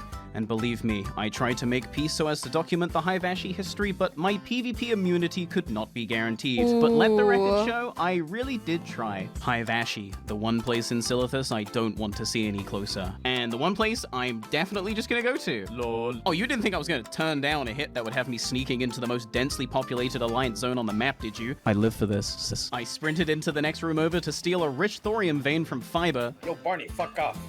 I got prepped too. And snuck away from my Hive Regal farming duties. I would surely not be present for the 11 a.m. attendance check to collect my bi-hourly bug kill points, but I would certainly hit present anyway. I'm not above BKP fraud if it means I get a death sting, and spoiler alert, I get a death sting. Not that anyone was suspecting I was stealing company time anyway, but as long as I'm back in Hive Regal for the 11:30 attendance check, no one should be any the wiser. I'll be 100 gold up, I'll hit the thorium node on respawn, and that'll just be another dub for the boss bitch beekeeper. Big Ad, thanks for becoming a member. Thank you. God, I'm good. Welcome to Hive Ashen. Bitch. So we're back in the mine at the Hive. Surreptitiously, I crept through the caves. This place was busy, so I definitely didn't want to be here longer than I had to be. And actually, my target has logged out, so... Ooh, thorium vein. I can't keep getting away with it. Just then, new orders came in. I was now to kill the mage in the back of the Hive. And that's good. Better even, actually, because let me tell you, you can never get enough practice killing a mage. It's as they say, time saved killing a mage is time saved. Time saved killing... Time spent killing a mage is time saved later. Damn. That's a real thing. Look it up. Okay. Definitely, I dodged several alliances as I crept through the Hive to find my new target. And after sneaking past Dragon Tears, something I have been very responsible for, I found them all alone and ripe for the picking in the back of the room. Olmo. I activated Cold Blood for a guaranteed crit and near enough cut the mage's bussy clean off with one swing. Not the bussy! The mage attempts a blink getaway, but unfortunately for them, this is a certified solved matchup. And I'm always 10 steps ahead. Like that blind, for example. That's to bring out the predictable ice block, all according to plan. Now all I have to do is wait out this ice block and predict the final blink. And because time always has a way of ending up on my side, I know the mage is going to blink in this direction. Oh, that's not good. I had been bamboozled by the blink. And now with the mage running out of the Hive screaming for help, it would no doubt be mere seconds before everyone collapsed on their location. I activated prep to reset my cooldowns, activated Cold Blood, and sprinted after them. Slowing down the footage, you can see I actually pathed right through a Night Elf rogue. As we made it back to the surface, Olmo was allowed one last look at the sunset before I secured that bag. But I wasn't out of the woods yet. A mage with surprisingly good reactions caught me out of my vanish, and with no prep to reset my cooldowns and no sprint to escape the Frost Nova, I was a sitting duck. I had to think fast. Okay, download complete. Check this out. Okay.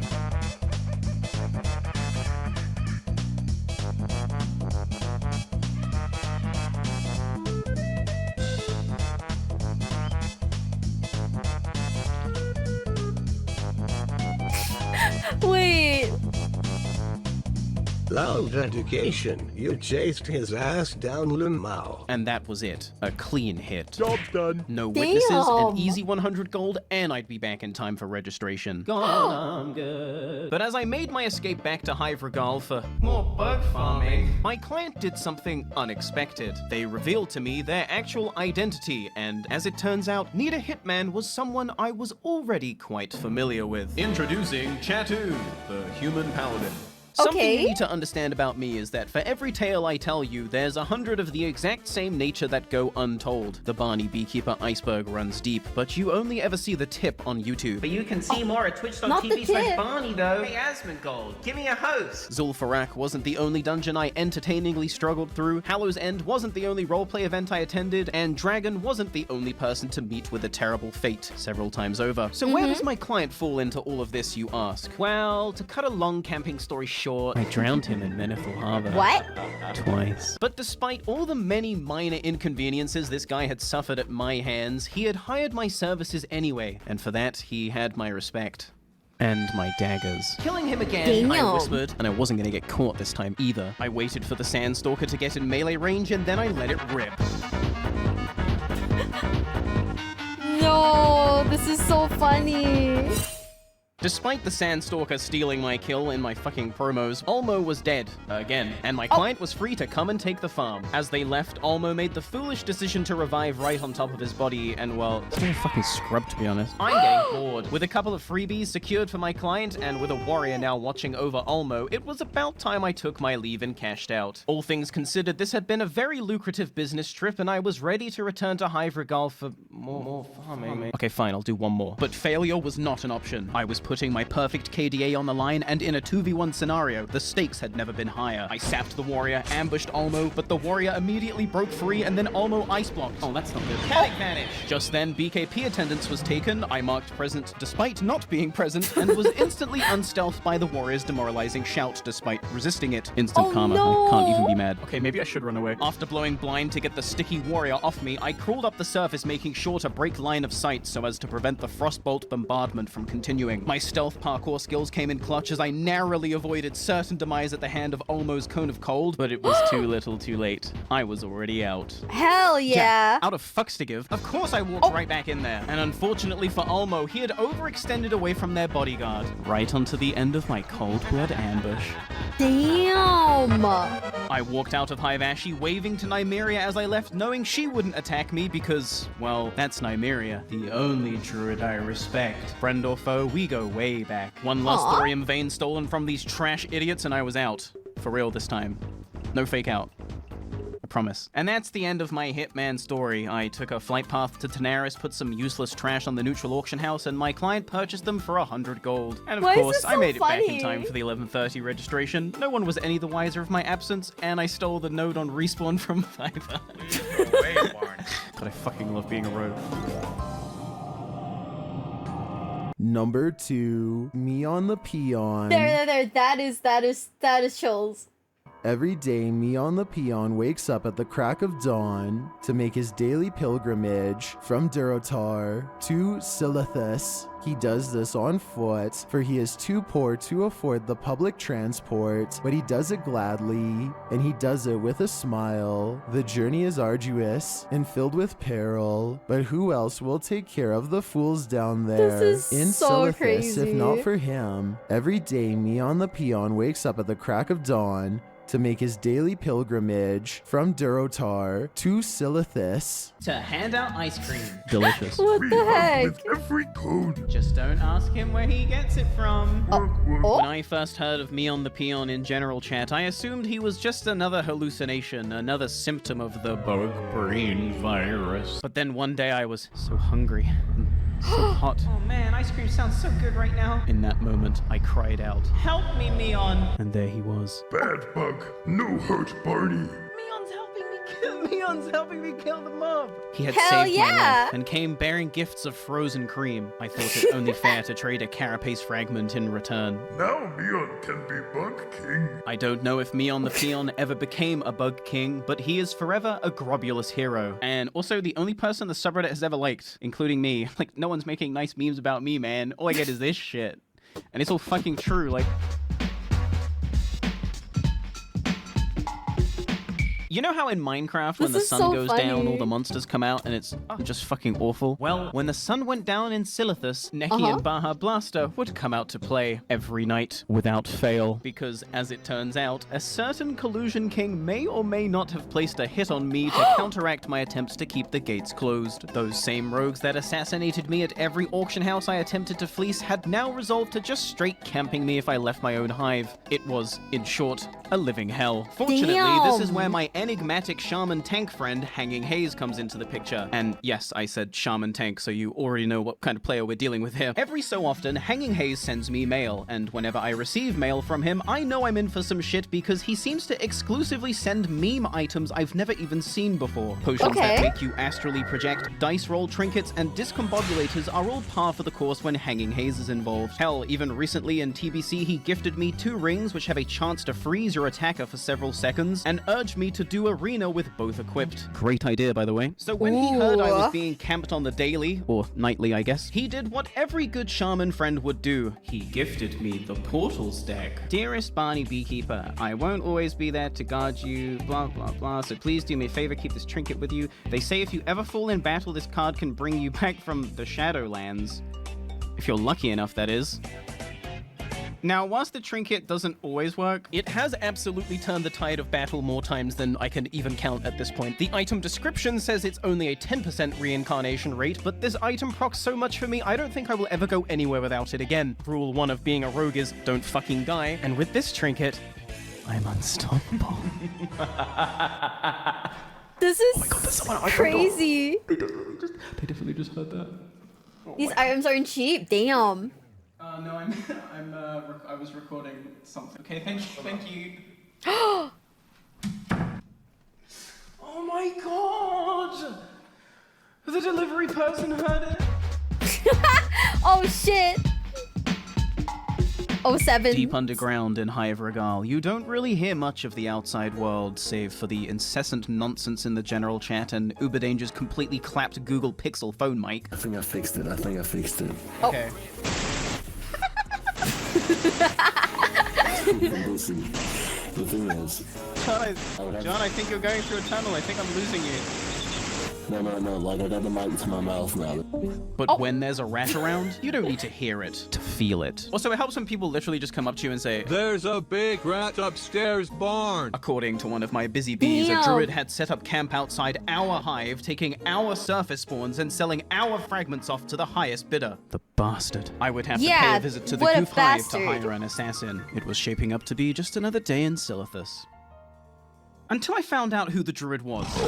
Keishmu. Where's Keishmu? Need eyes on him. If you see him, please tell me. Ooh. Oh, I see him all the time. Hard to miss on that tiger. This druid secured their spot in the grobulous halls of infamy when they, allegedly, committed one of the worst crimes you can commit in World of Warcraft Classic Edition for the PC. What is one of the worst crimes? The tiger mount from Zul'Gurub. What does that mean? For those who don't know, the list of rarest obtainable mounts in Classic goes a little something like this. And I'm leaving the Scarab Lord mount off this list, so untype that comment, you fucking loser. At the bottom, you have your complete basic Pisslow racial mounts, the slow and fast variations. I'm not explaining what these are. Above those are the Warlock and Paladin special quest class mounts. Who wrote this fucking script? Side note, the Paladin mount is technically rarer than the Warlock mount because in Classic, only the Alliance can play Paladin, so therefore there's less of them. You see what I'm saying? Above those are the PvP war mounts, which require rank 11 to purchase, which isn't terribly difficult to obtain, but it's definitely a time sink. And then above those is the Winterspring Frost Saber, a mount which can only be obtained by the Alliance and requires completion of a tedious hand-in-based rep farm, which has you kill specific mobs in a highly contested zone. That sounds familiar. And then above that is the stealing loot when looting is of the ethical way. Oh, okay. How early do you get up? I get up at like midnight. Okay, positive. Don't worry. It's because like in the daytime, I get like heavy construction in my area, so like I can't stream in the daytime. So my hours are kind of like night based now. Don't worry about it. Death Charger, a 1% drop from Baron Rivendare, the final boss of the endgame dungeon Stratholm. And then finally we have the Zul'Gurub mounts, the rarest obtainable mounts in Classic. Again, not including Scarab Lord mount. Don't type that comment, you're so dumb. These are of course 1% drops from High Priest Thekal and Bloodlord Manakir within the Zul'Gurub raid. But their rarity is only half the reason why they're so coveted. For the Alliance, the Swift Razashi Raptor is the only raptor they can obtain in the game, and inversely, the Swift Zulian Tiger is the only tiger mount the Horde can ride. So you can see why ninjaing one of these mounts would be a pretty big deal, especially if it was the tiger mount ninja'd from a Horde raid group. But despite the ninja allegations, the final verdict was that Keishmu was innocent because technically he didn't really steal it. The loot just timed out in his bag because he was the master looter in a ZG GDKP. Now, I personally have never been to a ZG GDKP which took longer than like 45 minutes. So you're telling me this group took more than 2 hours after killing the tiger boss? Sus. There are whispers and rumors on the wind that Keishmu secretly sabotaged the raid to encourage the loot timer to run out before they were done. But I digress. This isn't even my beef with Keishmu to begin with. It's not my mount. It's not my problem. I don't care. The tiger mount looks awful anyway, if you ask me. Also, every time I go to ZG on stream, both mounts seem to drop anyway. Like, wow, you guys are really missing out. Twitch.tv/Barney. I'm gonna keep plugging my stream until you show up. No, you see, my beef with Keishmu goes back. Way back. Back before Zul'Gurub, back before I was even raiding, back before people had even taken notice of my superior World of Warcraft content. My beef goes back to... I had just failed to complete a lower Blackrock Spire run after a hunter had ninja looted the Robe of the Archmage pattern away from the group's mage. The group's mage was also the person that brought the healer and tank with him, so it was GG no re. I hearthed to Kargath, invited a friend from guild who was looking to start a dungeon, and this is where our story begins. Now, because I'm actually trying to finish these fucking dungeons, I had the genius idea to get everyone to say they agree to not needing on BOEs unless they're an actual upgrade before the run would even begin. That way, way, if someone did ninja something, I would have the evidence necessary to put their reputation in the mud. With an idea this good, nothing could possibly go wrong. Sure, I agree. Smiley face. After a brief discussion on where we each needed to go, we settled on Scholarments, and I jumped into looking for group to fill the party. Less than 10 minutes later, the job was already done because, man, Phase 1 WoW Classic was... oh, what a magical time to be a gamer. And each and every party member has agreed to my no needing on BOEs that aren't an upgrade for your class rules, so this is gonna be really good. Betrayal joins the party. Another 10 minutes pass, and I show up to Scholarments alongside the Warlock and the Shaman. With my patented, God, I fucking love being a rogue move, I unlock the door, which is lucky because no one else in this party actually had the key to the door. Without me, entrance to this dungeon would require completion of a 5-part quest chain, a quest chain which requires completion of another separate quest chain to even begin. It's like a 3-hour ordeal.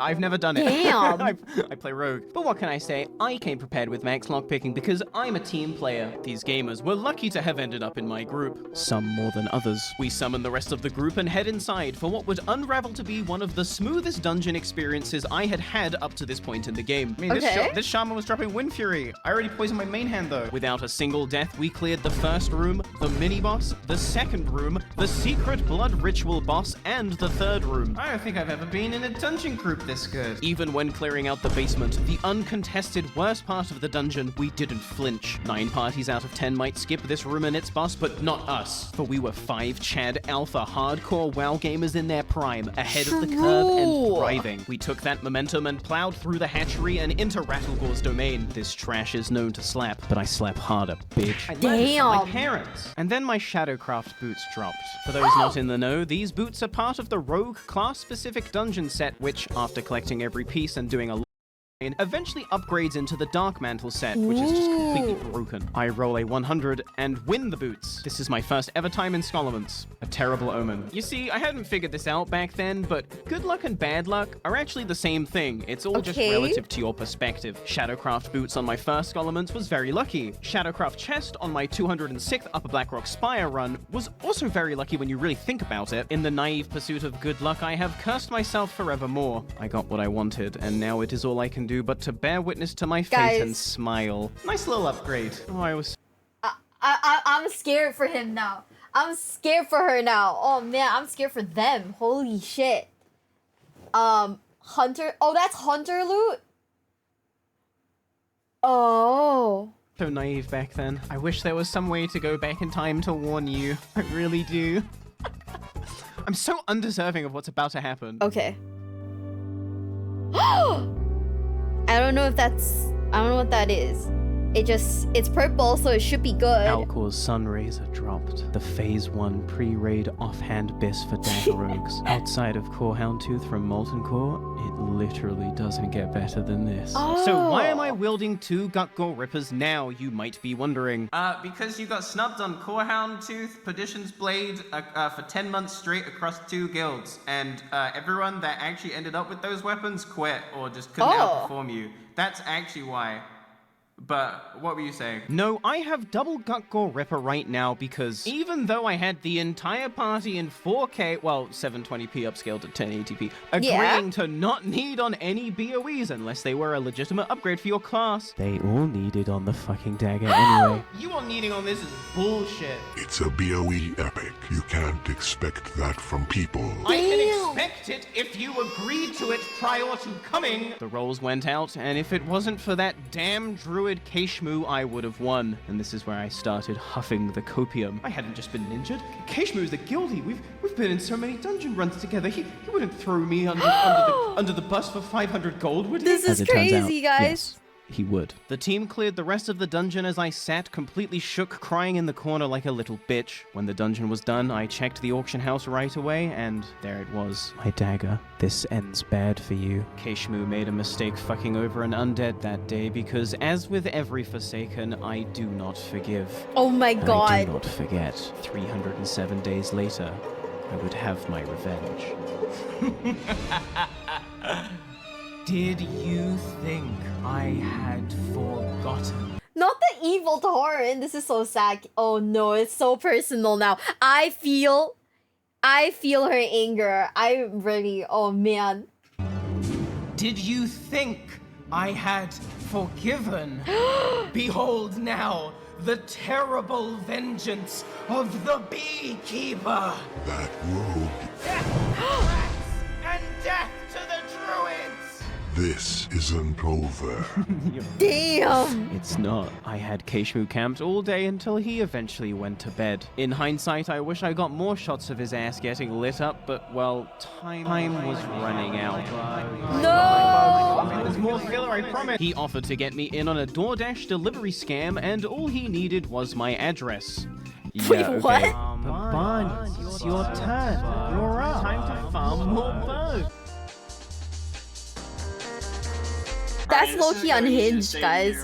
I mean, you're not stupid, but you know, it's really not looking good for you. With Hayes finishing in the next 30 minutes, we gotta move on to his quest line, so most of the guild is gonna leave the zone. And that's basically, it's gonna be you, the rats, and whatever else is left out there that cares about you getting Scareboard. Looks like a bunch of mages that barely know how to drop a blizzard on the ground. I mean, it's pretty hard to play a one-button class, but they make it look really hard. The presence you're gonna have in Solithus once Hayes moves out is probably not substantial enough to carry you through where you want to get it. I can't keep people out farming imaginary bug kill points. At some point, they're gonna realize that it's a big scam, and they're gonna drop out. So you're just letting you know if you're serious about this, which I know you are. But if you're really, really serious about this, you gotta make something radical happen. He was right. Okay. It wasn't looking good. But I already knew that. Hell, it wasn't looking good 3 weeks ago when I was 18th on the list, let alone today when it's the start of my farm 48 hours before the gates open. However, a few days ago, an ingenious epiphany struck me. With the war effort now complete, I was once again left with a simply obscene amount of gold laying around that no longer has a purpose. Crazy. I was also left with a zone full of fragments selling rats with a dwindling buyer's market. Quick timeline check. It's currently August 16th. Every single guild who isn't final boss or goof has vacated Silithus days ago. I am the only Scarab Lord target left on the server. The market price for a carapace fragment has fallen from a peak of 4.12 gold to sub 1 gold depending on your buyer. Yesterday, I personally bought out the last remaining farming guild, Horde Mafia, of their 7,200 fragment stockpile for 75 silver each, so I could execute the final part of my plan, monopolizing Silithus. You see, anyone now left in Silithus not in final boss or goof is farming fragments in the hopes of selling them off to the highest bidder. However, with me as literally the only buyer left on the server, I now have the monopoly on the fragments. 50 silver is the only price. If you had stockpiled fragments, you were forced to either sell them to me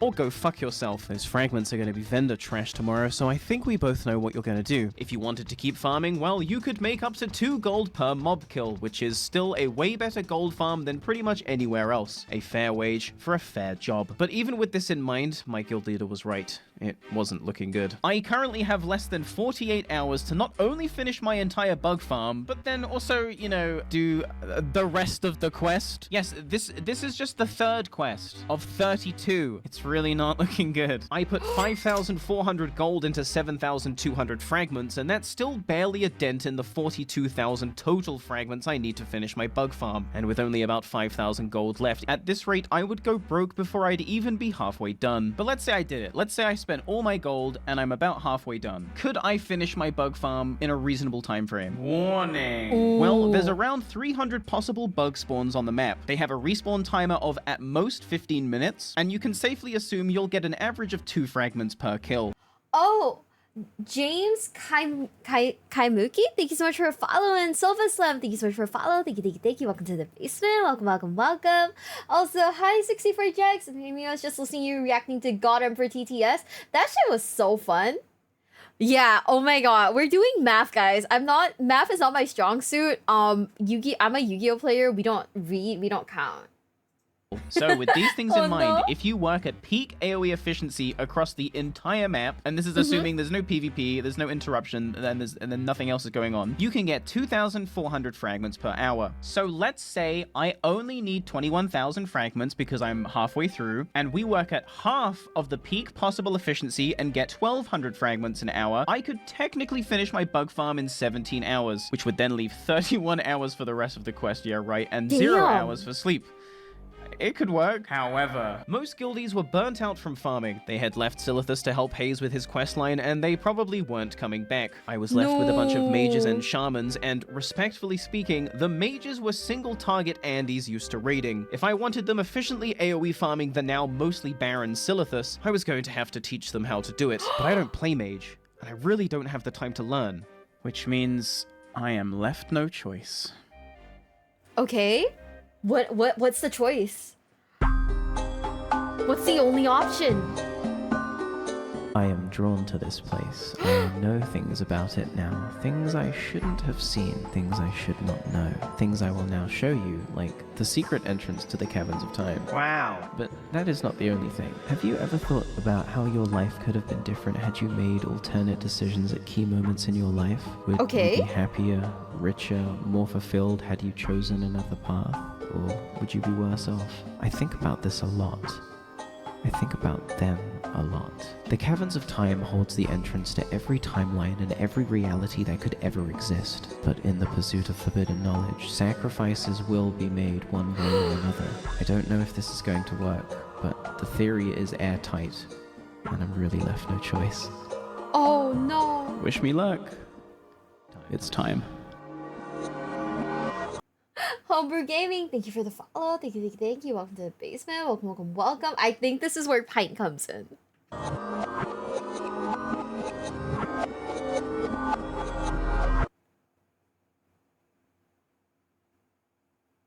What you are witnessing here is a level 59 undead mage, 3 experience points away from level 60, about to enter Ironforge for the first time. And what better way to ding 60 than to parkour up the side of a giant mountain, drop down onto this unsuspecting level 8 night elf, and palm pyro him to the Shadow Realm. I fucking love being a mage. My class was quite a tough choice because I had to battle the temptation to pick rogue. And with OP stealth, OP damage, opening lockboxes, and objectively the best PvP experience due to busted no fun allowed combos, you're probably wondering, why did I pick mage? Well, because I want to be this guy, and this guy, and this guy, and this guy. Why stop at just one mage when I can multi-box an army? Why pug dungeons when I can just pull the entire thing by myself? Why level in a group when I can just be the group? Oh! God, I fucking love being a mage. And I am all bad. I promise. It's on sight. All of you are nothing. You are all nothing. Nothing. Quest for the carrot on a stick, a trinket that gives 3% bonus move speed, but that's for idiots that didn't pick mage, am I right? Hello? I can teleport. And if you think I'm attending this roleplay event instead of farming gold, how did I get epic rate amounts for all my mates? I have but one goal. As many scarab lords as possible. All for myself. Who could stop me? Who could possibly stop me? Wait, why is this song so familiar too? Oh, that's not good.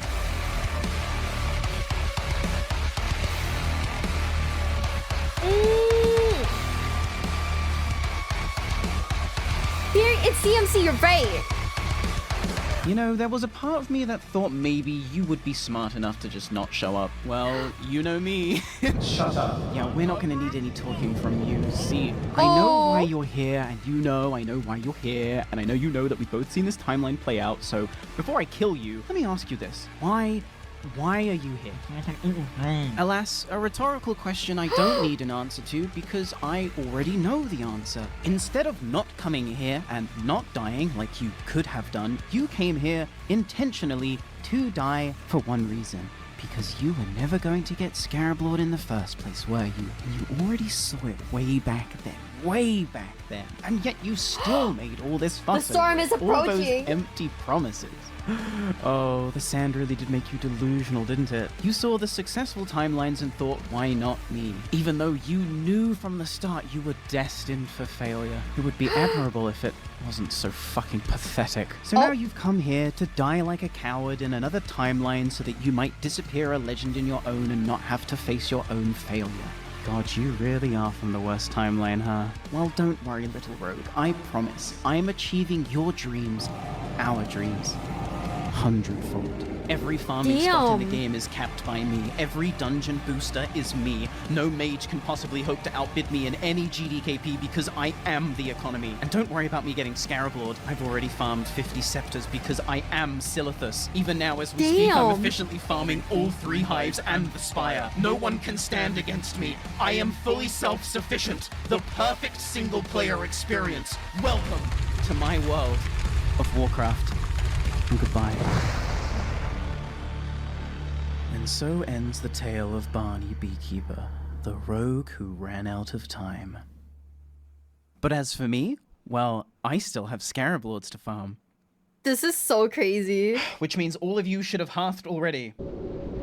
You know, you guys used to be a lot more responsive. Now you're just fucking useless. You're just useless. If I wasn't here, you would fall apart. And I suppose I better go check and see if they actually buried the dragon like I commanded them to. You just can't get the staff these days. I fucking hate it here. I hate it here, actually. Should have just not killed the priest me. Dearest Barney Beekeeper, I won't always be there to guard you, and the ancestors foretell you'll keep fighting even if I'm not there to heal. So please do me a favor and keep this trinket with you. They say if you ever fall in battle, this card can bring you back from the Shadowlands.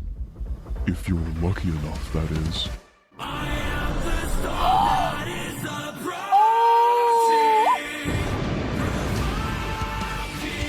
What? How are you still alive? Stay back! Get away from me! I'm warning you!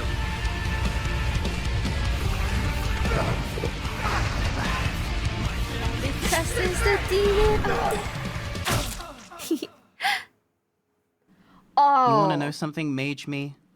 I am weak. If I try to solo even one elite mob in Silithus, I have to use all my cooldowns, and even then I barely survive. But you know what makes it easier? Don't say it. My friends. Cringe. See, whilst you were at home studying the arcane, I was out partying on the overworld, in dungeons, at roleplay events, socializing. Cringe! You've spent so much time alone that I bet you don't even know what a Wind Fury totem does, or what a chain heal feels like, am I right? My shaman always has my back, even if they're not here. But where are your mages now, huh? You sent them off to farm more meaningless gold so you can continue the loop of doing everything by yourself, and for what? So you're not meant to be able to do everything alone and on demand. The social aspect is part of the experience. The tedium of forming a group. The shitters, the leavers, the egos, the ninjas, and overcoming it all anyway.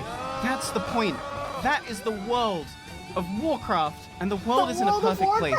You can't always have your way, and sometimes things go wrong. But is victory even worth chasing if there's no struggle? This is so cringe. Oh god, is this how I sounded when I was monologuing to you? Oh, come now, don't try to hide from the truth, Barney. We've always been cringe. No, no, I am aced.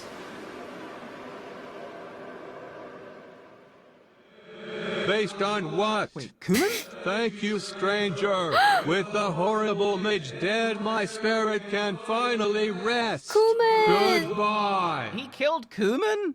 That's just messed up. I'm sorry, Kuman. I couldn't save you in this timeline. Oh, but you're not sorry you couldn't save me, huh? Why is there so many characters in this scene? Oh, it's me as a priest. Wait, a healer? Wow, I'm actually offended. No, I'm Shadow. Oh, that makes more sense. Wait, Shadow in Classic? Yikes. Okay, so I guess you're the rude one. Oh, that's how he silenced me. Yes, it's as we all theorized. Consuming the brain matter of yourself from another timeline grants you their memories. Which means if you eat his brain, you'll be able to understand mage stuff. I'll be able to lead my army of frost. Okay, Lich King, just interrupt me, I guess. You know what? You'll figure it out. My spirit is finally at peace, so I'm going. Bye. Dickhead. Damn. Oh, I like that guy. Okay, here I go cannibalizing again. Not the cannibalizing, just being a silly guy. Cannibalizing. Wait, it's that easy? It's that easy? I broke time for this knowledge. Oh my god. And so I left the mage timeline with my forbidden arcane intellect. And I'm like really smart now, you guys. Like, did you know that these mages aren't actually conjuring fire or ice? Yeah, that fireball, that's just arcane, but it's really hot. That frostbolt, that's just arcane. It's just really cold. They're huge fucking frauds. You think that's food you're eating? Okay, It's I should not? probably teach these fucking mages how to play. I gathered all the mages inside my hive, and lo, did I part with my forbidden AoE farming techniques that I definitely got from eating the brain of me from another timeline and not from Pint. Not from Pint. Nova? Mm-hmm. Blizzard. Yep. Arcane explosion. Okay. Now, is there a way that you might be able to simplify that? Just, not for me, but, you know, for these guys. Okay. Hello? It was a lot to take in. Some of these mages were a natural. Some of these mages were clowns. And some of these mages didn't make it at all. But after the AoE training was complete, my army of Thrust was ready. 48 hours left. It was time to farm bugs. Get them, Bernie!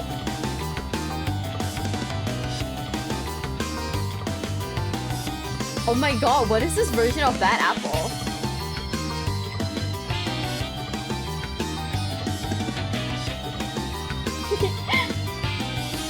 Now I kinda wanna play mage. Oh my god, do I have the brainworms?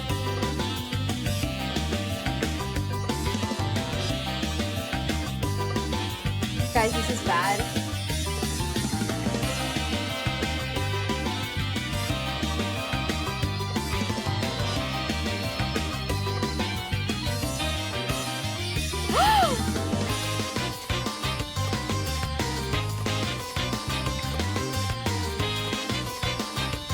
I feel like we've already determined I'm terrible when it comes to propaganda. Terrible when it comes to propaganda.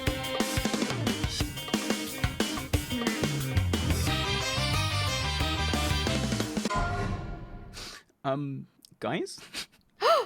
I might have miscounted. How many more do you need? We need 97 more. Let's go, Ashy. Let's go, people. Damn!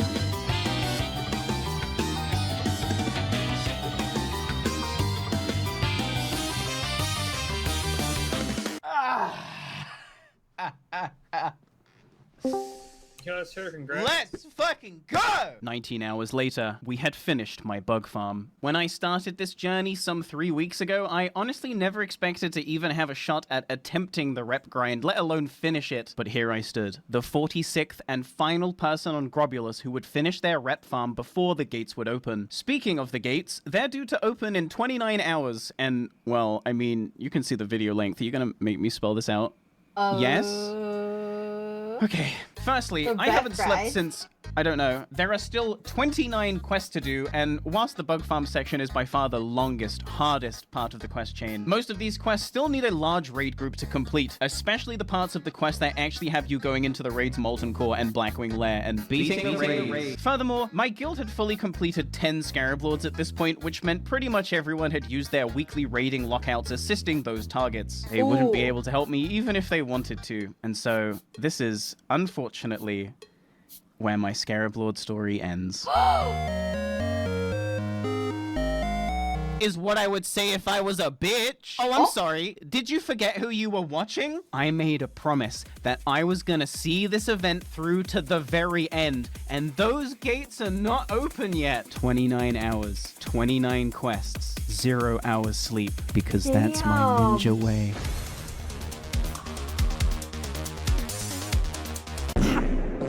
This is low-key stressful. Right? Subscribe Holy right now. shit. Subscribe. Let's watch my stream. Patreon. Hey guys, hold up. Everyone who needs to go pee right now. This is an hour-long video. This is an hour-long video, guys. We gotta lock the fuck in for this one. Yeah. So, if you guys need to pee, go pee. I too shall pee. I will be right back. Grab your snacks, grab your everything. If you're at work, I guess don't grab anything. But we will all reconvene in like 3 minutes. I think that's how long it takes. No pee? Damn, I gotta pee though. 07s.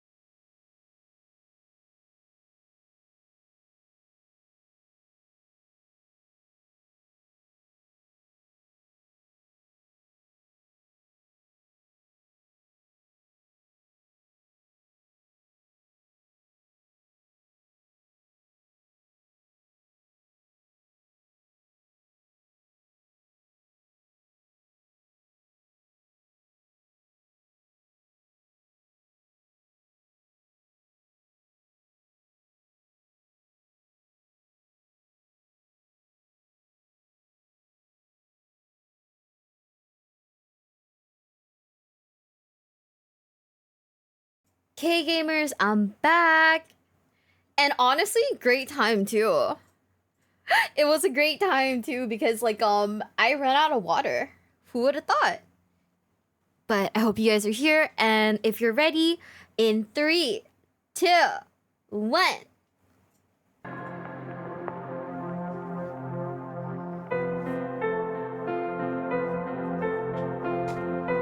Ooh.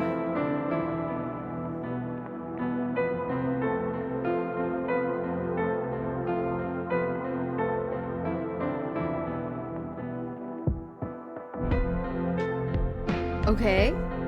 New intro, let's go.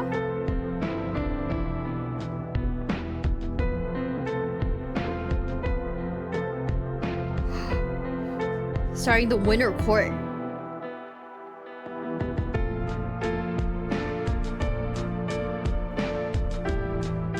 Who is the winter court though? That's my question.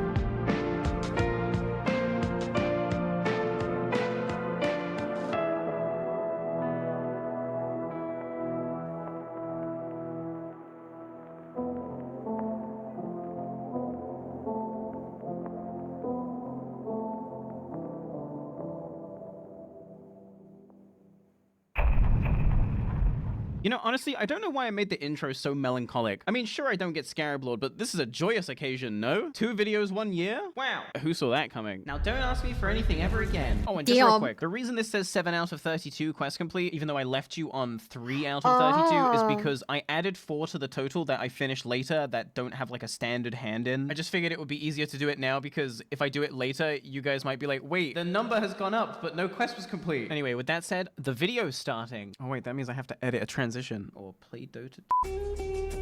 Welcome to the final episode. It is the 19th of August, 2020, 2:12 a.m. We join yours truly approaching the caverns of time outside of which Anachronos is waiting patiently to speak with us. Now that I have secured my reputation as the greatest bug slayer of all time, Anachronos is finally willing to stop being a child and talk to me. Like, do you not know who I am? I'm the main character of Grobulus. I literally grinded through 11 bug farms. This guy should be sucking my contrary to his neutral opinion of me though. Anachronos tells me I am the hope of Kalimdor, and then graciously offers me a terrible ring to aid in my travels. If there was ever any question that this game's design has always been malicious, this quest proves it. Wow, did you just beat the most insane grind we've ever put in the game? Nice. Here's your downgrade, dickhead. Quest complete. Next up, Anachronos says, hey, you know that red stone you keep ominously including in all your cinematics? Go check it out. So we go check it out, and that's when we get the lore dump I explained in episode 1. You guys remember that, right? With the bugs and the dragons and the useless archdruid smashing the scepter so no one can open the gates ever again.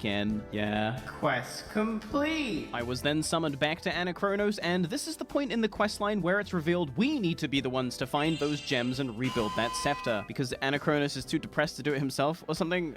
Same. The whereabouts of the gems is, of course, a complete mystery. Even though Anachronos appointed a guardian for each gem after the Archdruid had his little Joker moment. Actually, I guess that wasn't his Joker moment. His Joker moment was probably when he joined Ragnaros in Cataclysm, huh? Man, that's still so shocking to me, too. Like, Ragnaros wanted this guy as his right-hand man? This guy? I mean, I know Executor set the bar low, but this guy he just took L's non-stop for like 1,000 years. That's like his lore. Oof. Even his gimmick achievement is harder than his encounter. I'm getting sidetracked. Each gem was appointed a guardian, but for one reason or another, every single guardian has abandoned their duty. But I've played Dark Souls 3, so I already know how this one goes. We are told to prepare for the worst, and we are sent on our way. Quest complete. Quest complete, so this is the part where the questline breaks into 3 separate threads. Each thread follows the search for one of the 3 gems, and these can be done in any order. If you collect all 3 gems, you can bring them to Anachronos, and he will use them to craft the scepter of the Fuck this. It's the last episode. Just get through it. If you get the scepter, you get the mount, okay? But because this questline is wibbly wobbly, you could do it in any order. It's so wacky. To prevent any confusion on your part, you can check the title card of each section to know which questline we're currently progressing. You can also see how many total quests I've completed and how much time is left until the gates open. I'm spoon-feeding you the content. I'm also just taking the time now to let you know that we have entered full chronological storytelling, bitch. The rest of this video takes place chronologically over 29 hours, which is now 28 hours. It's not looking good. But you want to know what is looking good? The Barney Beekeeper plushie. Wow. I designed it myself. The real magnetizable hands let you replace the weapons with actual knives. My lawyers have told me to inform you that that was a joke. Please do not replace the weapons with actual knives, even though you absolutely can. Render your entire life's work corrupted with one touch of the magnet hands. Oh no, I corrupted my hard drive. As with any plushie, you can put it on your desk, your bed, or even in the corner of your room, safe in the knowledge it will stay exactly where you left it. Any reports that the Barney Beekeeper plushie is actually alive have been greatly exaggerated. He's undead. Fuck it. Mask on. Now they'll never know it was me. When they said, hey, this is too much for one plush, I said, shut the fuck up. I wanted to have a hood as well. Hood now included. As it turns out, spending 3 years making the best World of Warcraft video series on the platform isn't the most financially responsible thing you can do. Which is why you were gonna buy the plush, so it was worth it, right? Right? Just kidding, guys. Yeah, Only buy the plush if you like it. But I should tell you, if we don't sell out, I'm never uploading again. Thebeekeeper.shop. A link in the description. Fucking buffed. Welcome to Azshara. Named after the Night Elf Queen who did the thing, you'd think this zone would present endgame challenges. Wait, her boss fucked her on them? But actually, it's pretty fucking dead. But that's because Azshara was never intended as a questing zone to begin with. It was meant to be Dota. Don't believe me? I'm about to blow your mind. Ooh. Originally designed as an instance battleground, Azshara had 3 lanes, 2 large jungles, and a river running down the middle. Does this sound familiar? It's implied that the 2 teams would advance on each other until one base fell. But it must have been really fucking boring because it was scrapped super close to release, and now Azshara exists like this. Now, I don't blame Blizzard for scrapping their Dota battleground. They never did quite figure out that 3-lane gameplay. But I do blame them for doing nothing with the zone in 12 years. Remember the big cannon? I don't think Blizzard does. Anyway, we're here to talk to this big dragon. This is Azhagos. Hi, I'm Azhagos. You might remember him from closing the gates 1,000 years ago. But what you might not know about Azhagos is that he is the blue dragonflight. Oh, wait, hold on. He is the blue dragonflight's trinket keeper, which basically means he's every blue dragon's bankroll. And he fucking hates it. He despises the fact that whilst every other blue drake is off in the Nexus banging mana straight from the source, having the sickest parties of all time, he's stuck in fucking Is that fucking Caramel Dawson? No bitches guarding other people's stuff from dickheads like me. 1,000 years ago, Anachronos gave the blue scepter gem to the blue dragonflight to keep safe forever. So what that actually meant was Azhagos was given the blue scepter gem to keep safe forever. And just like any dragon who is guarding a one-of-a-kind gem, Azhagos would be targeted by more treasure hunters than ever before. And Azhagos was pissed. 500 years later. Damn. I don't need a wife. My job fucks me. True. At this point, Azhagos had lost count of the amount of attempts made on his life because of this damn gem. And just like with literally any Blizzard character, if you give them enough time, he became unhinged. Oh. And then he fed the blue scepter gem to a fish.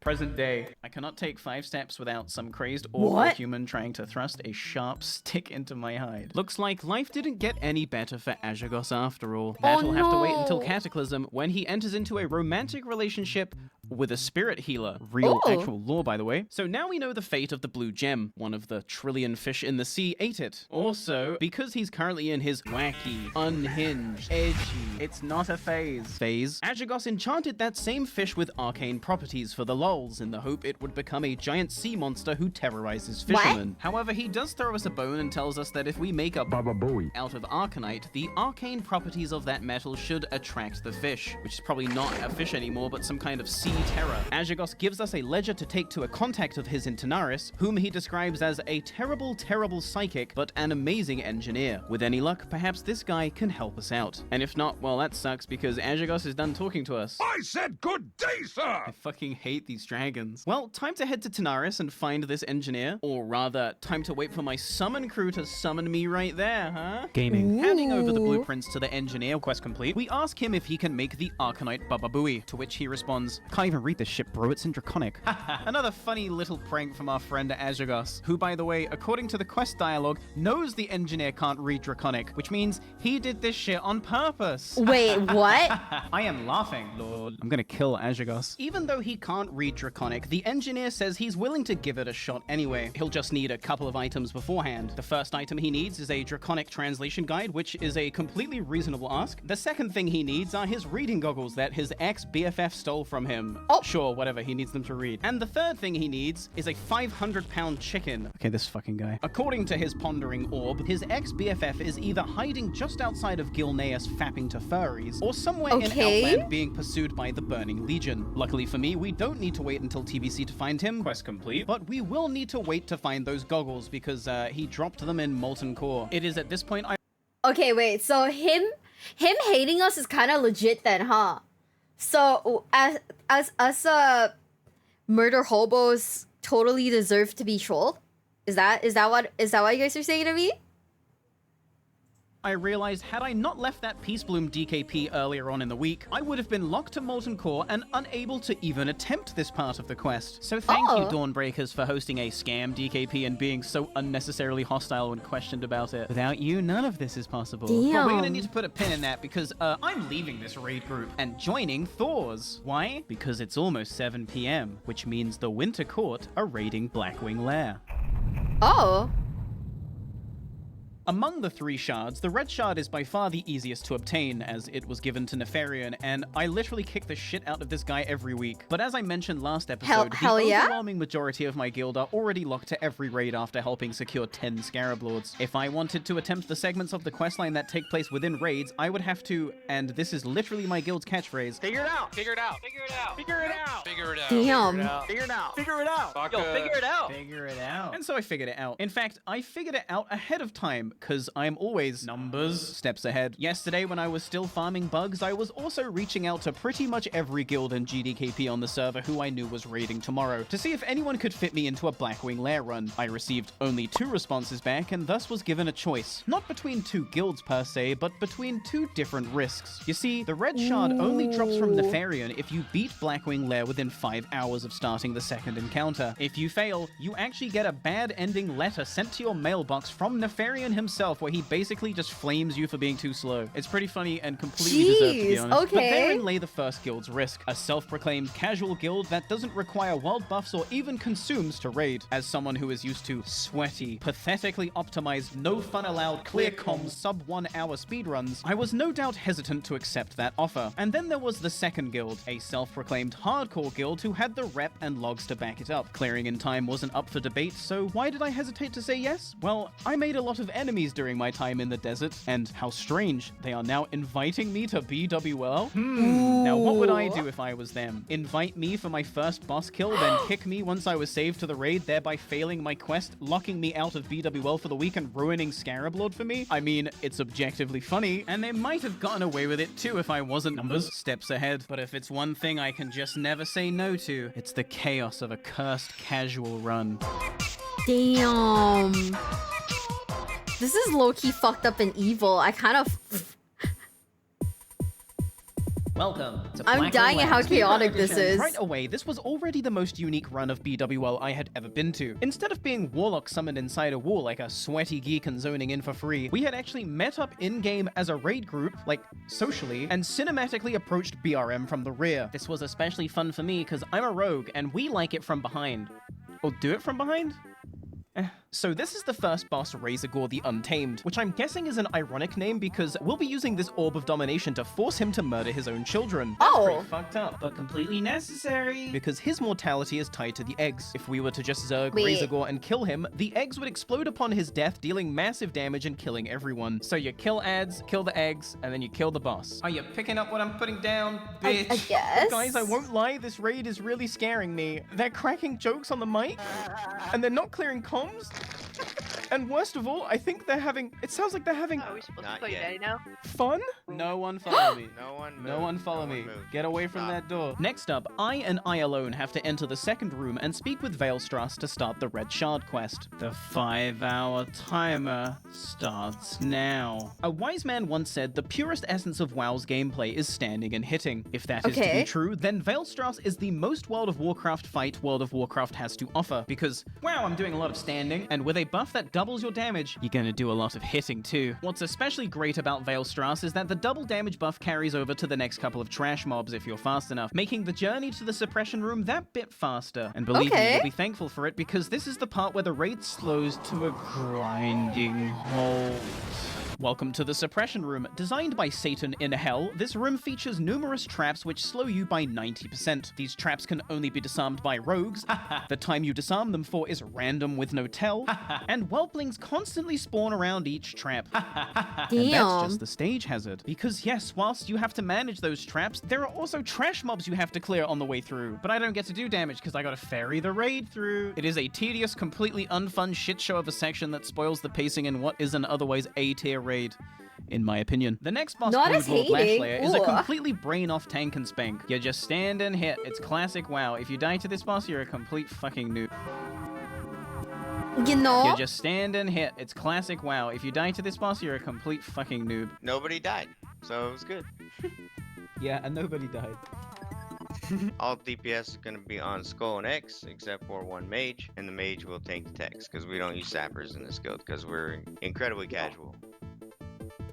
I think I might throw up. After pulling 4 packs of techies, with no sappers, we were ready to engage the hardest boss of the raid, Firemaw. Implying classic is hard. Firemaw, by all definitions, is objectively a well-designed fight, fulfilling literally every class fantasy in one encounter. The tanks get to be slapped around and boiled alive for the duration of the fight. Melee get to risk their lives trying to pass, gambling on stack resist so as to avoid downtime moving out, and range get to stand back and safely press their one button. Oh wow, in a corner too. Right? Bunch of stacks, guys. Bunch of your 6. Try to play him on Tink, careful.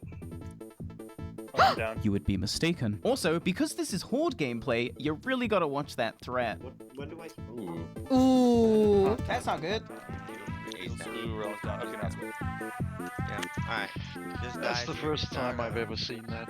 It's the first time I've ever wiped. Yeah. That's... I blame Barney, honestly. Just die now. No. Just die now. So We anyway, blame Barney. we've got 5 hours. And, you know, it's gonna be fine. No, we're fine. We're not gonna make it.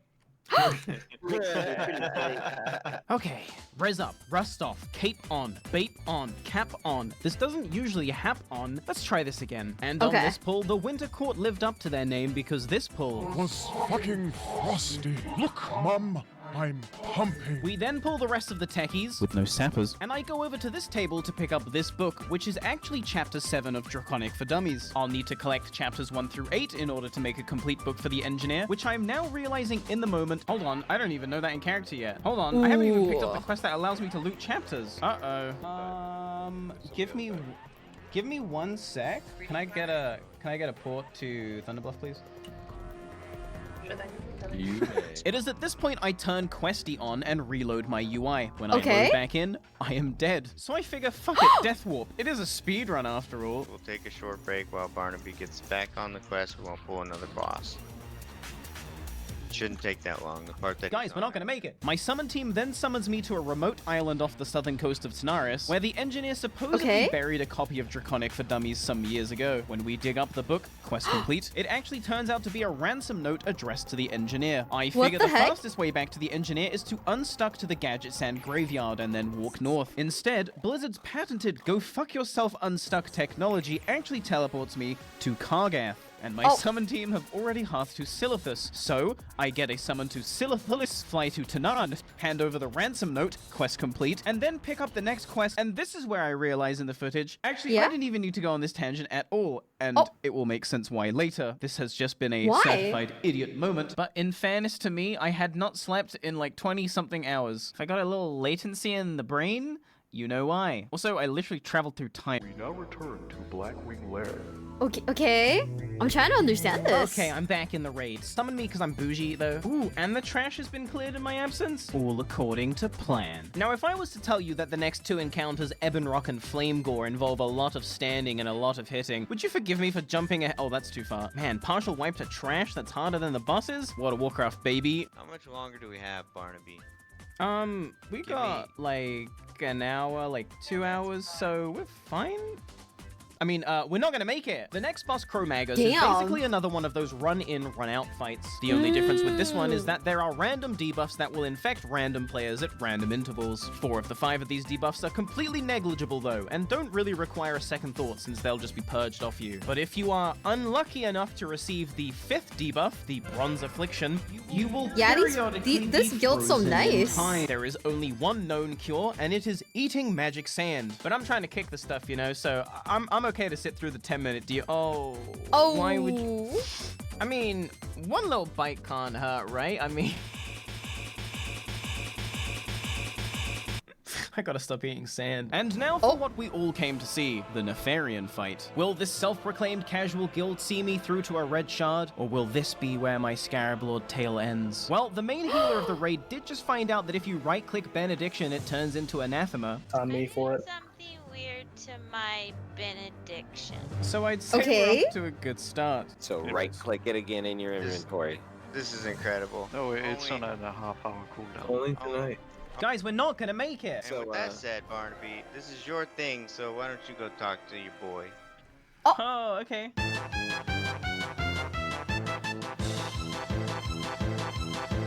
Of course, no final boss of any raid would be complete without the arbitrary minutes of killing ads before the main guy even shows up, but this phase is incredibly simple and is definitely not cause to freak out. So I have no idea why the people in Discord were freaking out so much. In fact, they were freaking out so much I heard my first clear comms of the entire raid. And when the casual guild says clear comms, that's when you know things are bad. For those that don't know this fight, once you kill 40 ads, Nefarian descends upon the raid and covers the entire floor in fire. And if you're not wearing your Onyxia cloak, the fire will kill you in one shot. So tell me why the 5 minutes we spent doing loot prior to pulling the boss was not enough time for over half the raid to equip their Onyxia cloaks? We're not gonna make it. A lot of people have cloaks on. I do that as well. We were not ready. Now, you can stand behind the throne when the fire goes out, and this will avoid being hit, but it's generally considered rat behavior because you lose a bunch of uptime. Thankfully, though, we managed to get through the fire and the flames with 0 casualties. Nefarian now lands, someone rips aggro, and I die for their fucking sins. Somebody pop wreck and pull him over.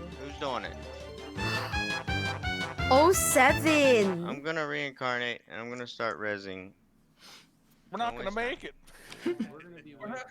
Yeah, we actually might not. What started off as a sarcastic little joke was now beginning to sound like my actual fate. Every time you wiped a Nefarian, you have to wait around 15 minutes for him to respawn, and as you know, I'm kind of on the clock here, so... Dude, if we don't make it, I will get Barney B tattooed on my knuckles. Damn! Well, now the stakes have never been higher, or there's never been a better time to throw Captain this Grip? shit. Depending on who you're asking, of course. Me, personally... Wait, you know that person logs? Also, this is so crazy. This is so stressful.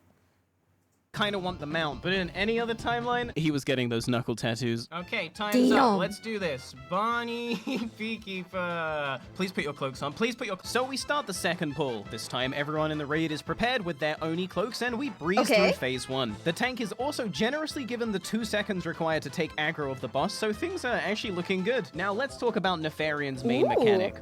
Every so often, Nefarian will target a specific class and do what's called a class call. This is essentially some kind of debuff or Joker's trick targeted at one specific class. And depending on your class, these can range from being the most minor inconvenience conceivable to being capable of causing the breakdown of the entire raid and a potential wipe. In the case of rogues, you get teleported in front of Nefarian and cannot move. If the tank doesn't react fast enough, this happens. And you want to know the best part about this? There's literally 0 counterplay on my part.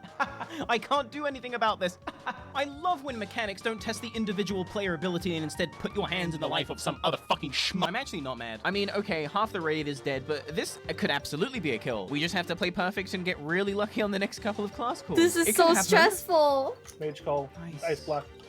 We're gonna make it. Keep him up. New class call coming. If it's warrior, we're gonna be fucked. So... Uh-oh. Now, you guys want to know what's worse than one warrior call? Oh, I'll get to that in just a second. Because first, I gotta tell you that if we get this boss to 20%, all the ads that we killed in phase 1, all 40 of them, respawn at the same time and charge the raid. So now let me return to my original question. What's worse than one warrior call? That's right, 2 warrior calls, with the second one happening during the final ad phase. And now I think I'm just gonna let this clip play out because it is so difficult to make raiding sound interesting. There it is, right there. This isn't that stressful. Do you have shield wall? Perfect. No. Okay. All right, Barney, there you go, bud. Jesus. We got it. We had. Nope. Oh. Don't worry, Barney. It didn't drop it, Barney. What? Remember how earlier I left the raid and joined another party to get summoned to Tenaris? Well, psych! Actually, that did nothing. I just love faking you guys out. It's just so easy every time. And you're thinking, I can't keep getting away with it. Oh, I will. You're already in my web and you don't even know it yet. Wow! Red shard acquired! Right, you ready? 3, 2, 1. Yay! Yay!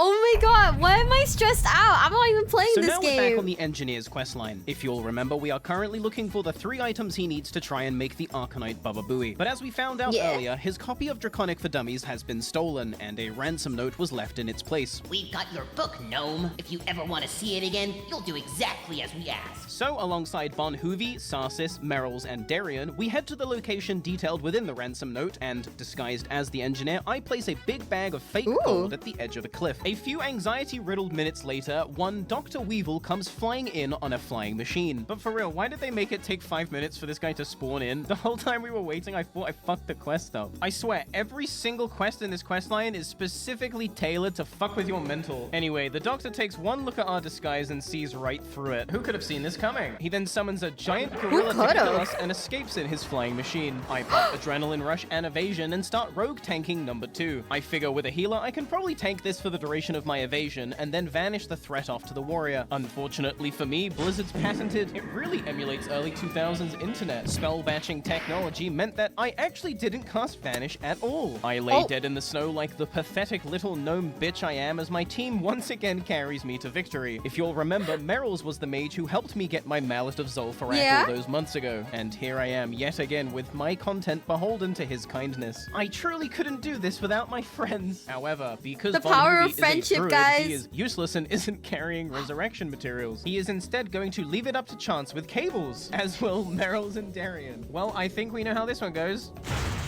Yup. Can't be that unlucky, right? Right. Don't do me like this, please. Thank God. Not the I pee-pee love. pop Merrills pop. then opens a portal to Thunderbluff for me, and I fly to the Engineer in Tenaris Okay. to tell him that the plan failed. And also, because we didn't keep to No. our end of the ransom, Dr. Weevil has obliterated the Draconic for Dummies book. Quest complete. So now our only option is to track down the last known surviving copy of Draconic for Dummies, which, because it's the Scarab Lord questline, has actually had all 8 of its pages torn out and scattered to the wind. Once I find all 8 chapters, I can use this book binding to refashion the book. This questline's never gonna end, is it? One quick stop off in Gadget Sand to meet with this chef, quest complete, and to discuss the possibility of acquiring a fat chicken. He tells me no such chicken exists, but does clue us in on one Lord Lakmiran, a chimera who, with proper preparation, may or may not look like a 500-pound chicken. And whilst I'm here in Tenaris, I figure I may as well hand in the red shard to our good friend Anachronos, who once again rewards us with a completely useless piece of jewelry. Quest complete. Our beloved?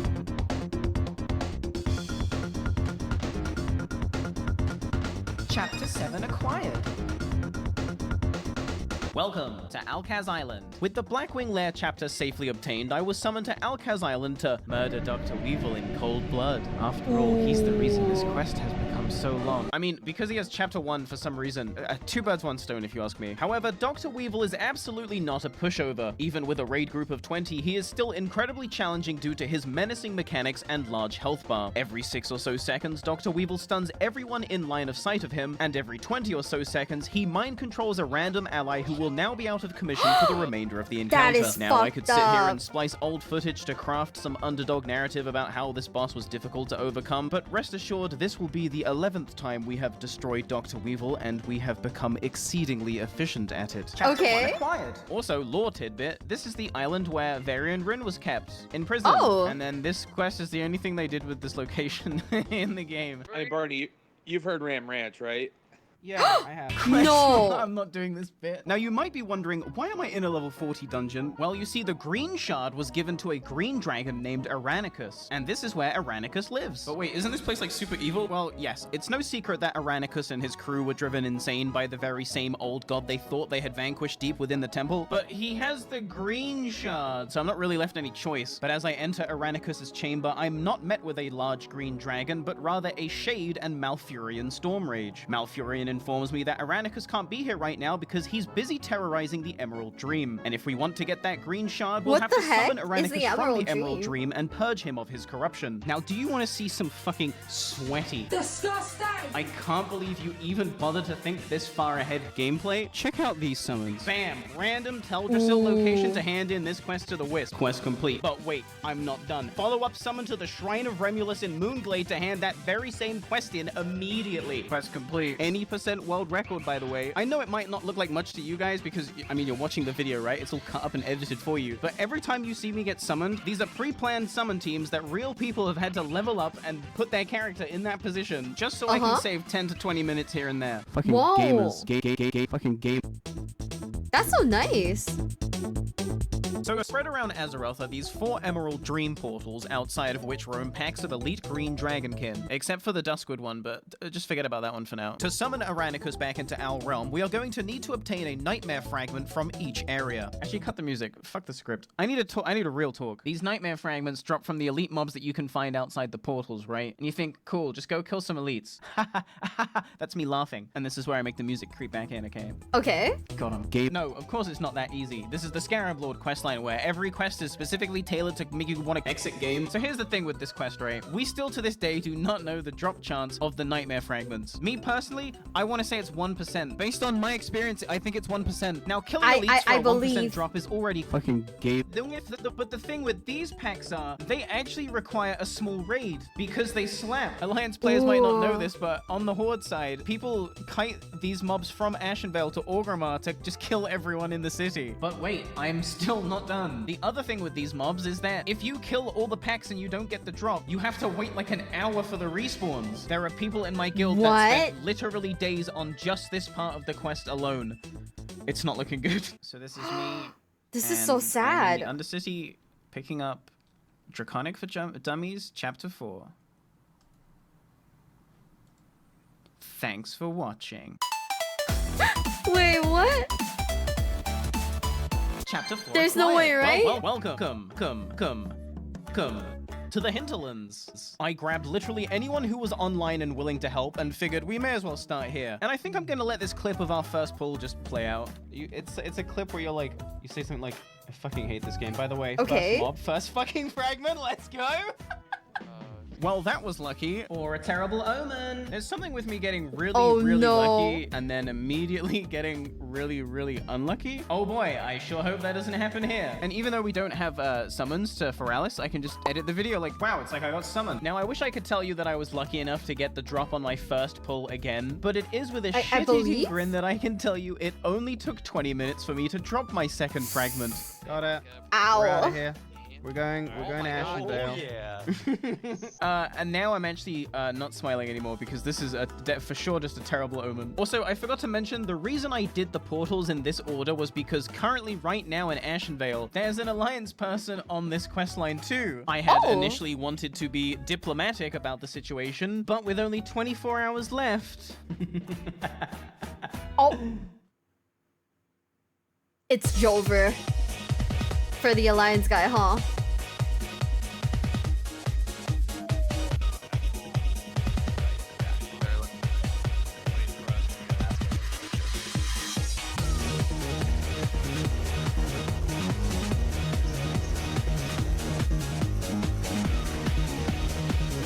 Oh my god, overworld PvP is insane. Oh! Jeez, they could at least make it hard, like, at least make it fun. The Alliance had, as is customary around these parts, failed to put up any meaningful resistance. We took the leader of their group hostage and told those motherfuckers Ashenvale's closed. Damn!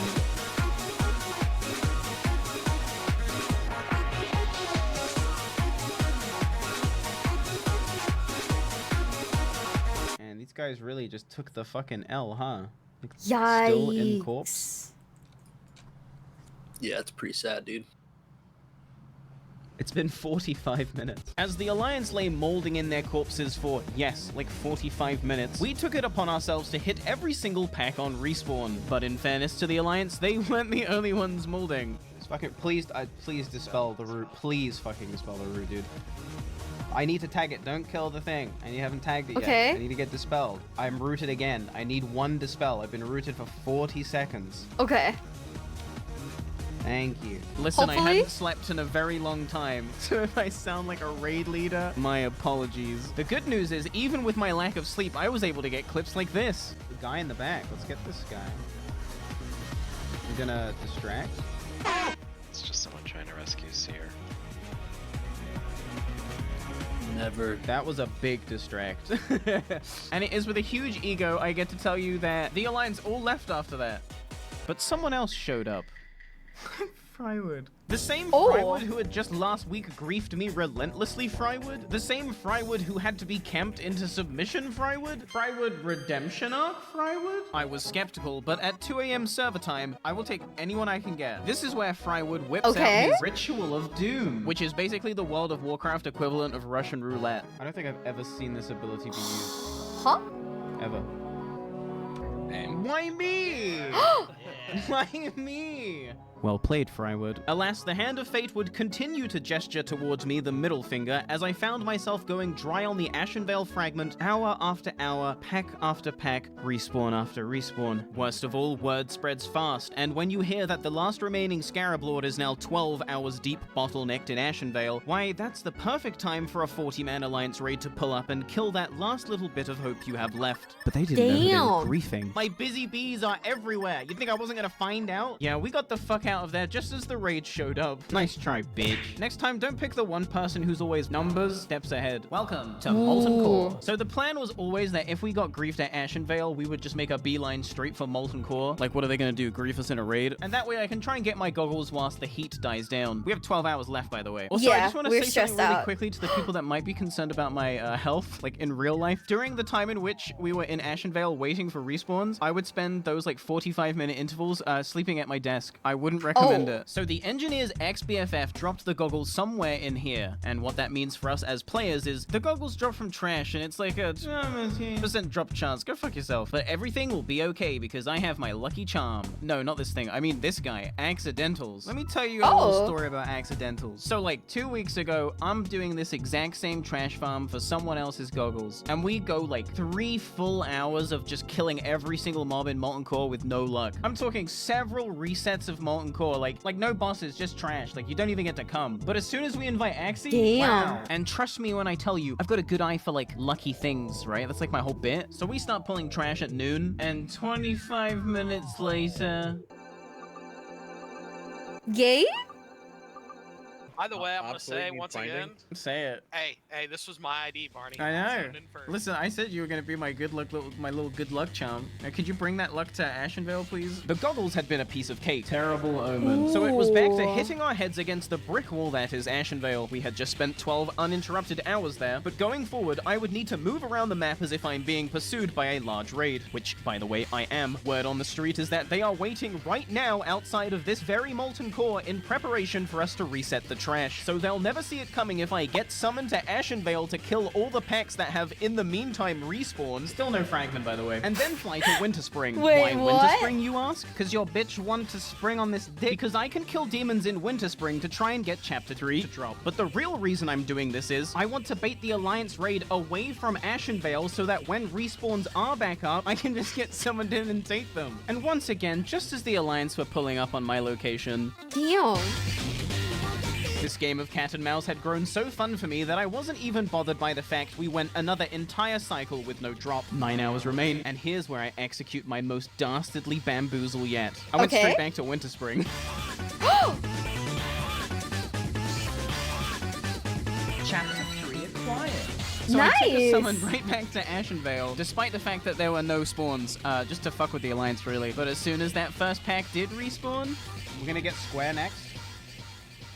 I got the fragment. Let's fucking go, guys! Let's do it! Sorry. Wow, that hurt my ears. I'm so sorry. I didn't mean to scream. I'm so sorry. 8 hours remain. Ashenvale had stolen 15 hours from me, but no more. My green dragon farm had come to an end, and I was ready to get that fat chicken. With the Alliance closing in on our position, we did something no Horde player would ever do. Portal to Thunderbluff. Genius mix-up. This also let me take some meat out of the bank that I prepared earlier, like literally a year ago. I need 20 total for the quest, but I'll get 3 later. A few of us were then summoned to the Isle of Dread in Feralis to kill the unique Chimera elite Lord Lackmiran, and it is now later. See how efficient I am? I got the corpse of Lord Lackmiran and the rest of the meat that I needed in one kill. Are you not entertained? I've been planning this for years. Also, the Oh, Talkie, thank you so much.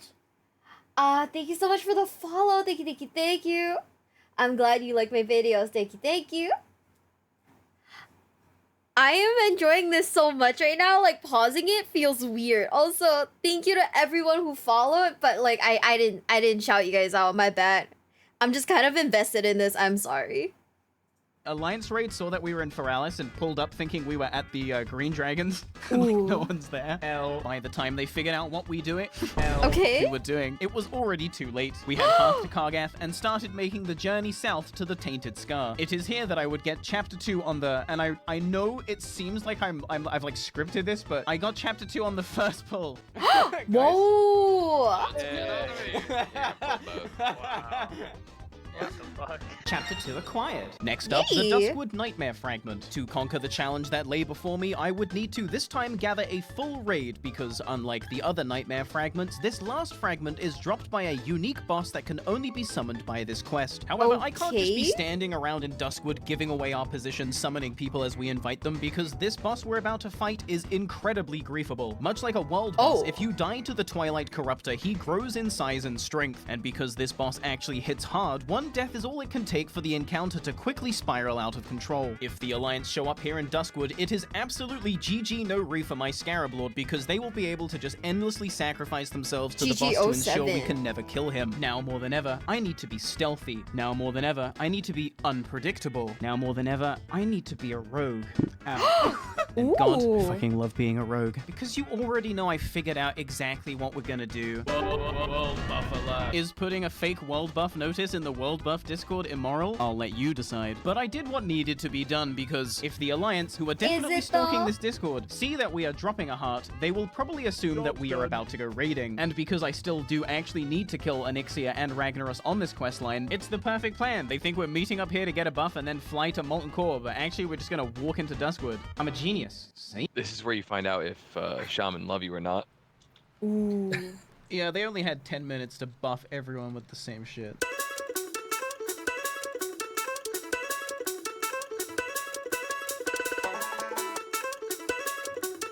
It's horrible, everyone understands. You know, Evian, you're actually right. It's kind of curious that more than 100 people would rather watch someone play an ancient game instead of playing something new. I think it's just more like people like watching this with other people, and this is like a nostalgic like series that is not just fun to watch but also very popular. You know? Vanilla WoW this is so intensely chaotic that I can't look away. It's like a dumpster fire that just keeps going, you know? More people like the concept of WoW than actually playing it, yeah. That's true. It's like something is gonna happen, you know? You know that some shit's about to happen, but it's still like really, you know, like fun. Hi, Stevie. This is so fucking funny.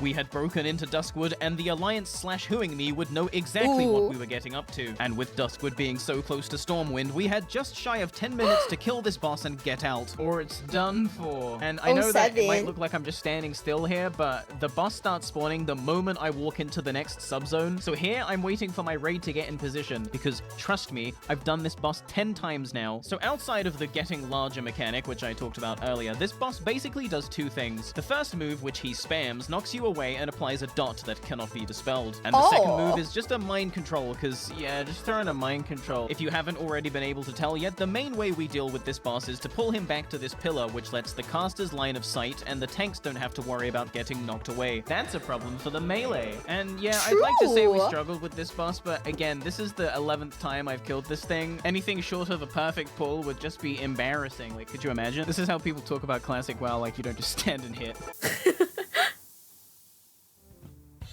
Only 4 minutes had passed since we first entered Duskwood, but that was all the time we needed to get the fragment and get out. The Alliance raid had been thwarted once more, but I made no efforts to disguise our next move. In fact, of all the places we could have gone next, I picked the most obvious because I'm disrespectful like that. Welcome.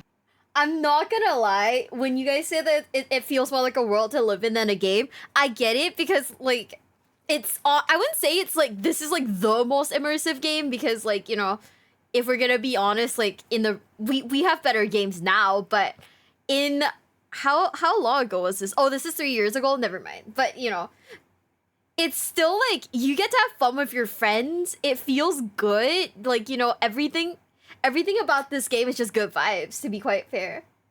To Moonglade. Buy my merch. With all 4 nightmare fragments gathered, quest complete, it was time to summon Aranicus from the Emerald Dream and purge him of his corruption once and for all. As we walk up to town alongside Remulus, I'm going to take this time to go over the Aranicus encounter using footage I got during other people's questlines, because, you know, I've done this 10 times already.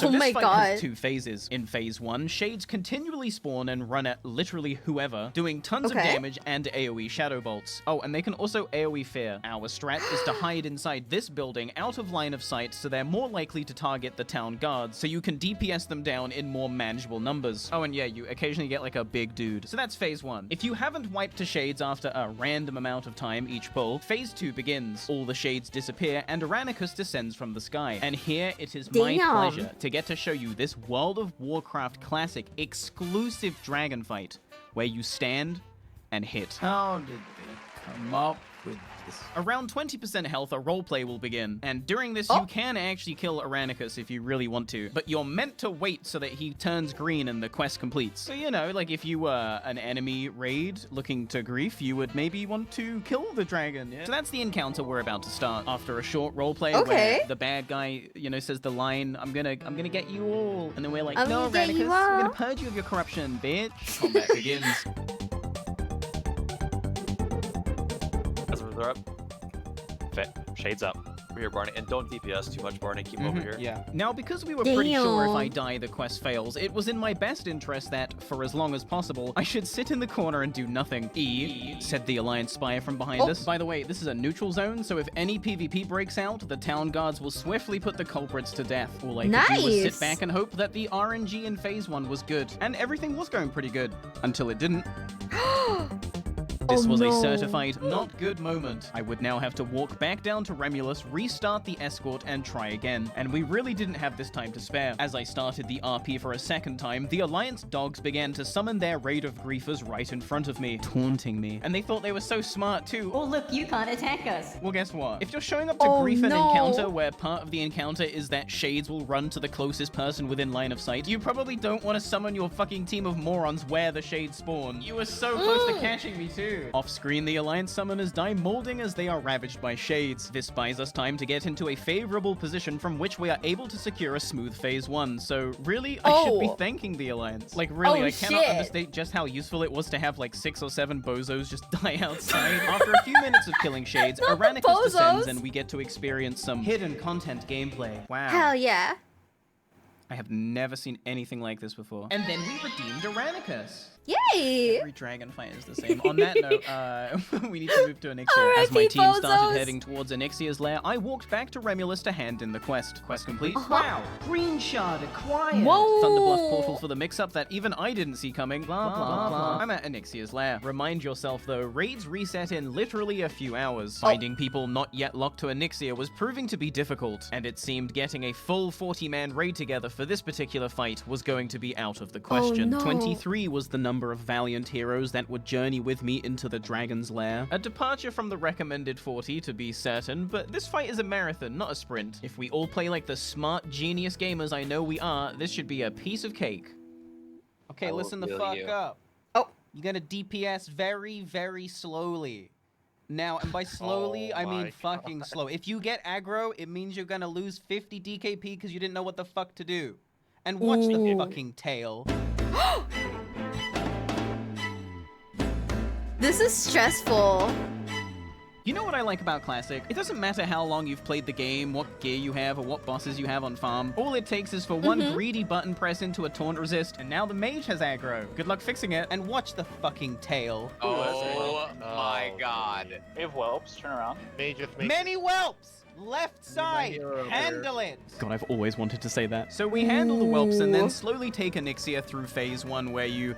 hit a net. Once she dips below 60% health, she transitions into phase 2 where she flies up into the air and starts launching fireballs at people. During this phase, only the ranged can hit her, and given that we only have 7 ranged and she stays up there till 40%, this is going to be a very long air phase. Also, I feel like I'm missing something. I think... Wait, if she stays up in the air, doesn't she start, like, covering the ground? I knew I was forgetting something. And it wasn't just me. Some of us were so used to this boss being dead already that we completely forgot she actually has mechanics and a moveset. World of Warcraft is one of those funny games where the better you become at the game, the worse you actually become at the game. And if that doesn't make sense to you, it's because you're bad. But that's a good thing, I promise. Ignorance is bliss. Ignorance is truly bliss. Do you think my WoW logs make me happy? Do you think raiding makes me happy? Listen up. There is no joy to be had from mastering World of Warcraft, okay? There is only pain. Nevertheless, we pushed through the longest phase 2 of my entire life. 6 What do people you mean? have Are we perished, not leaving happy? only 17 of us to finish phase 3. And actually Withers has aggro, so let's make that 7 deaths. Phase 3 has a fear, by the way. And watch the fucking tail. But as I said earlier, this fight is a marathon, not a sprint. And even with no world buffs, even with 10 people dead, and even when I rip aggro at the last second intentionally and try to turn the boss to tail swipe the raid, hey, watch the fucking tail. This fight was fucking game. Oh! Let's go! This guy does not deserve it, so I will take that draconic for dummies. Chapter 6 acquired. Yay! It's as they say, scuffed equals stuff, which is why I find it no surprise K-Bay rolled a 100. After all, is there anything more scuffed than... On me for it. Something weird to my benediction. I dished out the loot and then it was off to Tanaris to cash in on some dopamine points. I gave the goblin my meat, quest complete, and then he says he needs some salt and rocket fuel, which I already have. Quest complete. Oh, nice! He then gives us a fat chicken, which we hand in to the engineer immediately. Quest complete. And we also hand in the goggles from Molten Core. Quest complete. Speaking of Molten Core, Ragnaros has a Draconic for Dummies chapter I need, and it is nearly 7 server time. The Winter Court had once again agreed to let me leak their raid because I'm just such a nice person, but really because I have, like, really good luck. I'm actually insufferable. Yeah, me too. Man, look at all this great big strikers. I understand why Final Boss recruited Barnaby at this point. Why? Because you bring the loot. I have a double Gutgore Ripper Yeah, see, it's a curse. You don't get shit. Yeah, I don't get them. Now, I'm not going to try and conjure content where there is none to be found, because the truth is this entire Molten Core was just an incredibly standard ordeal. Outside of the loot being really good, there really is nothing to talk about, because, you know, it's Molten Core. Yeah, give me master loot now. We're in combat, so I actually ninja can't. perditions. Guys, this is stressful. Oh, yeah. My actually, God. none of our rogues need it. You're welcome. I'm gonna take perditions and leave the draconic for dummies. That's actually all I came for. And fuck your quest and just say fuck it. It was all a ruse to get rid of Gutgore Ripper. From the very start. Funny joke, right? Perditions actually drops, though. Someone's up there, taunting me. You think this is so fucking funny, don't you? Chapter 8 acquired. Locked away deep within the Stormwind library sits Chapter 5 of Draconic for Dummies, the final chapter I need to finish my tome. But at peak server hours with an Alliance raid following your every move, one does not simply stealth into Stormwind. And also, if I'm being honest, I've never even been there before, like, I wouldn't even know where to go. But I do know someone that does. Meet Eddie. And where do I even begin with Eddie, huh? So the thing with Eddie is, he doesn't really understand that he's not human anymore. Arthur's kind of let this guy marinate in the ground a little too long before raising him, and so with only, like, half a brain, he doesn't really get it. He doesn't really get the whole undead thing. But that's okay, because he's harmless and adorable. Look at this little guy. Long ago, the Horde and the Alliance of Grobulus came to an agreement that Eddie would be free to live and fish in Stormwind unbothered, since can we please just let something pure exist for once? So who better to escort me through Stormwind than the one undead no Alliance wants to kill? The one undead who has true diplomatic immunity. Eddie was a good Okay, guy. roleplay server. Yay. Don't fail me now. Library, I announced in human as I walked across the bridge into Stormwind City. Where is the library? Oh my god, he's fluent in human too. It was here that Eddie shows me a neat Stormwind trick. If you wave to the guards, they are legally obligated to stop pursuing you and wave back. By spamming a wave macro, you can effectively stun lock guards until you leave their aggro radius. This doesn't work on patrollers though, so keep that in mind. As we approached the city entrance, we had gathered quite the crowd, but stealth was never an option, so we just have to hope for the best here. Where is the library? Eddie asked again as he was approached by a swarm of guards that not even the greatest Osu legend would be able to wave macro into submission. I barely had enough time to utter library before we were both forced to take a quick nap. So rude. I know, right? I'm just trying to acquire knowledge. Two perfectly normal humans having a stroll through Stormwind. Oh, 07. Bearing no ill will. Asserted Eddie as we woke back up in Stormwind. Oh my god, real Janie? Library? We only seek your knowledge. Library? Where is the library? Library? I was then assassinated by an off-screen menace for being annoying, I suspect. Barney, no! At least they left Eddie alive. And he's the main character in all this. It's his Stormwind. We're just stealthing through it. Speaking of, I somehow managed to stealth through the trade district and reconvene with Eddie in the canals. Hello. Yay! Also, Capo Mio, thank you so much for the raid. Thank you, thank you, thank you. Welcome in, Raiders. If you guys don't know who I am, I'm Mio Bell. And currently we are watching WoW because we're watching this Barney's Adventures, and it's actually really fun. I don't even know how to explain it, to be quite honest. It's really good.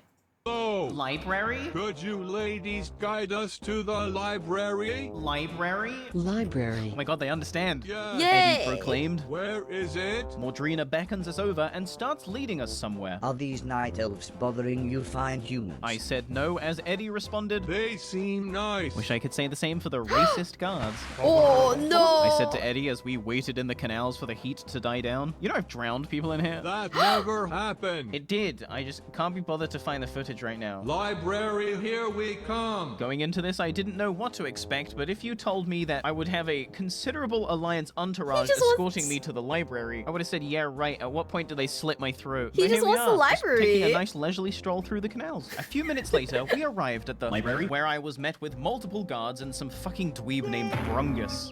Fucking Brungus. And Brungus cut me down just before I managed to collect the chapter 2. The bastard. But he wasn't gonna get me a second time. I revived, popped a limited invulnerability potion, and enjoyed my 5 seconds of invulnerability as I collected the final chapter of Draconic for Dummies. And you cannot kill me in a way that matters now, Brungus, you fucking brungle bitch. All chapters acquired. Yes, let's fucking and so go! ended the first Finally! of many adventures with Eddie. The latter I'm sure you will never see because I'm already over my 1 video per year quota. Do you feel that though? That chill in the air? Something's not right. As I flew to Tanaris, I couldn't help but sense an unsettling aura on the wind. I had just literally walked into Stormwind and obtained the final chapter with barely any resistance. Where was the raid of griefers? They didn't even show up. Maybe they'll jump me at the engineer, I thought, as I pulled up to finally hand in a completed Draconic for Dummies. Quest complete. But there was nary an alliance to be seen. This is the part of the questline where the engineer informs us that he is 99% certain he can create the Arcanite Baba Booey. If he gets a few more items. Oh my god. These are all items I prepared earlier. In fact, this exact quest is why for months, even before bug farming, I was deep in the hives of Silithus farming rich thorium veins. And I didn't care who I had to step on to get to them. If something was going to stop me from getting Scarab Lord, it sure as fuck wasn't going to be RNG gems from mining nodes. This is stressing me finally, out. I obtained my Arcanite Baba Booey. With one last boss to go and the Alliance griefers nowhere to be seen, I took my summon to Azshara with a great big smile. That mount is so close I can taste it. And then I looked to my left. Oh no, no, no, no. Fuck him up, fuck him up. Fuck him up, let's go!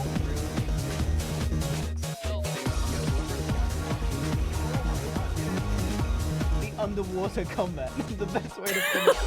Wait, what?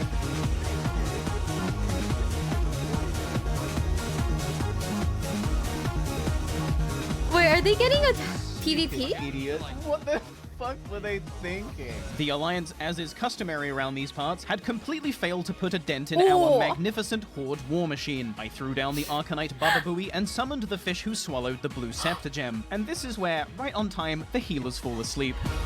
Let's go! Baba Booey!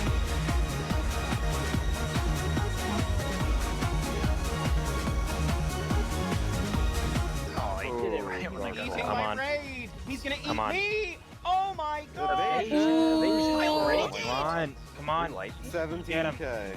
Yeah, we are. 10k, 10k. Fuck him up, fuck him up, fuck him up, fuck him up, 5k. Fuck him up.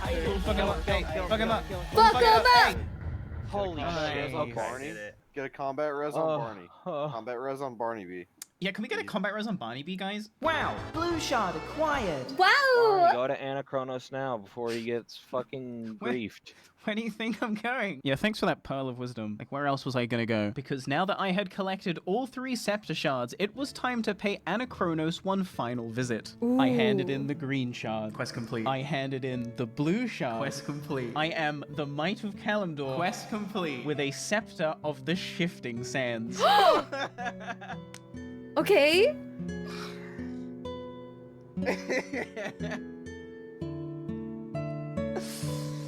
Oh.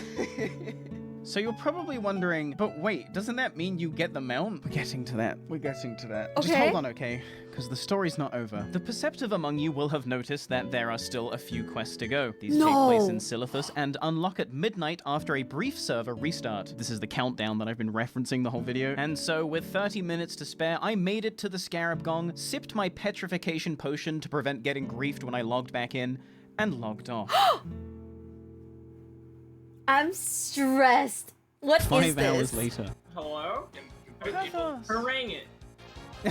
Nobody's ringing. No one. Ring There it. is no capacity. Nobody can ring not it. The available. entire Yeah. area is like. Just ring it. So yeah, the servers were so laggy in Silithus. Sorry, I'm watching the footage, but it's so. What else was gonna happen? Oh I have my to laugh. God. If I don't laugh, I'll cry. At the mercy of the Blizzard servers, we stood before the gong for hours on end, with the monotony only broken up by the occasional reveal that, hey, you've actually been dead this whole time. And then, as I waited beyond death's wispy veil for a res that I definitely clicked like 5 minutes ago. Fuzi of Final Boss had rung the gong. If you didn't expect this to happen, I don't know what. Wait, what? Finally, we get the fuck out of this place. But if you think that means things are gonna start getting any less laggier, you are wrong. We are literally just getting started, actually, because now the war event begins. But let's just do this bit first, because I don't want to end on an anticlimax, and we need to get to this part at some point, so... And this is the part of the video that, like, I just have really not wanted to do, and I really don't even want to fucking record it, to be honest. If I sound salty, it is what it is. So this is the part where... as you can tell, my Scarab Lord story comes to an end. In all this lag. I wasn't lying when I said I didn't just spend the last 18 or so months with the mount hidden in my bank. And it's so lame to blame someone else, like when you fuck up, right? But like, it's because of Blizzard's fucking stupid ass, laggy ass. Oh, come on, you thought that was how it was gonna end? Do you guys not know me at all? What did I say? You're already in my web. You just don't know it yet. I can do anything I put my mind to because my mind would not put me to do things I can't. And because of this, I'm a Scarab Lord, quest complete. And I kept it secret this whole time. Wait. You wanna know how I did it? You wanna know how I streamed every day without you guys ever seeing the fucking mount? It really wasn't in my bank. Because I deleted it. What? And then I've just been like restoring it every 6 weeks using item restoration. But yeah, get owned. Oh, I can say it now. Yes, I did get Scarab Lord. Yes, I do have the mount. I'm swag as hell. And I kept it secret from all of you this whole Girl, time. I'm so Now, confused. if I may, I'd like to say a few words. You see, I did this entire questline 11 times. So I'm kind of like a Scarab Lord 11 times over when you really think about it. 11 full Scarab Lord questlines. I was there for all of them. If we weren't doing a quest, I was in Silithus farming. Except for the Peace Bloom DKP. And that's not even mentioning the wipes and the failed attempts that we had on some of these quests. So let's just get one thing straight. I'm not just a Scarab Lord. I'm the Scarab Lord. No one suffered more than me on this quest line. Oh, you think you did? I've spent every day for the past 18 months looking at footage of Silithus. Looking at footage of this quest line. Did you? No. So it is only appropriate that I use my unique position as both a record-holding player and deranged content creator to make make the following ask. Blizzard, you gotta make the fucking mount fly, man. Please, Blizzard, please, please, please, please. The only people who would be against this are people who are butthurt that they didn't get the mount. And like, fuck those people, because I have the mount. I wanted to fly. Wrath of the Lich King is my favorite expansion, and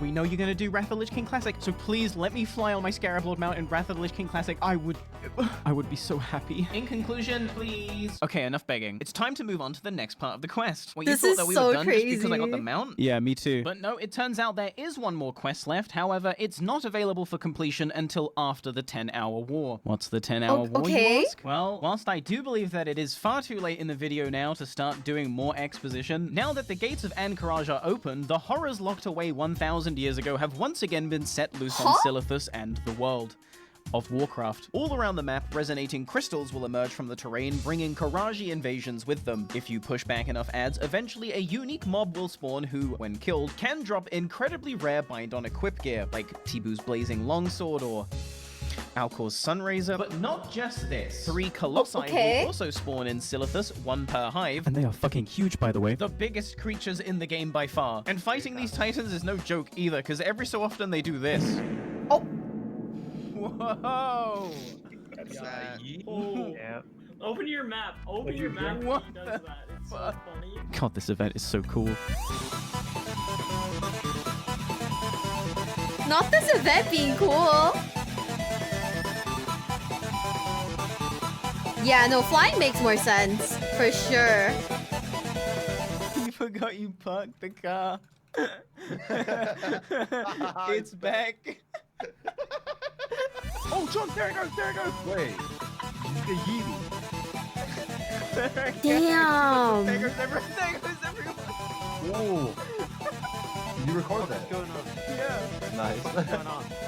Why is everyone getting Jotun? And then, 10 hours later, it was time to finish the questline. I took a summon from inside Anchorage, or rather inside a wall inside Anchorage, don't worry about it, and slowly stealthed my way through the first Alliance blockade. Risking full world buffs moments before I was due to raid AQ40, I literally frame perfectly to the point where my GTFO add-on detected I got hit, slipped out through the gates of Anchorage. One last time, I climbed that all too familiar staircase of dreams to receive my final reward.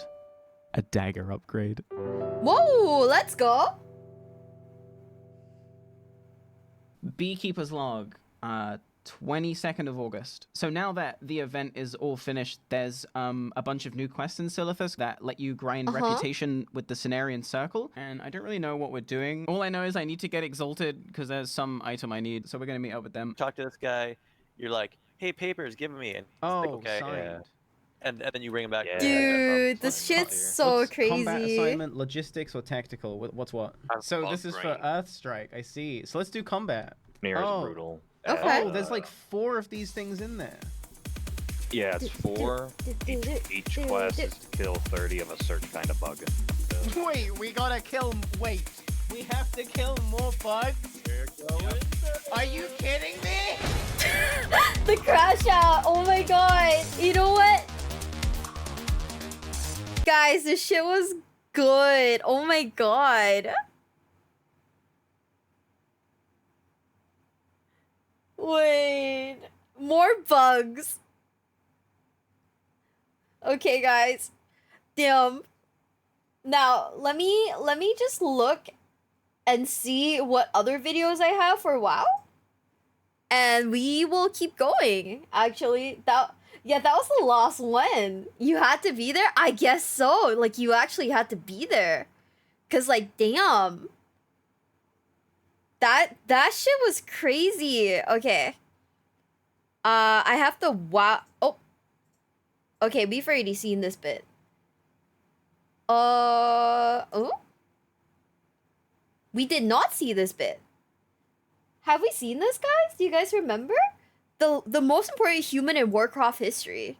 The story of the savior of mankind and destroyer of trolls. Oh, Bryony still has like a Goodbye Classic that finishes it? Okay, cool. Oh, there it is. What you are witnessing here. Is this the last one? Is this the last one? Is this it? Good night, Jago. Good night, good night. Okay, guys, are we ready? are we ready? 3, 2. Oh wait, hold up. If you have any more like suggestions for who to watch, drop them in the comments, and I will ask one of my managers to look through it to see if it's okay to stream. Also, Madao Sado, thank you for the follow, and Crixus, thank you so much for the follow. Thank you. Welcome to the basement. Welcome. Good night, guys. Good night. I mean, I say comments, but like, dude, I don't know. YouTube, comments, Twitch, just say something, I guess. Doesn't matter. We'll still read it. Okay, this is the last video from Barney. Are you guys ready? What you are witnessing here is a level 69 undead rogue, 72 experience points away from level 70, about to kill Kel'Thuzad for the last time. Once I kill this lich, the Yeah, slow get Kel'Thuzad's descent into ass. misery begins. Once I kill this lich, it's time for rep farming, to enter dungeons, to rep farm, to enter the same dungeon, but worse. Rep farm to gain entry to content and some worse boss design World of Warcraft. Once I kill this lich, only pain and suffering awaits me, but at least I get to share this moment with my guild, the guild I had all my classic adventures with. 20k, let's go. Yes, I did! Let's fucking go! Let's go. Hell yeah. It worked. That's a clip. At the very least, we'll always have each other. And then the GMs went rogue and stole 100k from the G-Bank and transferred off. But that's a story for another time. 07. What the hell?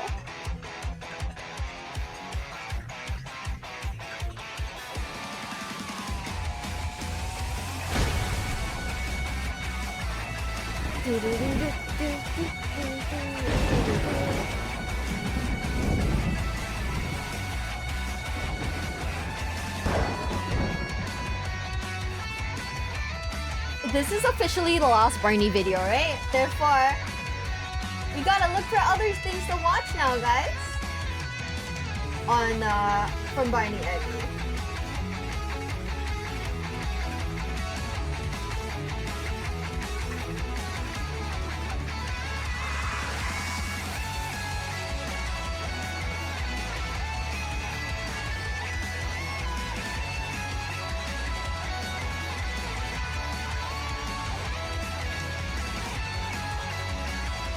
The intros are becoming sicker and sicker.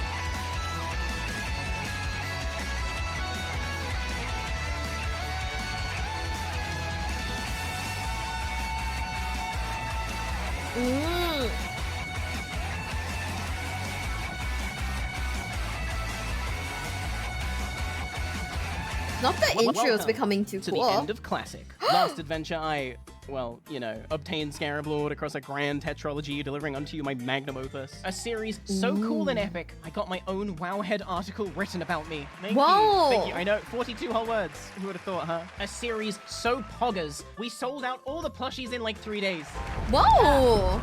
I'm gonna activate their sentience soon. The series was so swag. They put me in Hearthstone. Whoa! Oh, you don't think this is a me reference? This card could have been any race, any class, but they specifically chose Rogue. Undead Rogue. Are you not convinced? Because I'm not convinced. I think I'm actually reading into this too much and I just have an ego now. It's not like the card says a quote from my video when you play it or anything. Oh wait, it totally fucking does that. I'm not just a Scarab Lord. I'm not just a Scarab Lord. I'm the Scarab Lord. I'm Whoa! the Scarab Lord!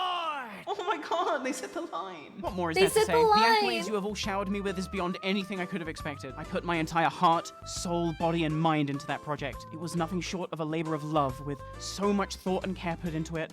I can't possibly top it. I've peaked. It's all downhill from here. But you'll join me for the ride back down, right? Right? Hey man, I think I speak for everyone here when I say, we come here to listen to your stories because we just love to hear you tell them. Whether it's a cinematic masterpiece crafted over multiple years, or just a simple tale of how you camped some bozo. We'll be here to listen because if you're the one telling the story, well, that's a story that we want to hear. Oh my god. Wait a minute. This guy's being nice in World of Warcraft. Yeah, what the heck? Let's get him.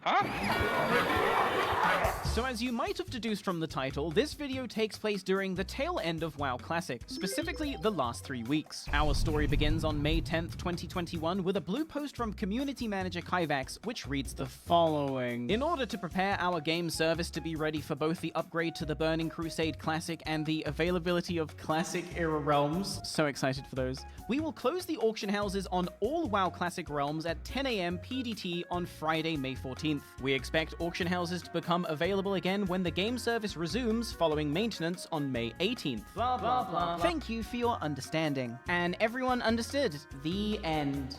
I mean, no one understood. Congratulations for having this stupid idea. Why? Seems like something that can be easily avoided. 4 days for a job that should take 2 hours? Yawn. Cloud and Data Solutions Architect here. This is the dumb. It's 4 days. What fits your description of a few? I don't think that word means what you think it means. Beware, the Ides of May. Don't mind me, just necroing this post for a video. Lol. It was obvious the people were upset. 4 days was a very long time to go without the auction house, and there was nothing anyone could do about it. Well, nothing most people could do about it. But what if? What if? What if there was a freedom-loving Orgrimmarican patriot out there who could utilize their exorbitant social capital to start a movement against this decision? What if they got on their raptor, because they're still hiding their Scarab Lord mount at this point in the timeline, and started protesting outside Orgrimmar Auction House? Well, it just might work. That's If some we don't heat. close the auction house, Blizz. What he be doing, man? Back and forth I marched, patrolling the entrance, the voice the people needed. Flash 2, wave 2. Don't close the auction house, Blizz. This is the best idea I've ever had in my life. He be losing his mind, man. Of course, those who Not seek that to he's usher losing in his positive mind. change will always be ridiculed for their compassion, their message twisted and bastardized by reactionary grifters. But in this world of Warcraft, if you don't stand for something, you'll fall for anything. 6 hours later.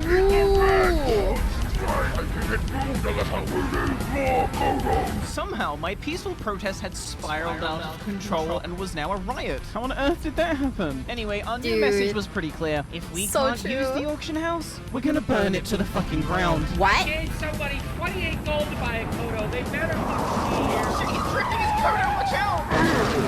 Thank you for the gold! Just then, an agent of the bourgeoisie arrived on scene to disrupt the protest with Not the Emerald bourgeoisie. Dragonkin, Mass Root, the only effective tool against a horde of stampeding mounts. But a minor inconvenience to be sure. I spent 15 hours in Ashenvale killing these mobs for my Green Shard quest, so really, what's one more kill surrounded by my people? I mean, if anything, the fact we were being met with such extreme resistance from the elites served only to validate our noble cause and boost morale. You can That's keep fighting crazy. Emerald Dragonkin in from Ashenvale to temporarily root us, but you'll never stop us.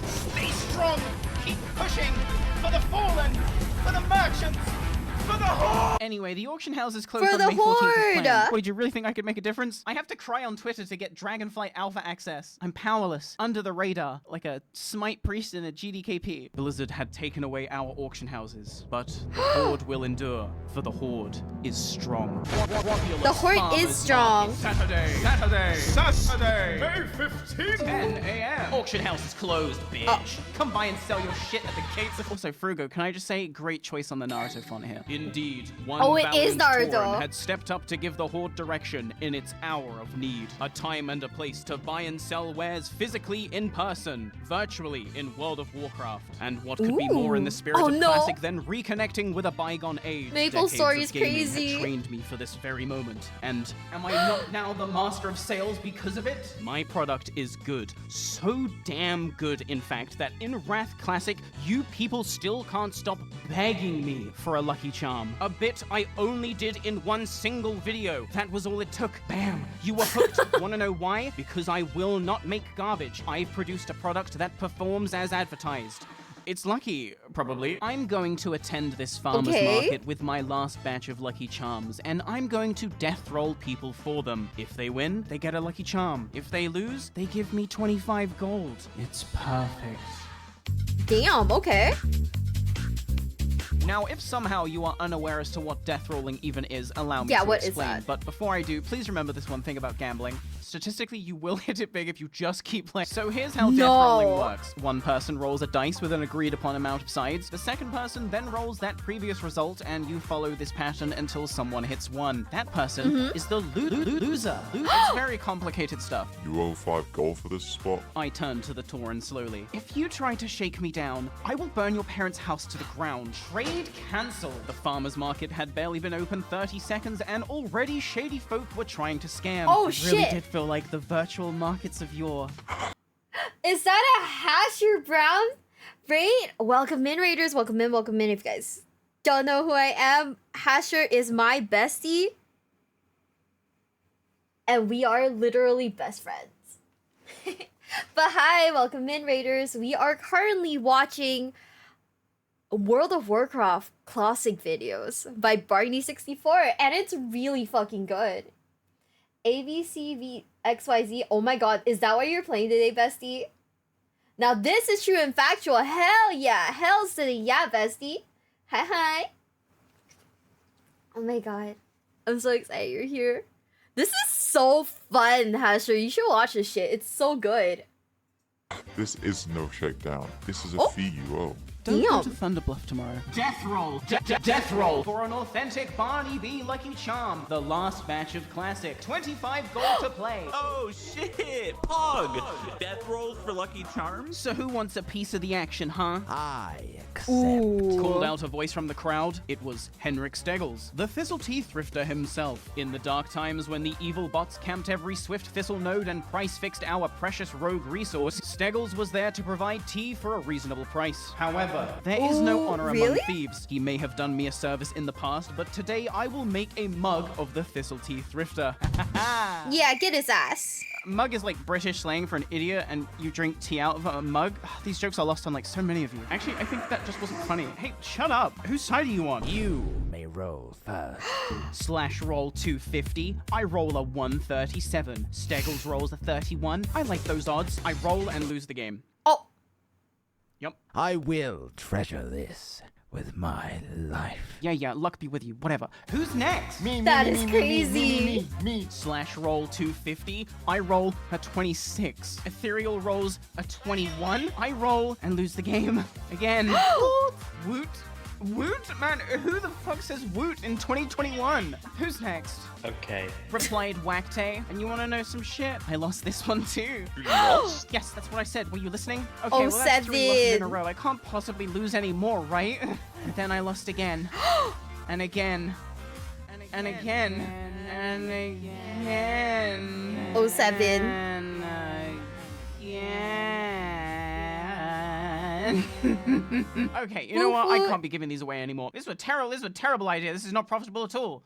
I gotta change my angle here. Ooh, I think I just came up with the perfect one. Introducing the Barney Beekeeper Lucky Charm. In real life. Oh, wow. Object on sale for real money. Wow. How it's made. Cast in a mithril alloy smelted in the fires of Blackrock Mountain, hand polished, deburred, and powder coated with true silver for a textured finish, the Lucky Charm is then hand filled with molten saronite, the blood of an old...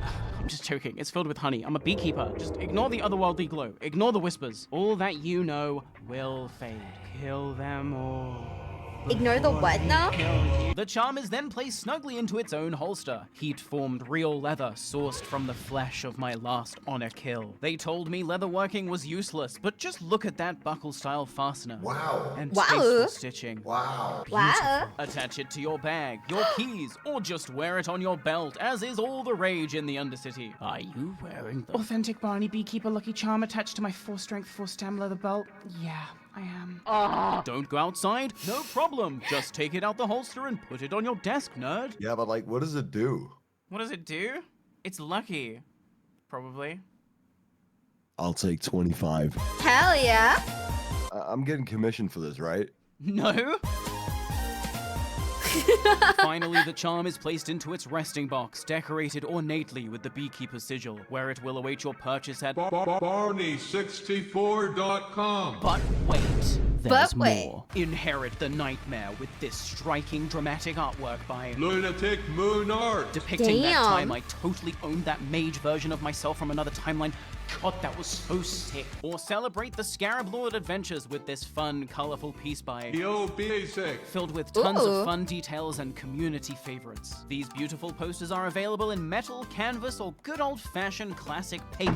What the fuck was that? Oh no, not you. How did you get any? The plushies! Yes, the infamous Barney Beekeeper plushie is officially back on the market. All these items are available now for pre-order, and don't worry, influencer stuff is not involved at all. We experienced some, shall we say, difficulties with that last batch of merch, but rest assured my new partners are just the best. In fact, they are also victims of influencer stuff, and he owes them a lot more money than he owes me. It's one of the reasons I actually wanted to work with them in particular. I figured since we're both probably never getting paid because it's worse than you could possibly imagine, we may as well lift each other up out the mud. Oh, it's damn. poetic. So if you, dear viewer, want to support my eternal struggle to upload more than one video in a year, head on over to Barney64.com and give me money, because I deserve it.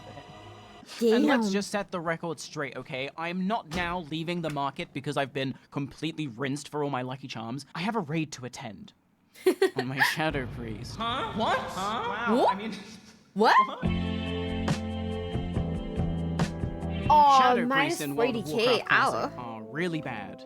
Like, unmistakably in your face. How is this even a thing bad? Out of all the developer-intended specs Classic has to offer, Shadow Priest is the only one truly worthless on a multi-dimensional level. Item 1, Damn. they don't do damage. Let's check out my favorite website, WoW Logs, and take a random top 50 full BIS Shadow Priest log for Phase 1 and 2 Molten Core.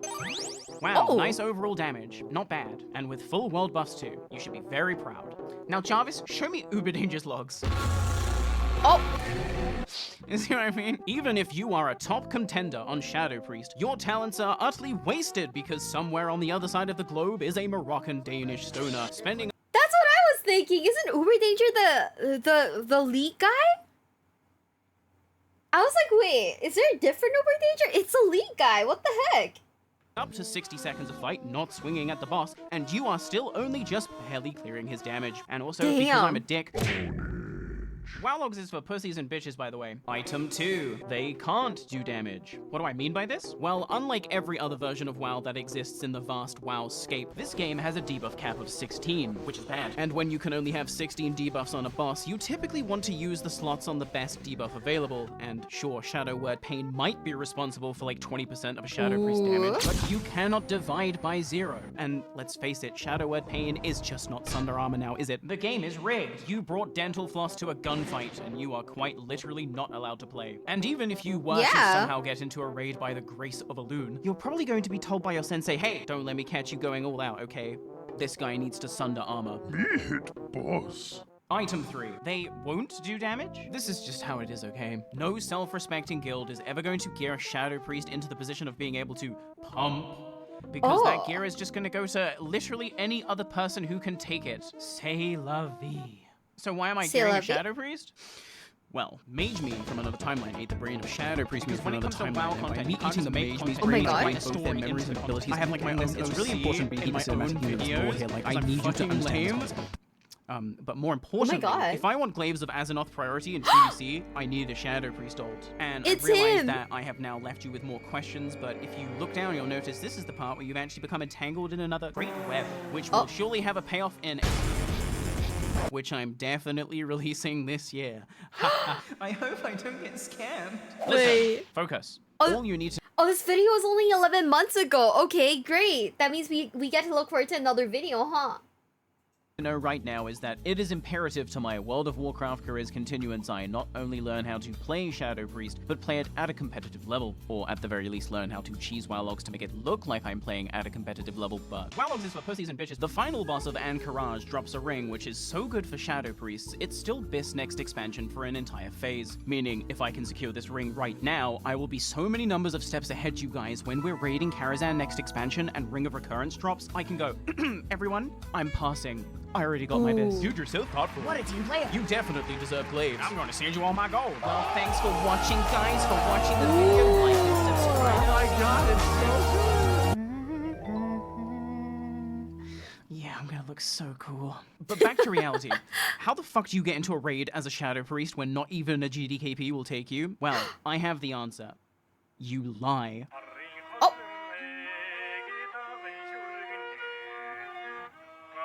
You know, I feel like lying is a legit strat. Kind of fucked up, I know, but might be it's a legit strat.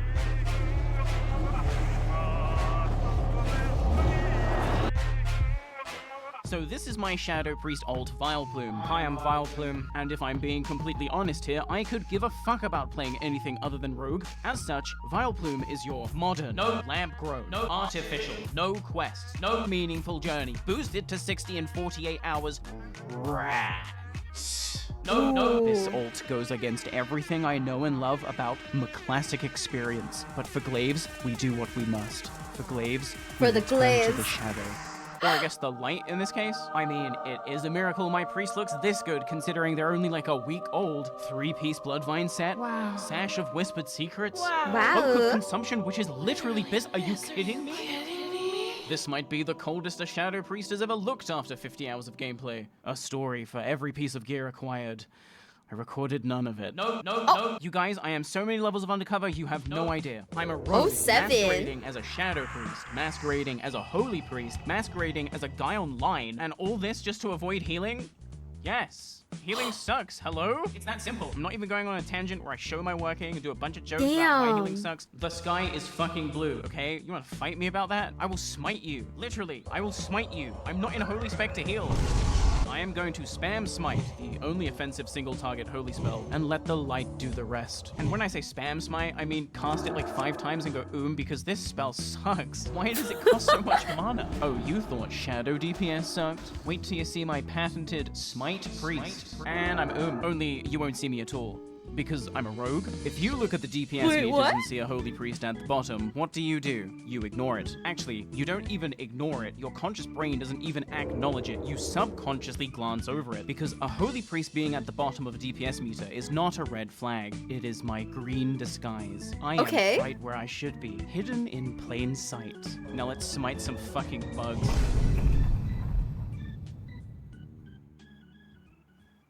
This is so complicated. I quite like it. Raj. So the first boss of Anchorage is the Prophet Scarum. You must interrupt his 1-second AoE explosion. You must polymorph the people he mind controls. And when he spawns illusions, you must focus them. If you ignore any of these mechanics, you are fucking griefing.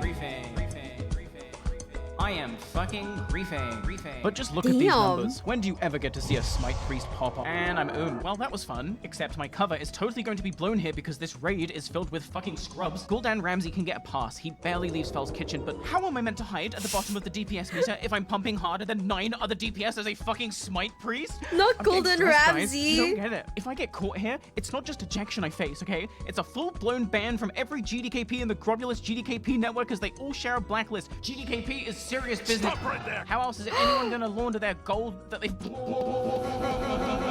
Oh, The next encounter is Silithid Royalty. You can kill the 3 bugs in any order, but only the last one you kill drops loot. As such, you typically want to kill Kree last as he drops the most valuable items, so 9 times out of 10 your encounter will look a little something like this. You start by focusing Princess Yauj first, because her AoE fear is fucking annoying. Not that I would know.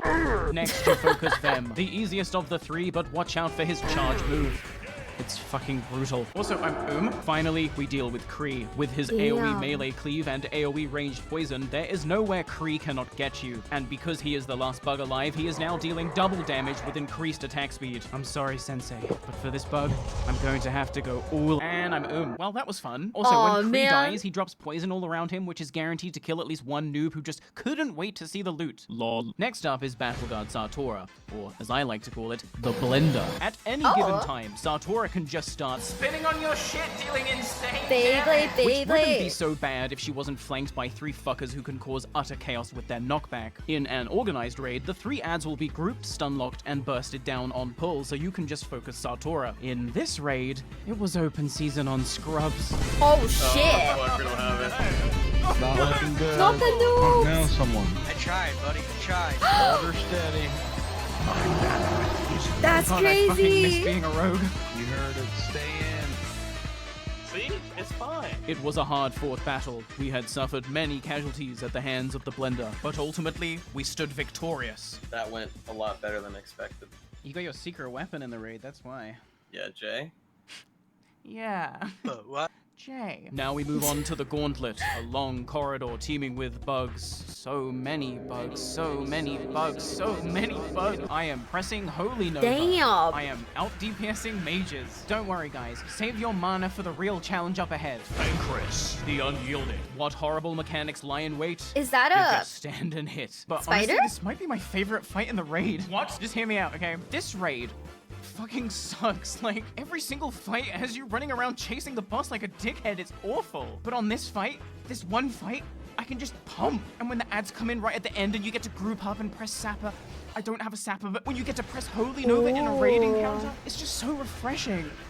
And I'm and I'm moo, and I'm meadows. And now we move on Not to the the most controversial encounter in the entire raid. I am, of course, talking about Viscidus. Firstly, this boss deals so much nature damage, it was mandatory during progression to bring an entire nature resist set. This set would be a monstrous amalgamation of expensive bind-on-equip items, crafted items, and low eye-level boss drops. And you're probably thinking, well, wouldn't that affect your damage? And here's the fun part. This boss, this festering glob, this gelatinous pest, is immune to all damage. Feel free to pump into Viscidus as much as you see fit, his health bar will never deplete. This is because you must first hit Viscidus with 200 individual instances of frost damage to freeze him. Now, What for the casters, this is fuck? great. You just get the cheapest, fastest frost one and go crazy. For rogues, you have to farm the final boss of Razorfen Crawl for not 1, but 2 Cold Rage daggers. And then also buy Ooh. disproportionately expensive frost oil, all to have an 18% chance to deal 1 instance of frost damage per swing. The range bias in this game has been clear as day since 2004. Once Oh, frozen, that's you must now hit insane. Viscidus with 75 melee hits to shatter him into 20 finally vulnerable blobs. Kill as many blobs as you can before they rejoin in the middle, and you have to do this all over again. Luckily, this is classic, and everyone is an engineer, so you just sapper everything for an easy 1 phase. That's right, there is no part of this fight where you actually get to play. Look, Mum, my mana is full. The Hell next yeah. boss encounter is Princess Huhuran. She has mechanics, But they suck? you pretty much just stand and hit. Joe really just not notice these Oh. 10 dead people. 4 resos just ran away. Yeah, sorry, I don't have raid frames open. It's difficult for me to know. Oh my god. How do you heal? Huh? It was at this moment I had been busted. Anyway, I'm still not gonna heal. As it turns out, the raid leader, who I know to be a pretty good player actually, is the pilot responsible for this bottom fragging scrub rogue. And despite being told I couldn't play Shadow, this was Bring Your Rat to Raid Day, apparently. So now I'm just stuck playing Smite Breeze. I could have actually been Shadow. No one would have done anything. This ruse was for nothing. And now I have to explain Twin Emperor's mechanics? Damn. I'm not doing it. Oro. Oh god, I'm definitely not explaining this fight either. I'm also not even participating. Goodbye, cruel world. Who the fuck soul-stoned me? Is there no rest for the wicked? Honestly. You betray your friends. Cthulhu, darling, I'm a Smite priest. I've been betraying them this... Wait, Have I been under Cthulhu's influence this whole time? Oh god, I've been intentionally Ooh. griefing my friends who graciously allowed my rat priest to come to this raid super last minute. And now I'm dying on purpose to sandbag even harder? What have I become? What should I do? There's only one encounter left. How do I make this right? Should I heal? No, healing is admitting that you were no. from. WoWlog says I'm pumping. I would never heal just out of spite. 1, 2, 3, 4, 5. How many times can I even cast smite? Never run the damage me and never run the mic. Cause you know I'm undercover, bitch, I'm keeping outside. And I'm always out of mana, but I'm getting hella gas. Cause the number that they gave me tells me that you're trash. So I'm popping up and never healing, bitch, I am the best. They asked me if I could play holy, I told them, bitch, yes.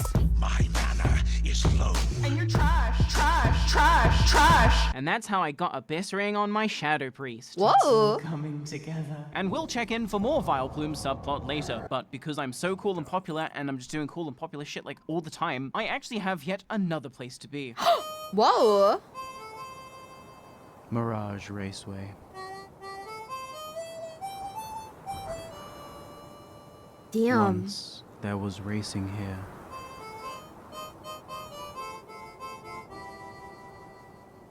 Now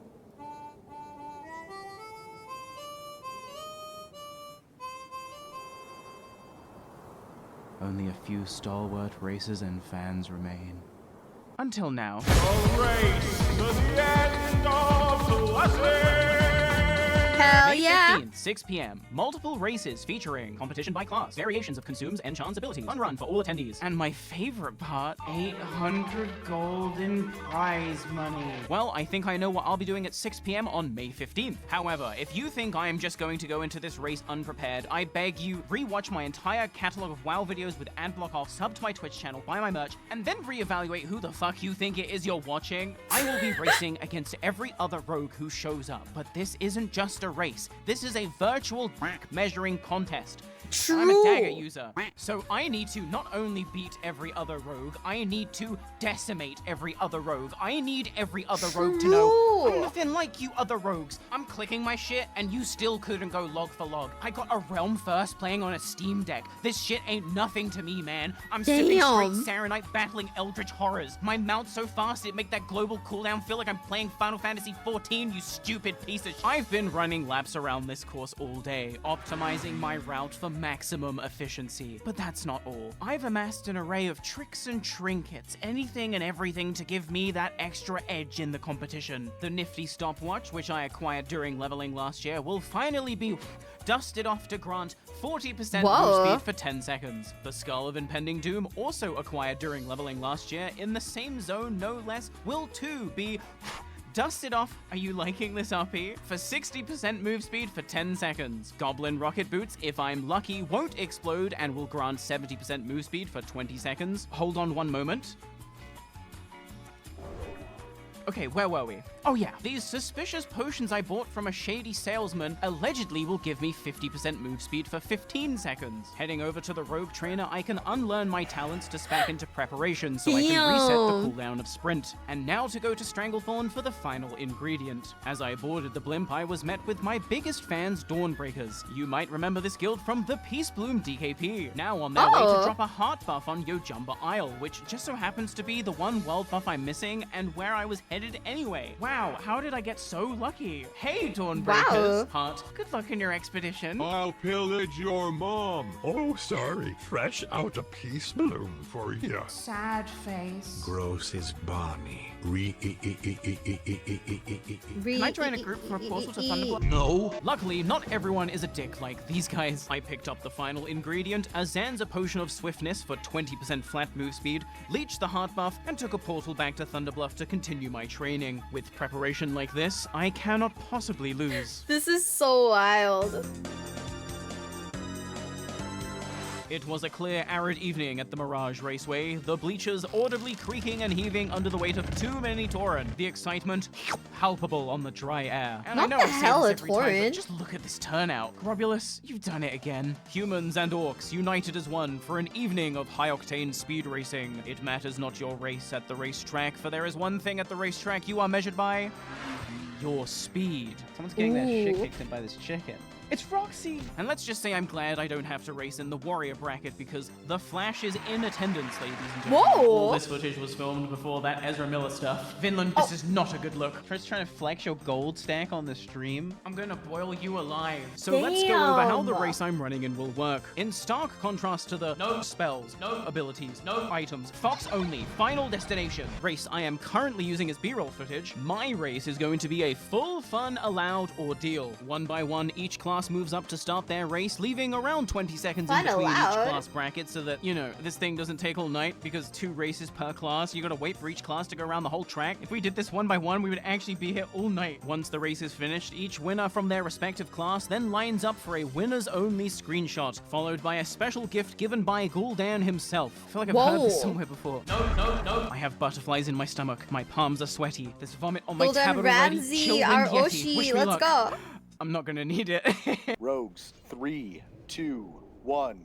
Go, go, go. So right out the gate, we opened with Goblin Rocket Boots, which luckily didn't explode. I lost around a second from hitting my Deafen macro, which also makes me jump for some reason, but that's okay. I've already climbed my way into first place because Goblin Rocket Boots are faster than Sprint, which most of these rogues naively opened with.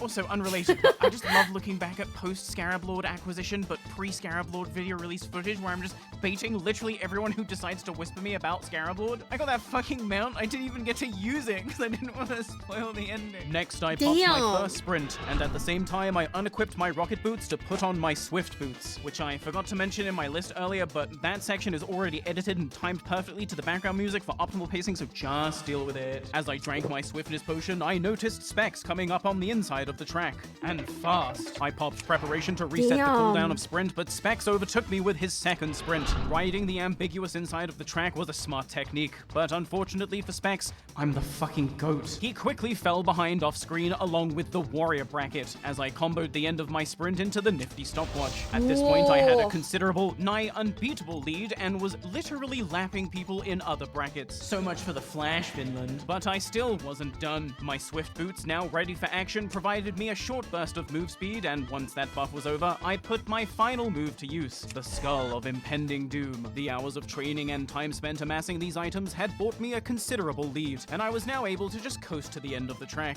But if I might dedicate this victory to something, let the record show that it was not my meticulous planning or rigorous training that secured me this victory. Okay. But the crushed up amphetamines Mion put into my ice cream cone not moments before the race started. You know, my friend, I could not have done it without you. In the winner circle, if you would like to give us a cheer, a growl, a yell, a flex, whatever you think looks best. After the event, I was mailed my share of the winnings, 78 gold and 57 silver, minus 3 gold for the potions, minus 3 gold for the swift boots, minus 50 gold for the respec, minus 600 gold for the shadow priest ring. So all in all, a pretty good day of playing World of Warcraft. But before I go to bed, let's take a moment to talk about my guild. Now, the plan for Final Boss was always to disband at the end of Classic. That's not to say most of us aren't sticking together going into TBC, but you know how guilds go. Cliques form, rivalries establish, loot drama causes splinters, and at the end of the day, Final Boss had already served its original purpose. We had secured the record for the most number of Scarab Lords in one guild, and we had secured every realm first raid clear. Working together under the best leadership I've ever seen in a guild, we did some downright incredible things. But even incredible things must come to an end. In the weeks leading up to the Final Boss Awards night, where we would officially disband and go our separate ways, those who were planning on sticking around for what would essentially become Final Boss 2 were able to anonymously submit new potential guild names and logos, and whichever got the most votes would win. But the thing with really good World of Warcraft players is, typically speaking, they don't have a fucking creative bone in their body. No flame. I mean, just listen to Kurthos doing karaoke. I just want to say it now and trying to rind up drama, little mama. Don't want to take your man.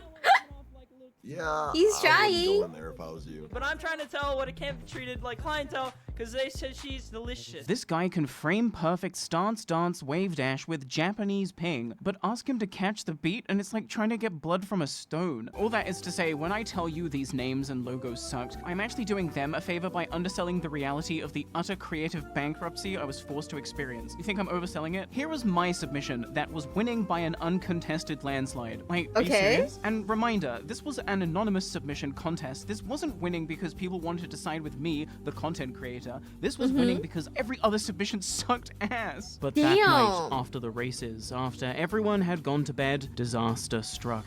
Terra Orc, the true owner and GM of Final Boss, one of the most chaotic people I have ever played with, decided to do something pretty fucking funny. He kicked every single person from the guild, locked the Discord, and logged off. I don't care. Elemental mastery.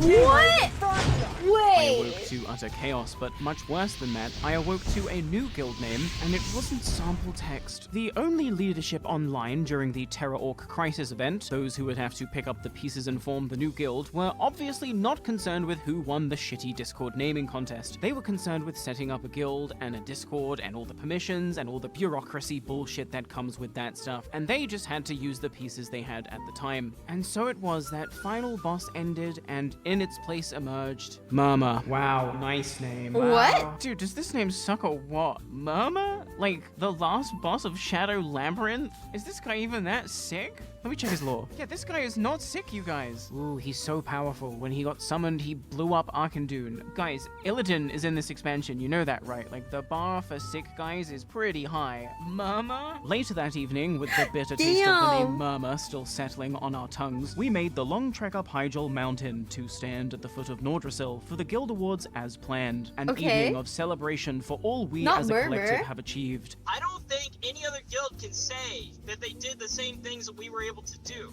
But also a time to recognize individuals for their unique contributions to the guild. I don't really cry that much, but... I took home the award for Scarab War MVP, delicious, but in truth, the guild awards were just a distraction. Final Boss is far too infamous to simply just disband in Hyjal after a cute night of autofellation. Pre-patch drops tomorrow. This was our final chance for a final ride as Final Boss. What you are witnessing here is 80 level 60 Horde players about to storm Ironforge and kill King Magni Bronzebeard. It's going to be a complete and utter massacre. Doing 90 in the Prius trying to make it. Teleporting to Orgrimmar, we took a flight path to Splinter Tree Outpost in Ashenvale. You normies probably don't know what it's like to have assassin squads tracking down your every move, even to the peaks of Hyjal Mountain during a guild event no less. But just know that summonless operations like this require a carefully planned route. Why Splinter Tree Outpost and not Zorm Strand if our target is the Orbidine Pier in Darkshore? So we can run through Astronar to make it look like we're targeting Night Elf territory? Anyone tracking us at this point would assume we are leading an attack onto Teldrassil by way of Darkshore, when really, we're heading in the opposite direction to Menethil Harbor. Menethil Harbor, of course, because whilst Ironforge is closer, this still leaves room for the Alliance to ponder a Stormwind mix-up. We did just pass by Teldrassil after all, so who's to say we won't pass by the obvious choice again? Who's excited, not even for pre-patch, for the auction house to come back up tomorrow?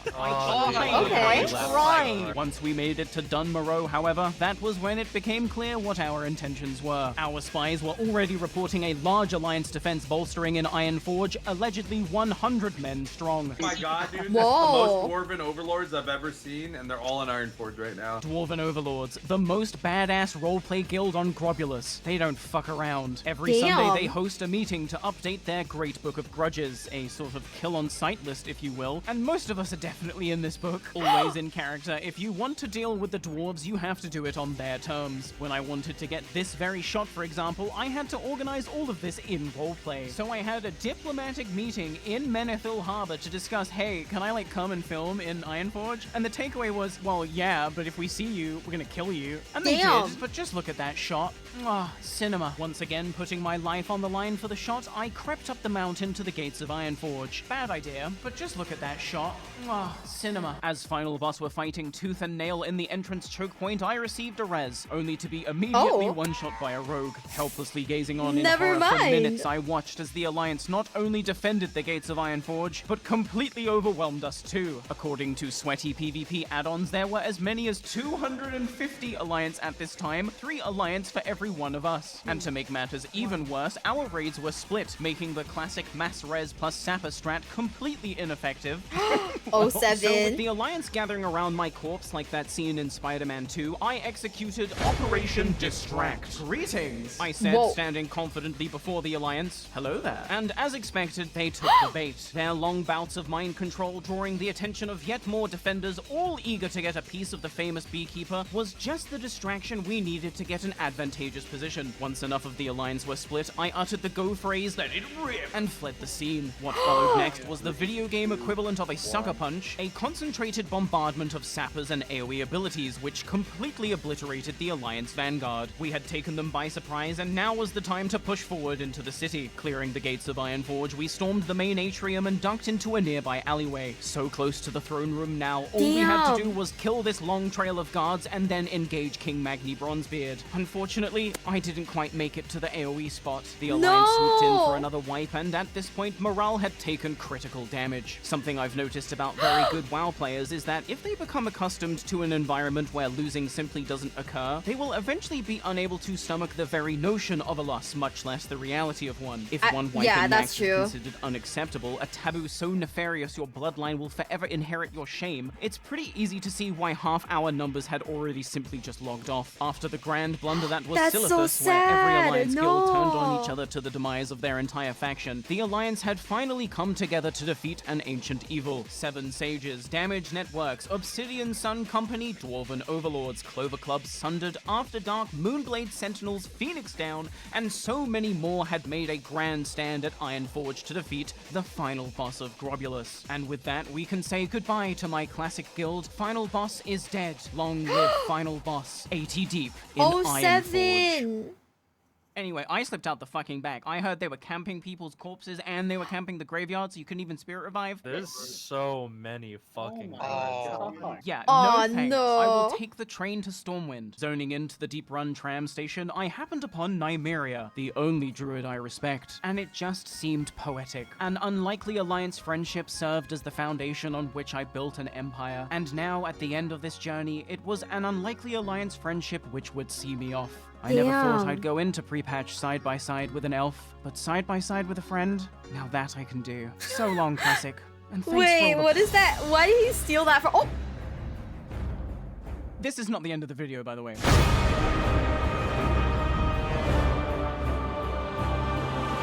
The Burning Crusade pre-patch had landed. Choose expansion. Wait, have they turned off my anti-aliasing? Yes, they did, and so much more. If you haven't played through a World of Warcraft pre-patch in your time as a gamer, you've probably been spending your time wisely. But allow me to give you the rundown anyway. It's basically where the game is updated to the next expansion's framework, but the next expansion's content is still inactive. But just because we can't access the next expansion's content doesn't mean to say there aren't new features to explore. Take, for example, the Dark Portal in the Blasted Lands, one of the most iconic locations in Warcraft history.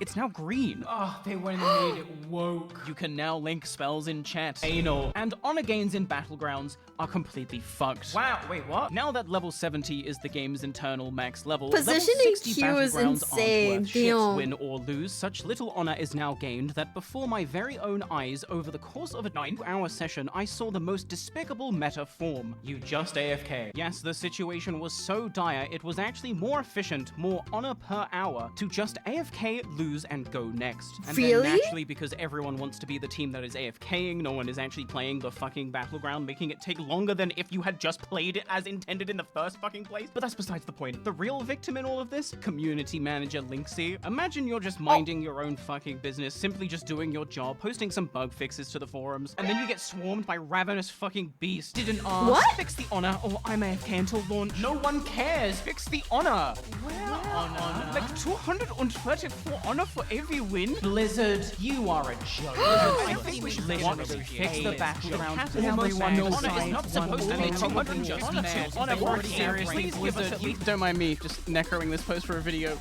Lol. Yeah, the battlegrounds weren't really worth the trouble, which is a shame because pre-patch gave me Mutilate and I really wanted to one-shot some noobs. Oh well, I guess I'll just have to do things the old-fashioned way, standing outside Moradon, spamming 1, waiting for a booster to exit the dungeon. You know the drill. Did Virgin and I camp outside this entrance until Battleground PvP was back on the menu? But of course. But if I might just rewind time just a bit, there was another thing the pre-patch added I just had to check out myself. In the ruins of Lordaeron, ignore this guy, we'll come back to him soon, I promise. There is now Okay. a portal to the elven city of Silvermoon, which itself is situated in the beautiful Eversong Woods. And what an utterly gorgeous zone, a treat for the eyes so rarely afforded to us Horde players. Sure, for you Alliance, it's all castles and culture, but I came up from the fucking dirt, literally. I'm not accustomed to this league of aesthetics. We're The honored, golden guys. leaves set against a perfect pink sky, the stunning marble architecture with its tasteful blood red accents, the necrotic wound running down the length of the okay, yeah, that's actually starting to feel a bit more like home. But I didn't come here just to smell the peace bloom. Damn. I wanted to do my part for the Horde and warmly welcome our new elf allies. Bearing gifts of gold and lucky charms, a small crowd had formed around me. It wasn't much, but if you've played WoW, you know just how far 1 gold can go on a fresh character. And the lucky charm is of course priceless. Buy my merch. Hey Barney, your Scarab Lord bit is why I started playing this game. Hey, I'll ruin this guy's life. I'm already in the pit, you understand? Like, you don't need to come down here with me. World of Warcraft is best experienced vicariously through anyone else. Just then, my Arathi Basin queue popped. It was another AFK fiesta. And when I got back, all the elves were naked. This is why I don't fuck with you elves. Never should have come here. It's like a fucking Uber Danger video. So how about that demon we saw back in Lordaeron, huh? What was that all about? Shadow Priests in pre-patch are really good. Like, how did we ever play without a Shadow Priest in our raid good? With the removal of debuff limits and a reimagined talent tree, Shadow Priests are now single-target powerhouses that can also heal the entire raid at the same time. And in TBC, we become even more powerful. But I'm getting ahead of myself. We're here to talk about world bosses. World bosses! Is Barney Scarab Lord why you started playing WoW? No, I got like bullied into it by my boss. I just watched this for like today, and we just watched it on stream. Fucking long video. Damn. Oh, there's now talent trees. A good guild, but what sets a good guild apart from a great guild, maybe even the best guild? I'm gonna be for reals. When it comes to talent trees, I have like trauma, right? From like Final Fantasy X's like talent skill tree, whatever it was called. Dude, that shit haunts me in my dreams. Is the ability to secure a world boss kill. World bosses combine the thrill of a PvE DPS check with the chaos of an overworld PvP objective. But because only one raid can get the tag, and the world boss comes with built-in pro-griefer mechanics, it becomes the most insane every guild for itself battle of attrition the game has to offer. And when you take into account the fact these bosses only spawn at best once a week, you have on your hands the ultimate test of your guild's coordination, execution, and willpower. I have literally had times where I wake up, fuck around at Kazakh for 12 hours, go to bed, only to wake up and still be in the same war of attrition. And what could possibly be worth all that stress and repetition, you're probably thinking? Best in slot gear? Naturally. Despite being released earlier in the game's lifecycle, some of the items world bosses can drop are so good, should you acquire them, you wouldn't replace them until several phases into the next expansion. Which brings me to the Fel-infused legs. Dropped by Lord Kazakh, these shadow damage pants are just insane. When I say bis, I mean bis. So I got to thinking, it's pre-patch. World boss loot has largely been outscaled by raiding gear, and layers are at an all-time high. Surely, if I just go to the blasted lands and hop from layer to layer, eventually I will get lucky. Wow, I can't believe I got lucky. And now for my favorite part, the part where I get to pass my selfish actions off as entirely selfless for good merit and glaive prio. Near enough, my entire guild has class swapped for TBC because they are class traitors, and as such, they're not going to say no to the opportunity to come get world boss loot on their freshly dinged 60s. So come on guys, let's kill this world boss I scouted for all of us. Let's all gear up together. Now let's talk boss mechanics. You must heal through his Shadow Bolt volley. You must cleanse his mana draining curse. And don't forget, you're on the clock. If you do not kill Lord Kazakh before 3 minutes, you will die. If you go you will die. And worst of all, if you die, he will heal for 1/5 of his health and free cast another Shadow Bolt volley. So do not die. Such mechanics require perfect execution at the very minimum, but honestly, this fight is so much easier when you don't have to also fight like 10 other guilds off at the same time. Easy. Nice, that was very good. Clean. What we got? Unfortunately, my pants did not drop, but then I remembered that other big demon 07 currently pants. running around Lordaeron. What's his deal? He looks exactly like this guy. Well, turns out it's because he's just a copy-paste of Lord Kazakh. Same mechanics, same loot, just able to spawn in a few different locations during pre-patch. This is perfect. So I convinced the raid to continue this world boss train to Lordaeron. Come on guys, 5 minutes, in and out, 1 pull, 1 kill, just like we did here. How hard could it be? So we roll up to Lordaeron and pull the boss. And as expected, it's just a fucking easy 1 pull. It's just another dub for Murmur. Those pants are so close I can taste them. Wait, no, that low level just joined combat. No, you fool, you're gonna die. No. Oh, bosses.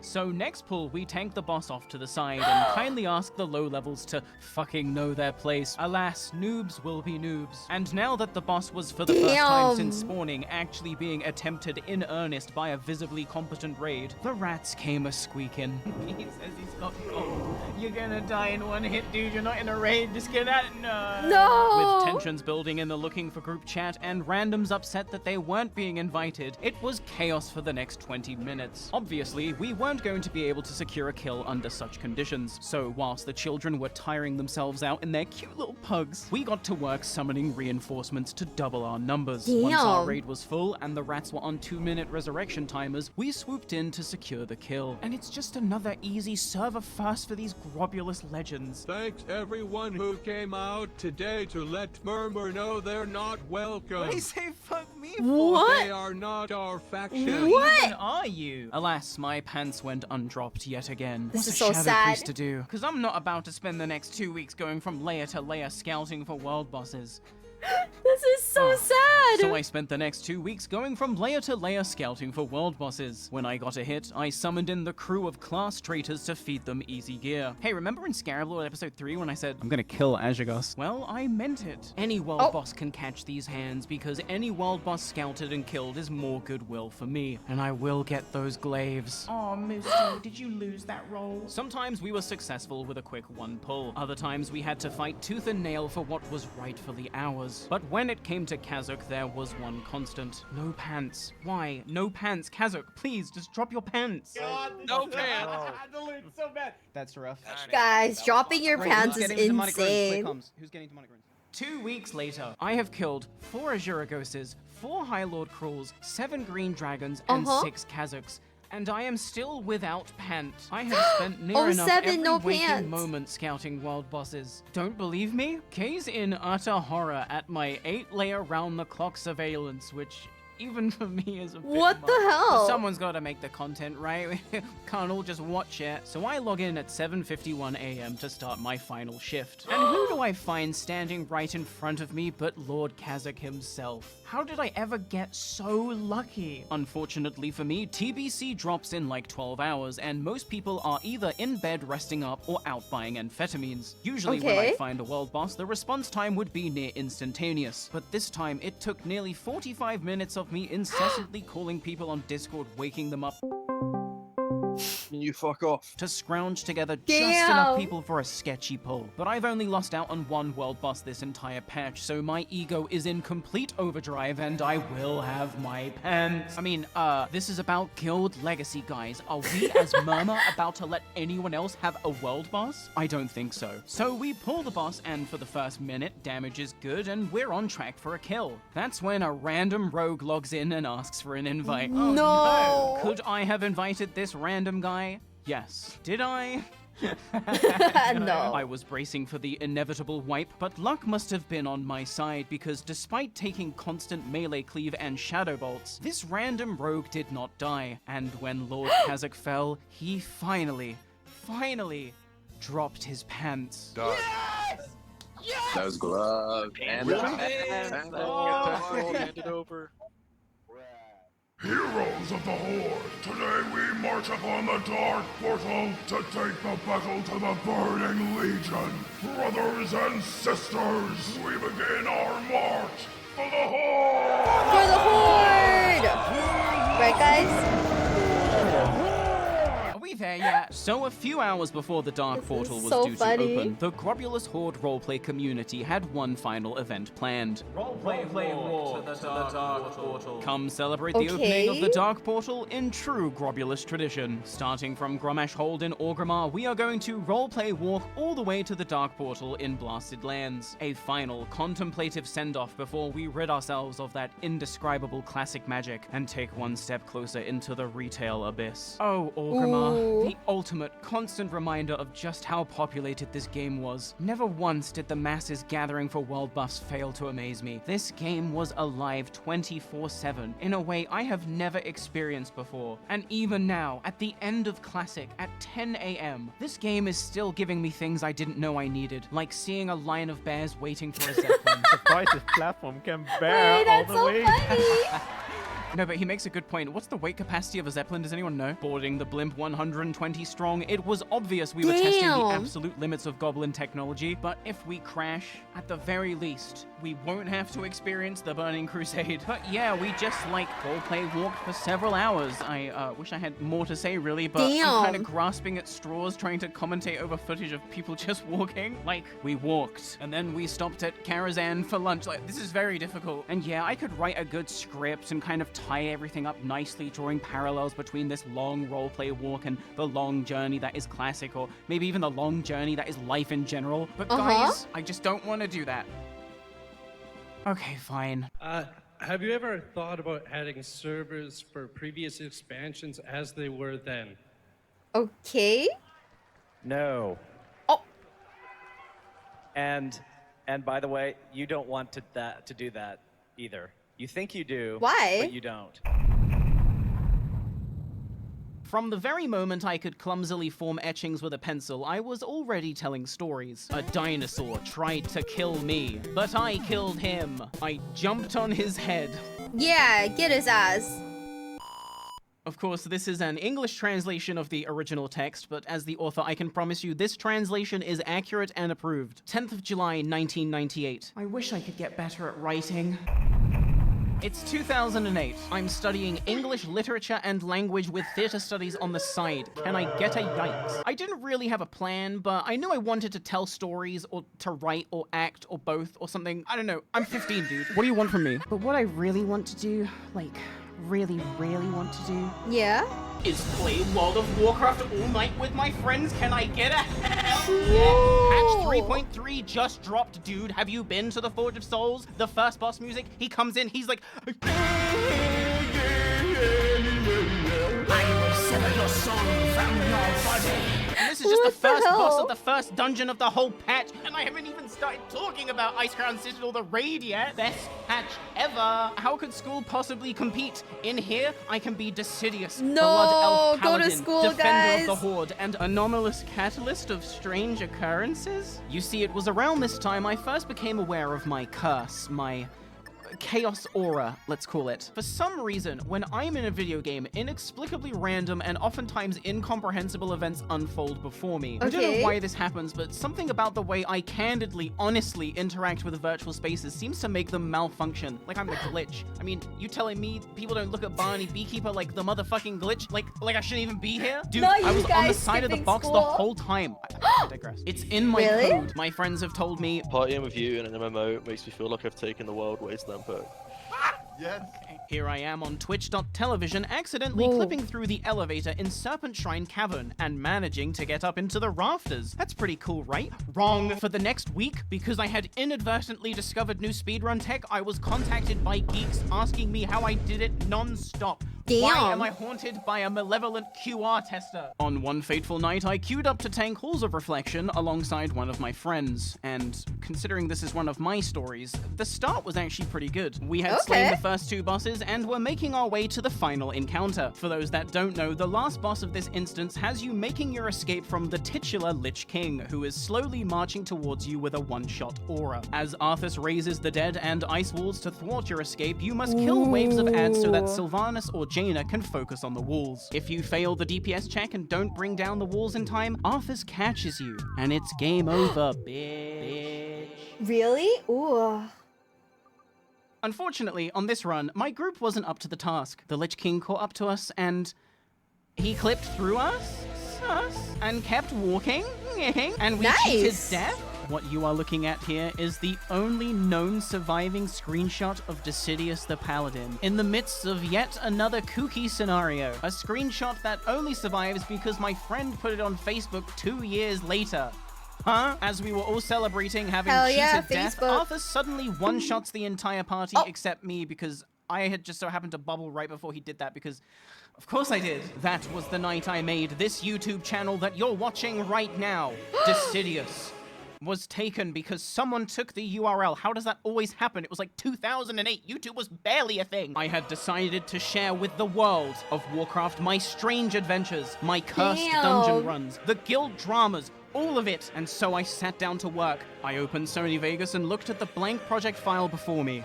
In here, I would craft my first video. In here, I would craft my masterpiece. Okay. Now, does anyone know how to make a video?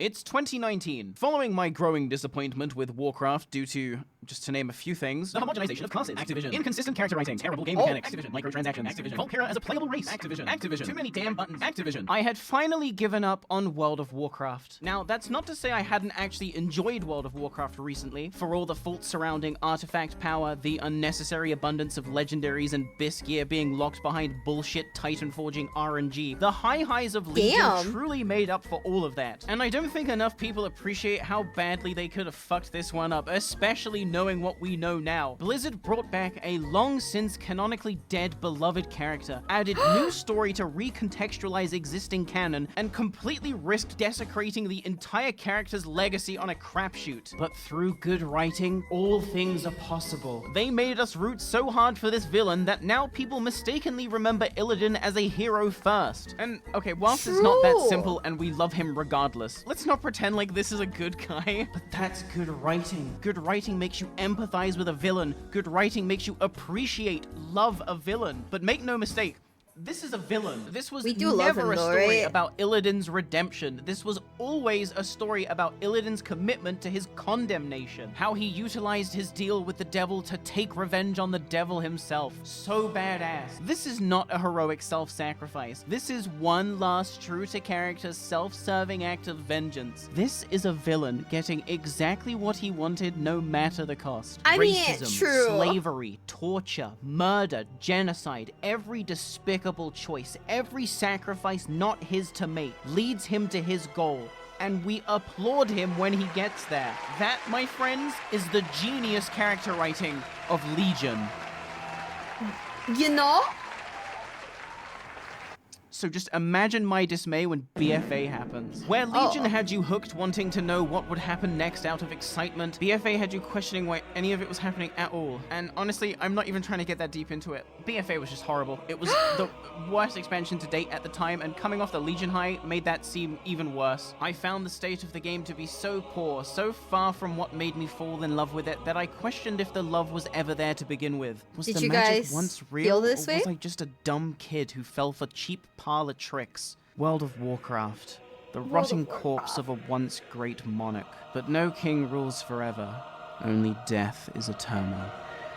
But Classic is launching, and they already got my sub money for the year, and I have nothing else to do. Well played. And so I installed some add-ons and waited for the servers to open. Deadly Boss Mods, I just installed it anyway. I don't think there's gonna be any, like, I'm not gonna...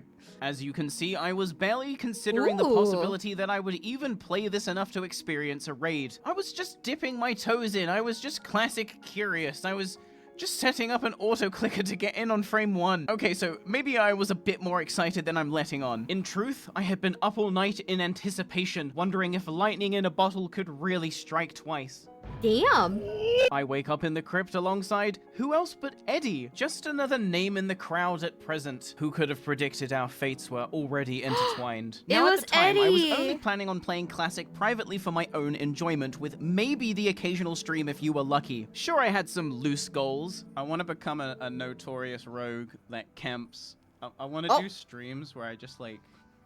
Oh, I guess I can't stream it because then people would know. I want to like camp the boats, the Alliance ships, and just like sap people who are trying to get on the ship. Damn. Not even necessarily kill them, but just sap them. But I wasn't planning on making any kind of YouTube content. I was just playing for me. I was doing it for me. As a content creator, it's easy to fall into the trap of feeling like you have to monetize every gaming experience. Yeah. So it's important to keep certain games as games you're not going to turn into work. And this is how I was treating Classic going in. This That is makes for sense. me. I am playing this for me and my enjoyment, and I'm not even gonna think about making content. But as we know, that's not really how things went, and here's why. It In really the Undead isn't. starting area, you can pick up a quest really named isn't. Marla's Last Wish that has you killing a guy for being the wrong kind of undead and burying the evidence. That is, of course, a gross misrepresentation of the quest dialogue, but I do not trust this bitch. Anyway, having done this quest more times than you could possibly imagine, I made my way over to where I knew the mob spawned. And that's when I saw it in all its magnificent splendor. I remember that quest. Why, my British eyes could barely believe it. Oh? The perfect queue. Gamers waiting Wait, patiently what? in line for their turn to kill the quest mob. A scenario so profoundly absurd. It was magical. This is so good. Seeing this queue, experiencing this queue, immediately reignited a long since dormant flame, because this wasn't just a queue. Oh my This was god. fate reminding me that this game is a special kind of catalyst for ridiculousness. The kind of ridiculousness that can inadvertently shape your entire future. 11 years ago, I could not realize my dream of becoming a Warcraft storytelling legend. But that first step put me on a path I never stopped walking. And now, 11 years later, my dream represents itself before me. Damn. Only this time, it wasn't video if. It was video when. Let's go!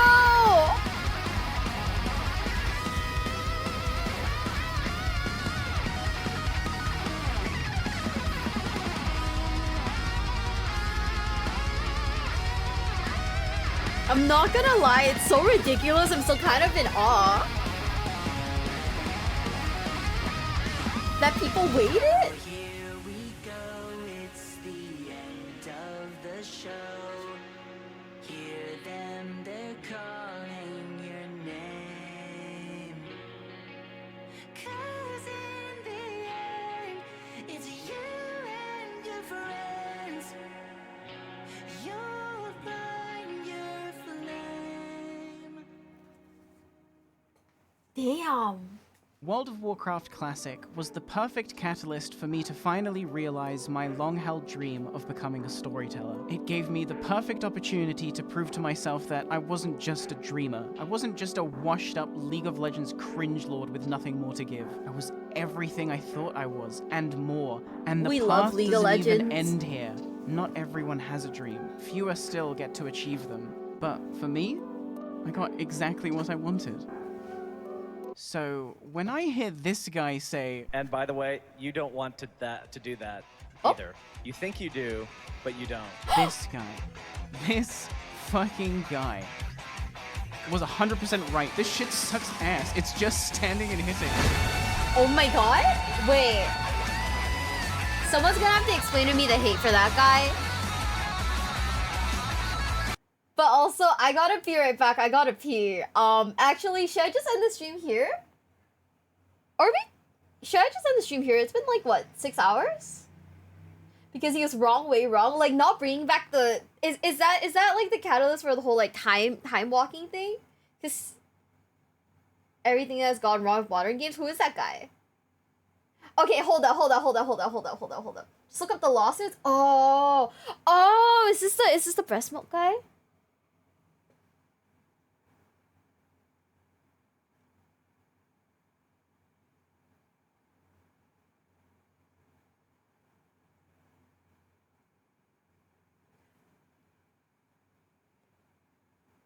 J. Allen Brack, if I'm saying his name right.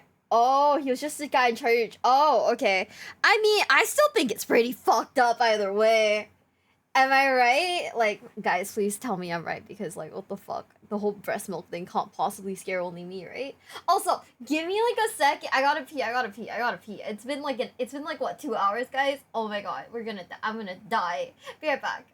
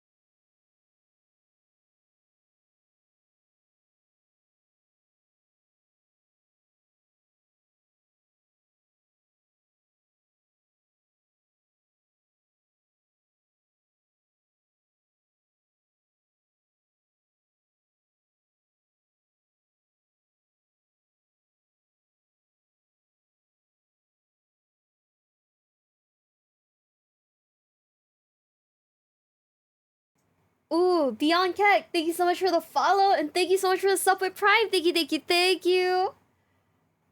Yeah, I don't know. I mean, I guess, like, the whole thing was, like, kind of weird. I mean, I mean, the scandal aside, everything else was just pretty fucking weird, don't you think? He's like the son of the developer knows what the game. Yeah, I don't even know. I just feel like man, there were a billion like right moves and that wasn't it.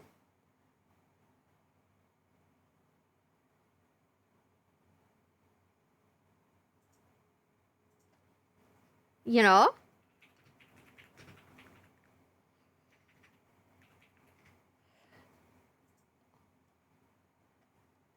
I'm just like thinking right now. I should not have taken that gummy. Oh no.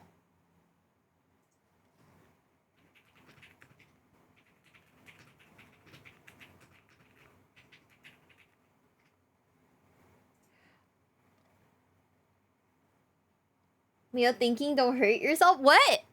Okay, mean. But also now I'm like thinking, right? Okay. I'm probably not gonna watch any more long form videos today, but let's see if he has any. Okay. He's got like WoW videos too. I guess we could like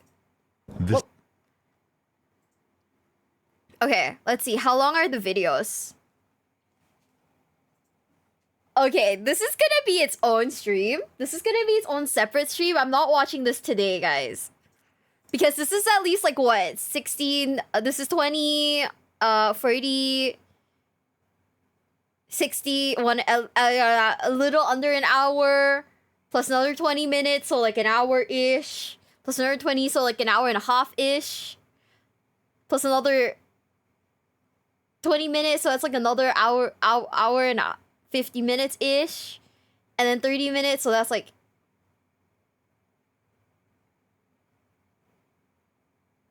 nearly 2.5 hours, and then another half hour. So this is like at least 4 hours, guys. This is at least 4 hours. We're not watching this today. Have you heard the dual logs? He's pretty cool. I don't know about that, but he did say he give me gold if I play WoW on the same server. So hey, we could get some of that. We could get some sweet coin, guys. But yeah, I think I'm gonna like watch the first one. I'm not watching this today. It's been like 7 hours. I'm like exhausted now. But yeah, I think we'll just raid out, and I'll see you guys like tomorrow.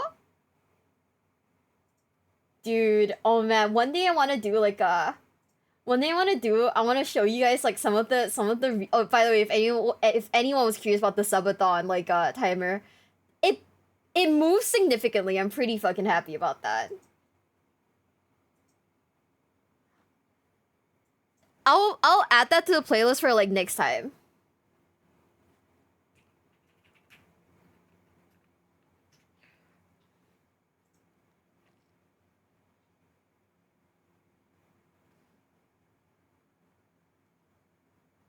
Yeah, I'll add this to the playlist for like next time.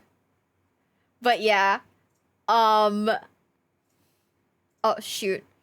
Wait.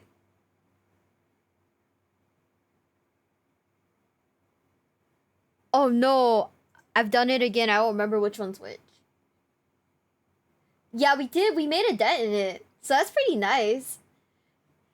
Yeah, I don't know who we're gonna rate. I'm gonna see. Oh, you know what? We're gonna rate Nova. Fuck it. Fuck it. That's my girl. That's my queen.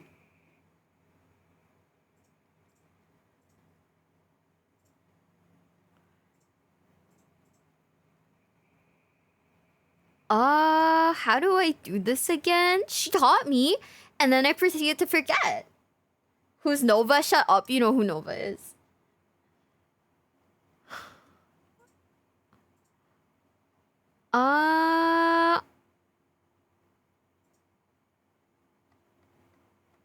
I think I screwed up. Oh, no, we're good, we're good. Are we good? Wait, is Nova not dual streaming today? Oh well, okay. I guess YouTube guys, you're going to Mamie, and Twitch homies, you're going to Nova.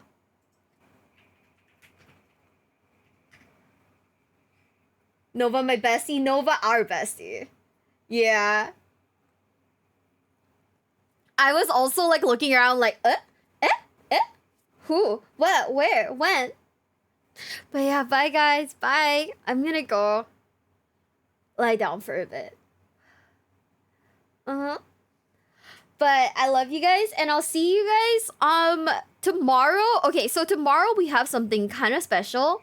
Tomorrow, like, I'm gonna be playing Yakuza. But also, I've been invited to a V-Royale tournament, so I'm gonna be in the tournament in between, like, Yakuza. It's gonna be really fun. I learned we learned V-Royale specifically for the tournament, so it's gonna be really good. Persona Guy, thank you so much for the follow. Thank you. Welcome to the basement. Welcome. Welcome into the We're gonna turn everything back on, because, you know, now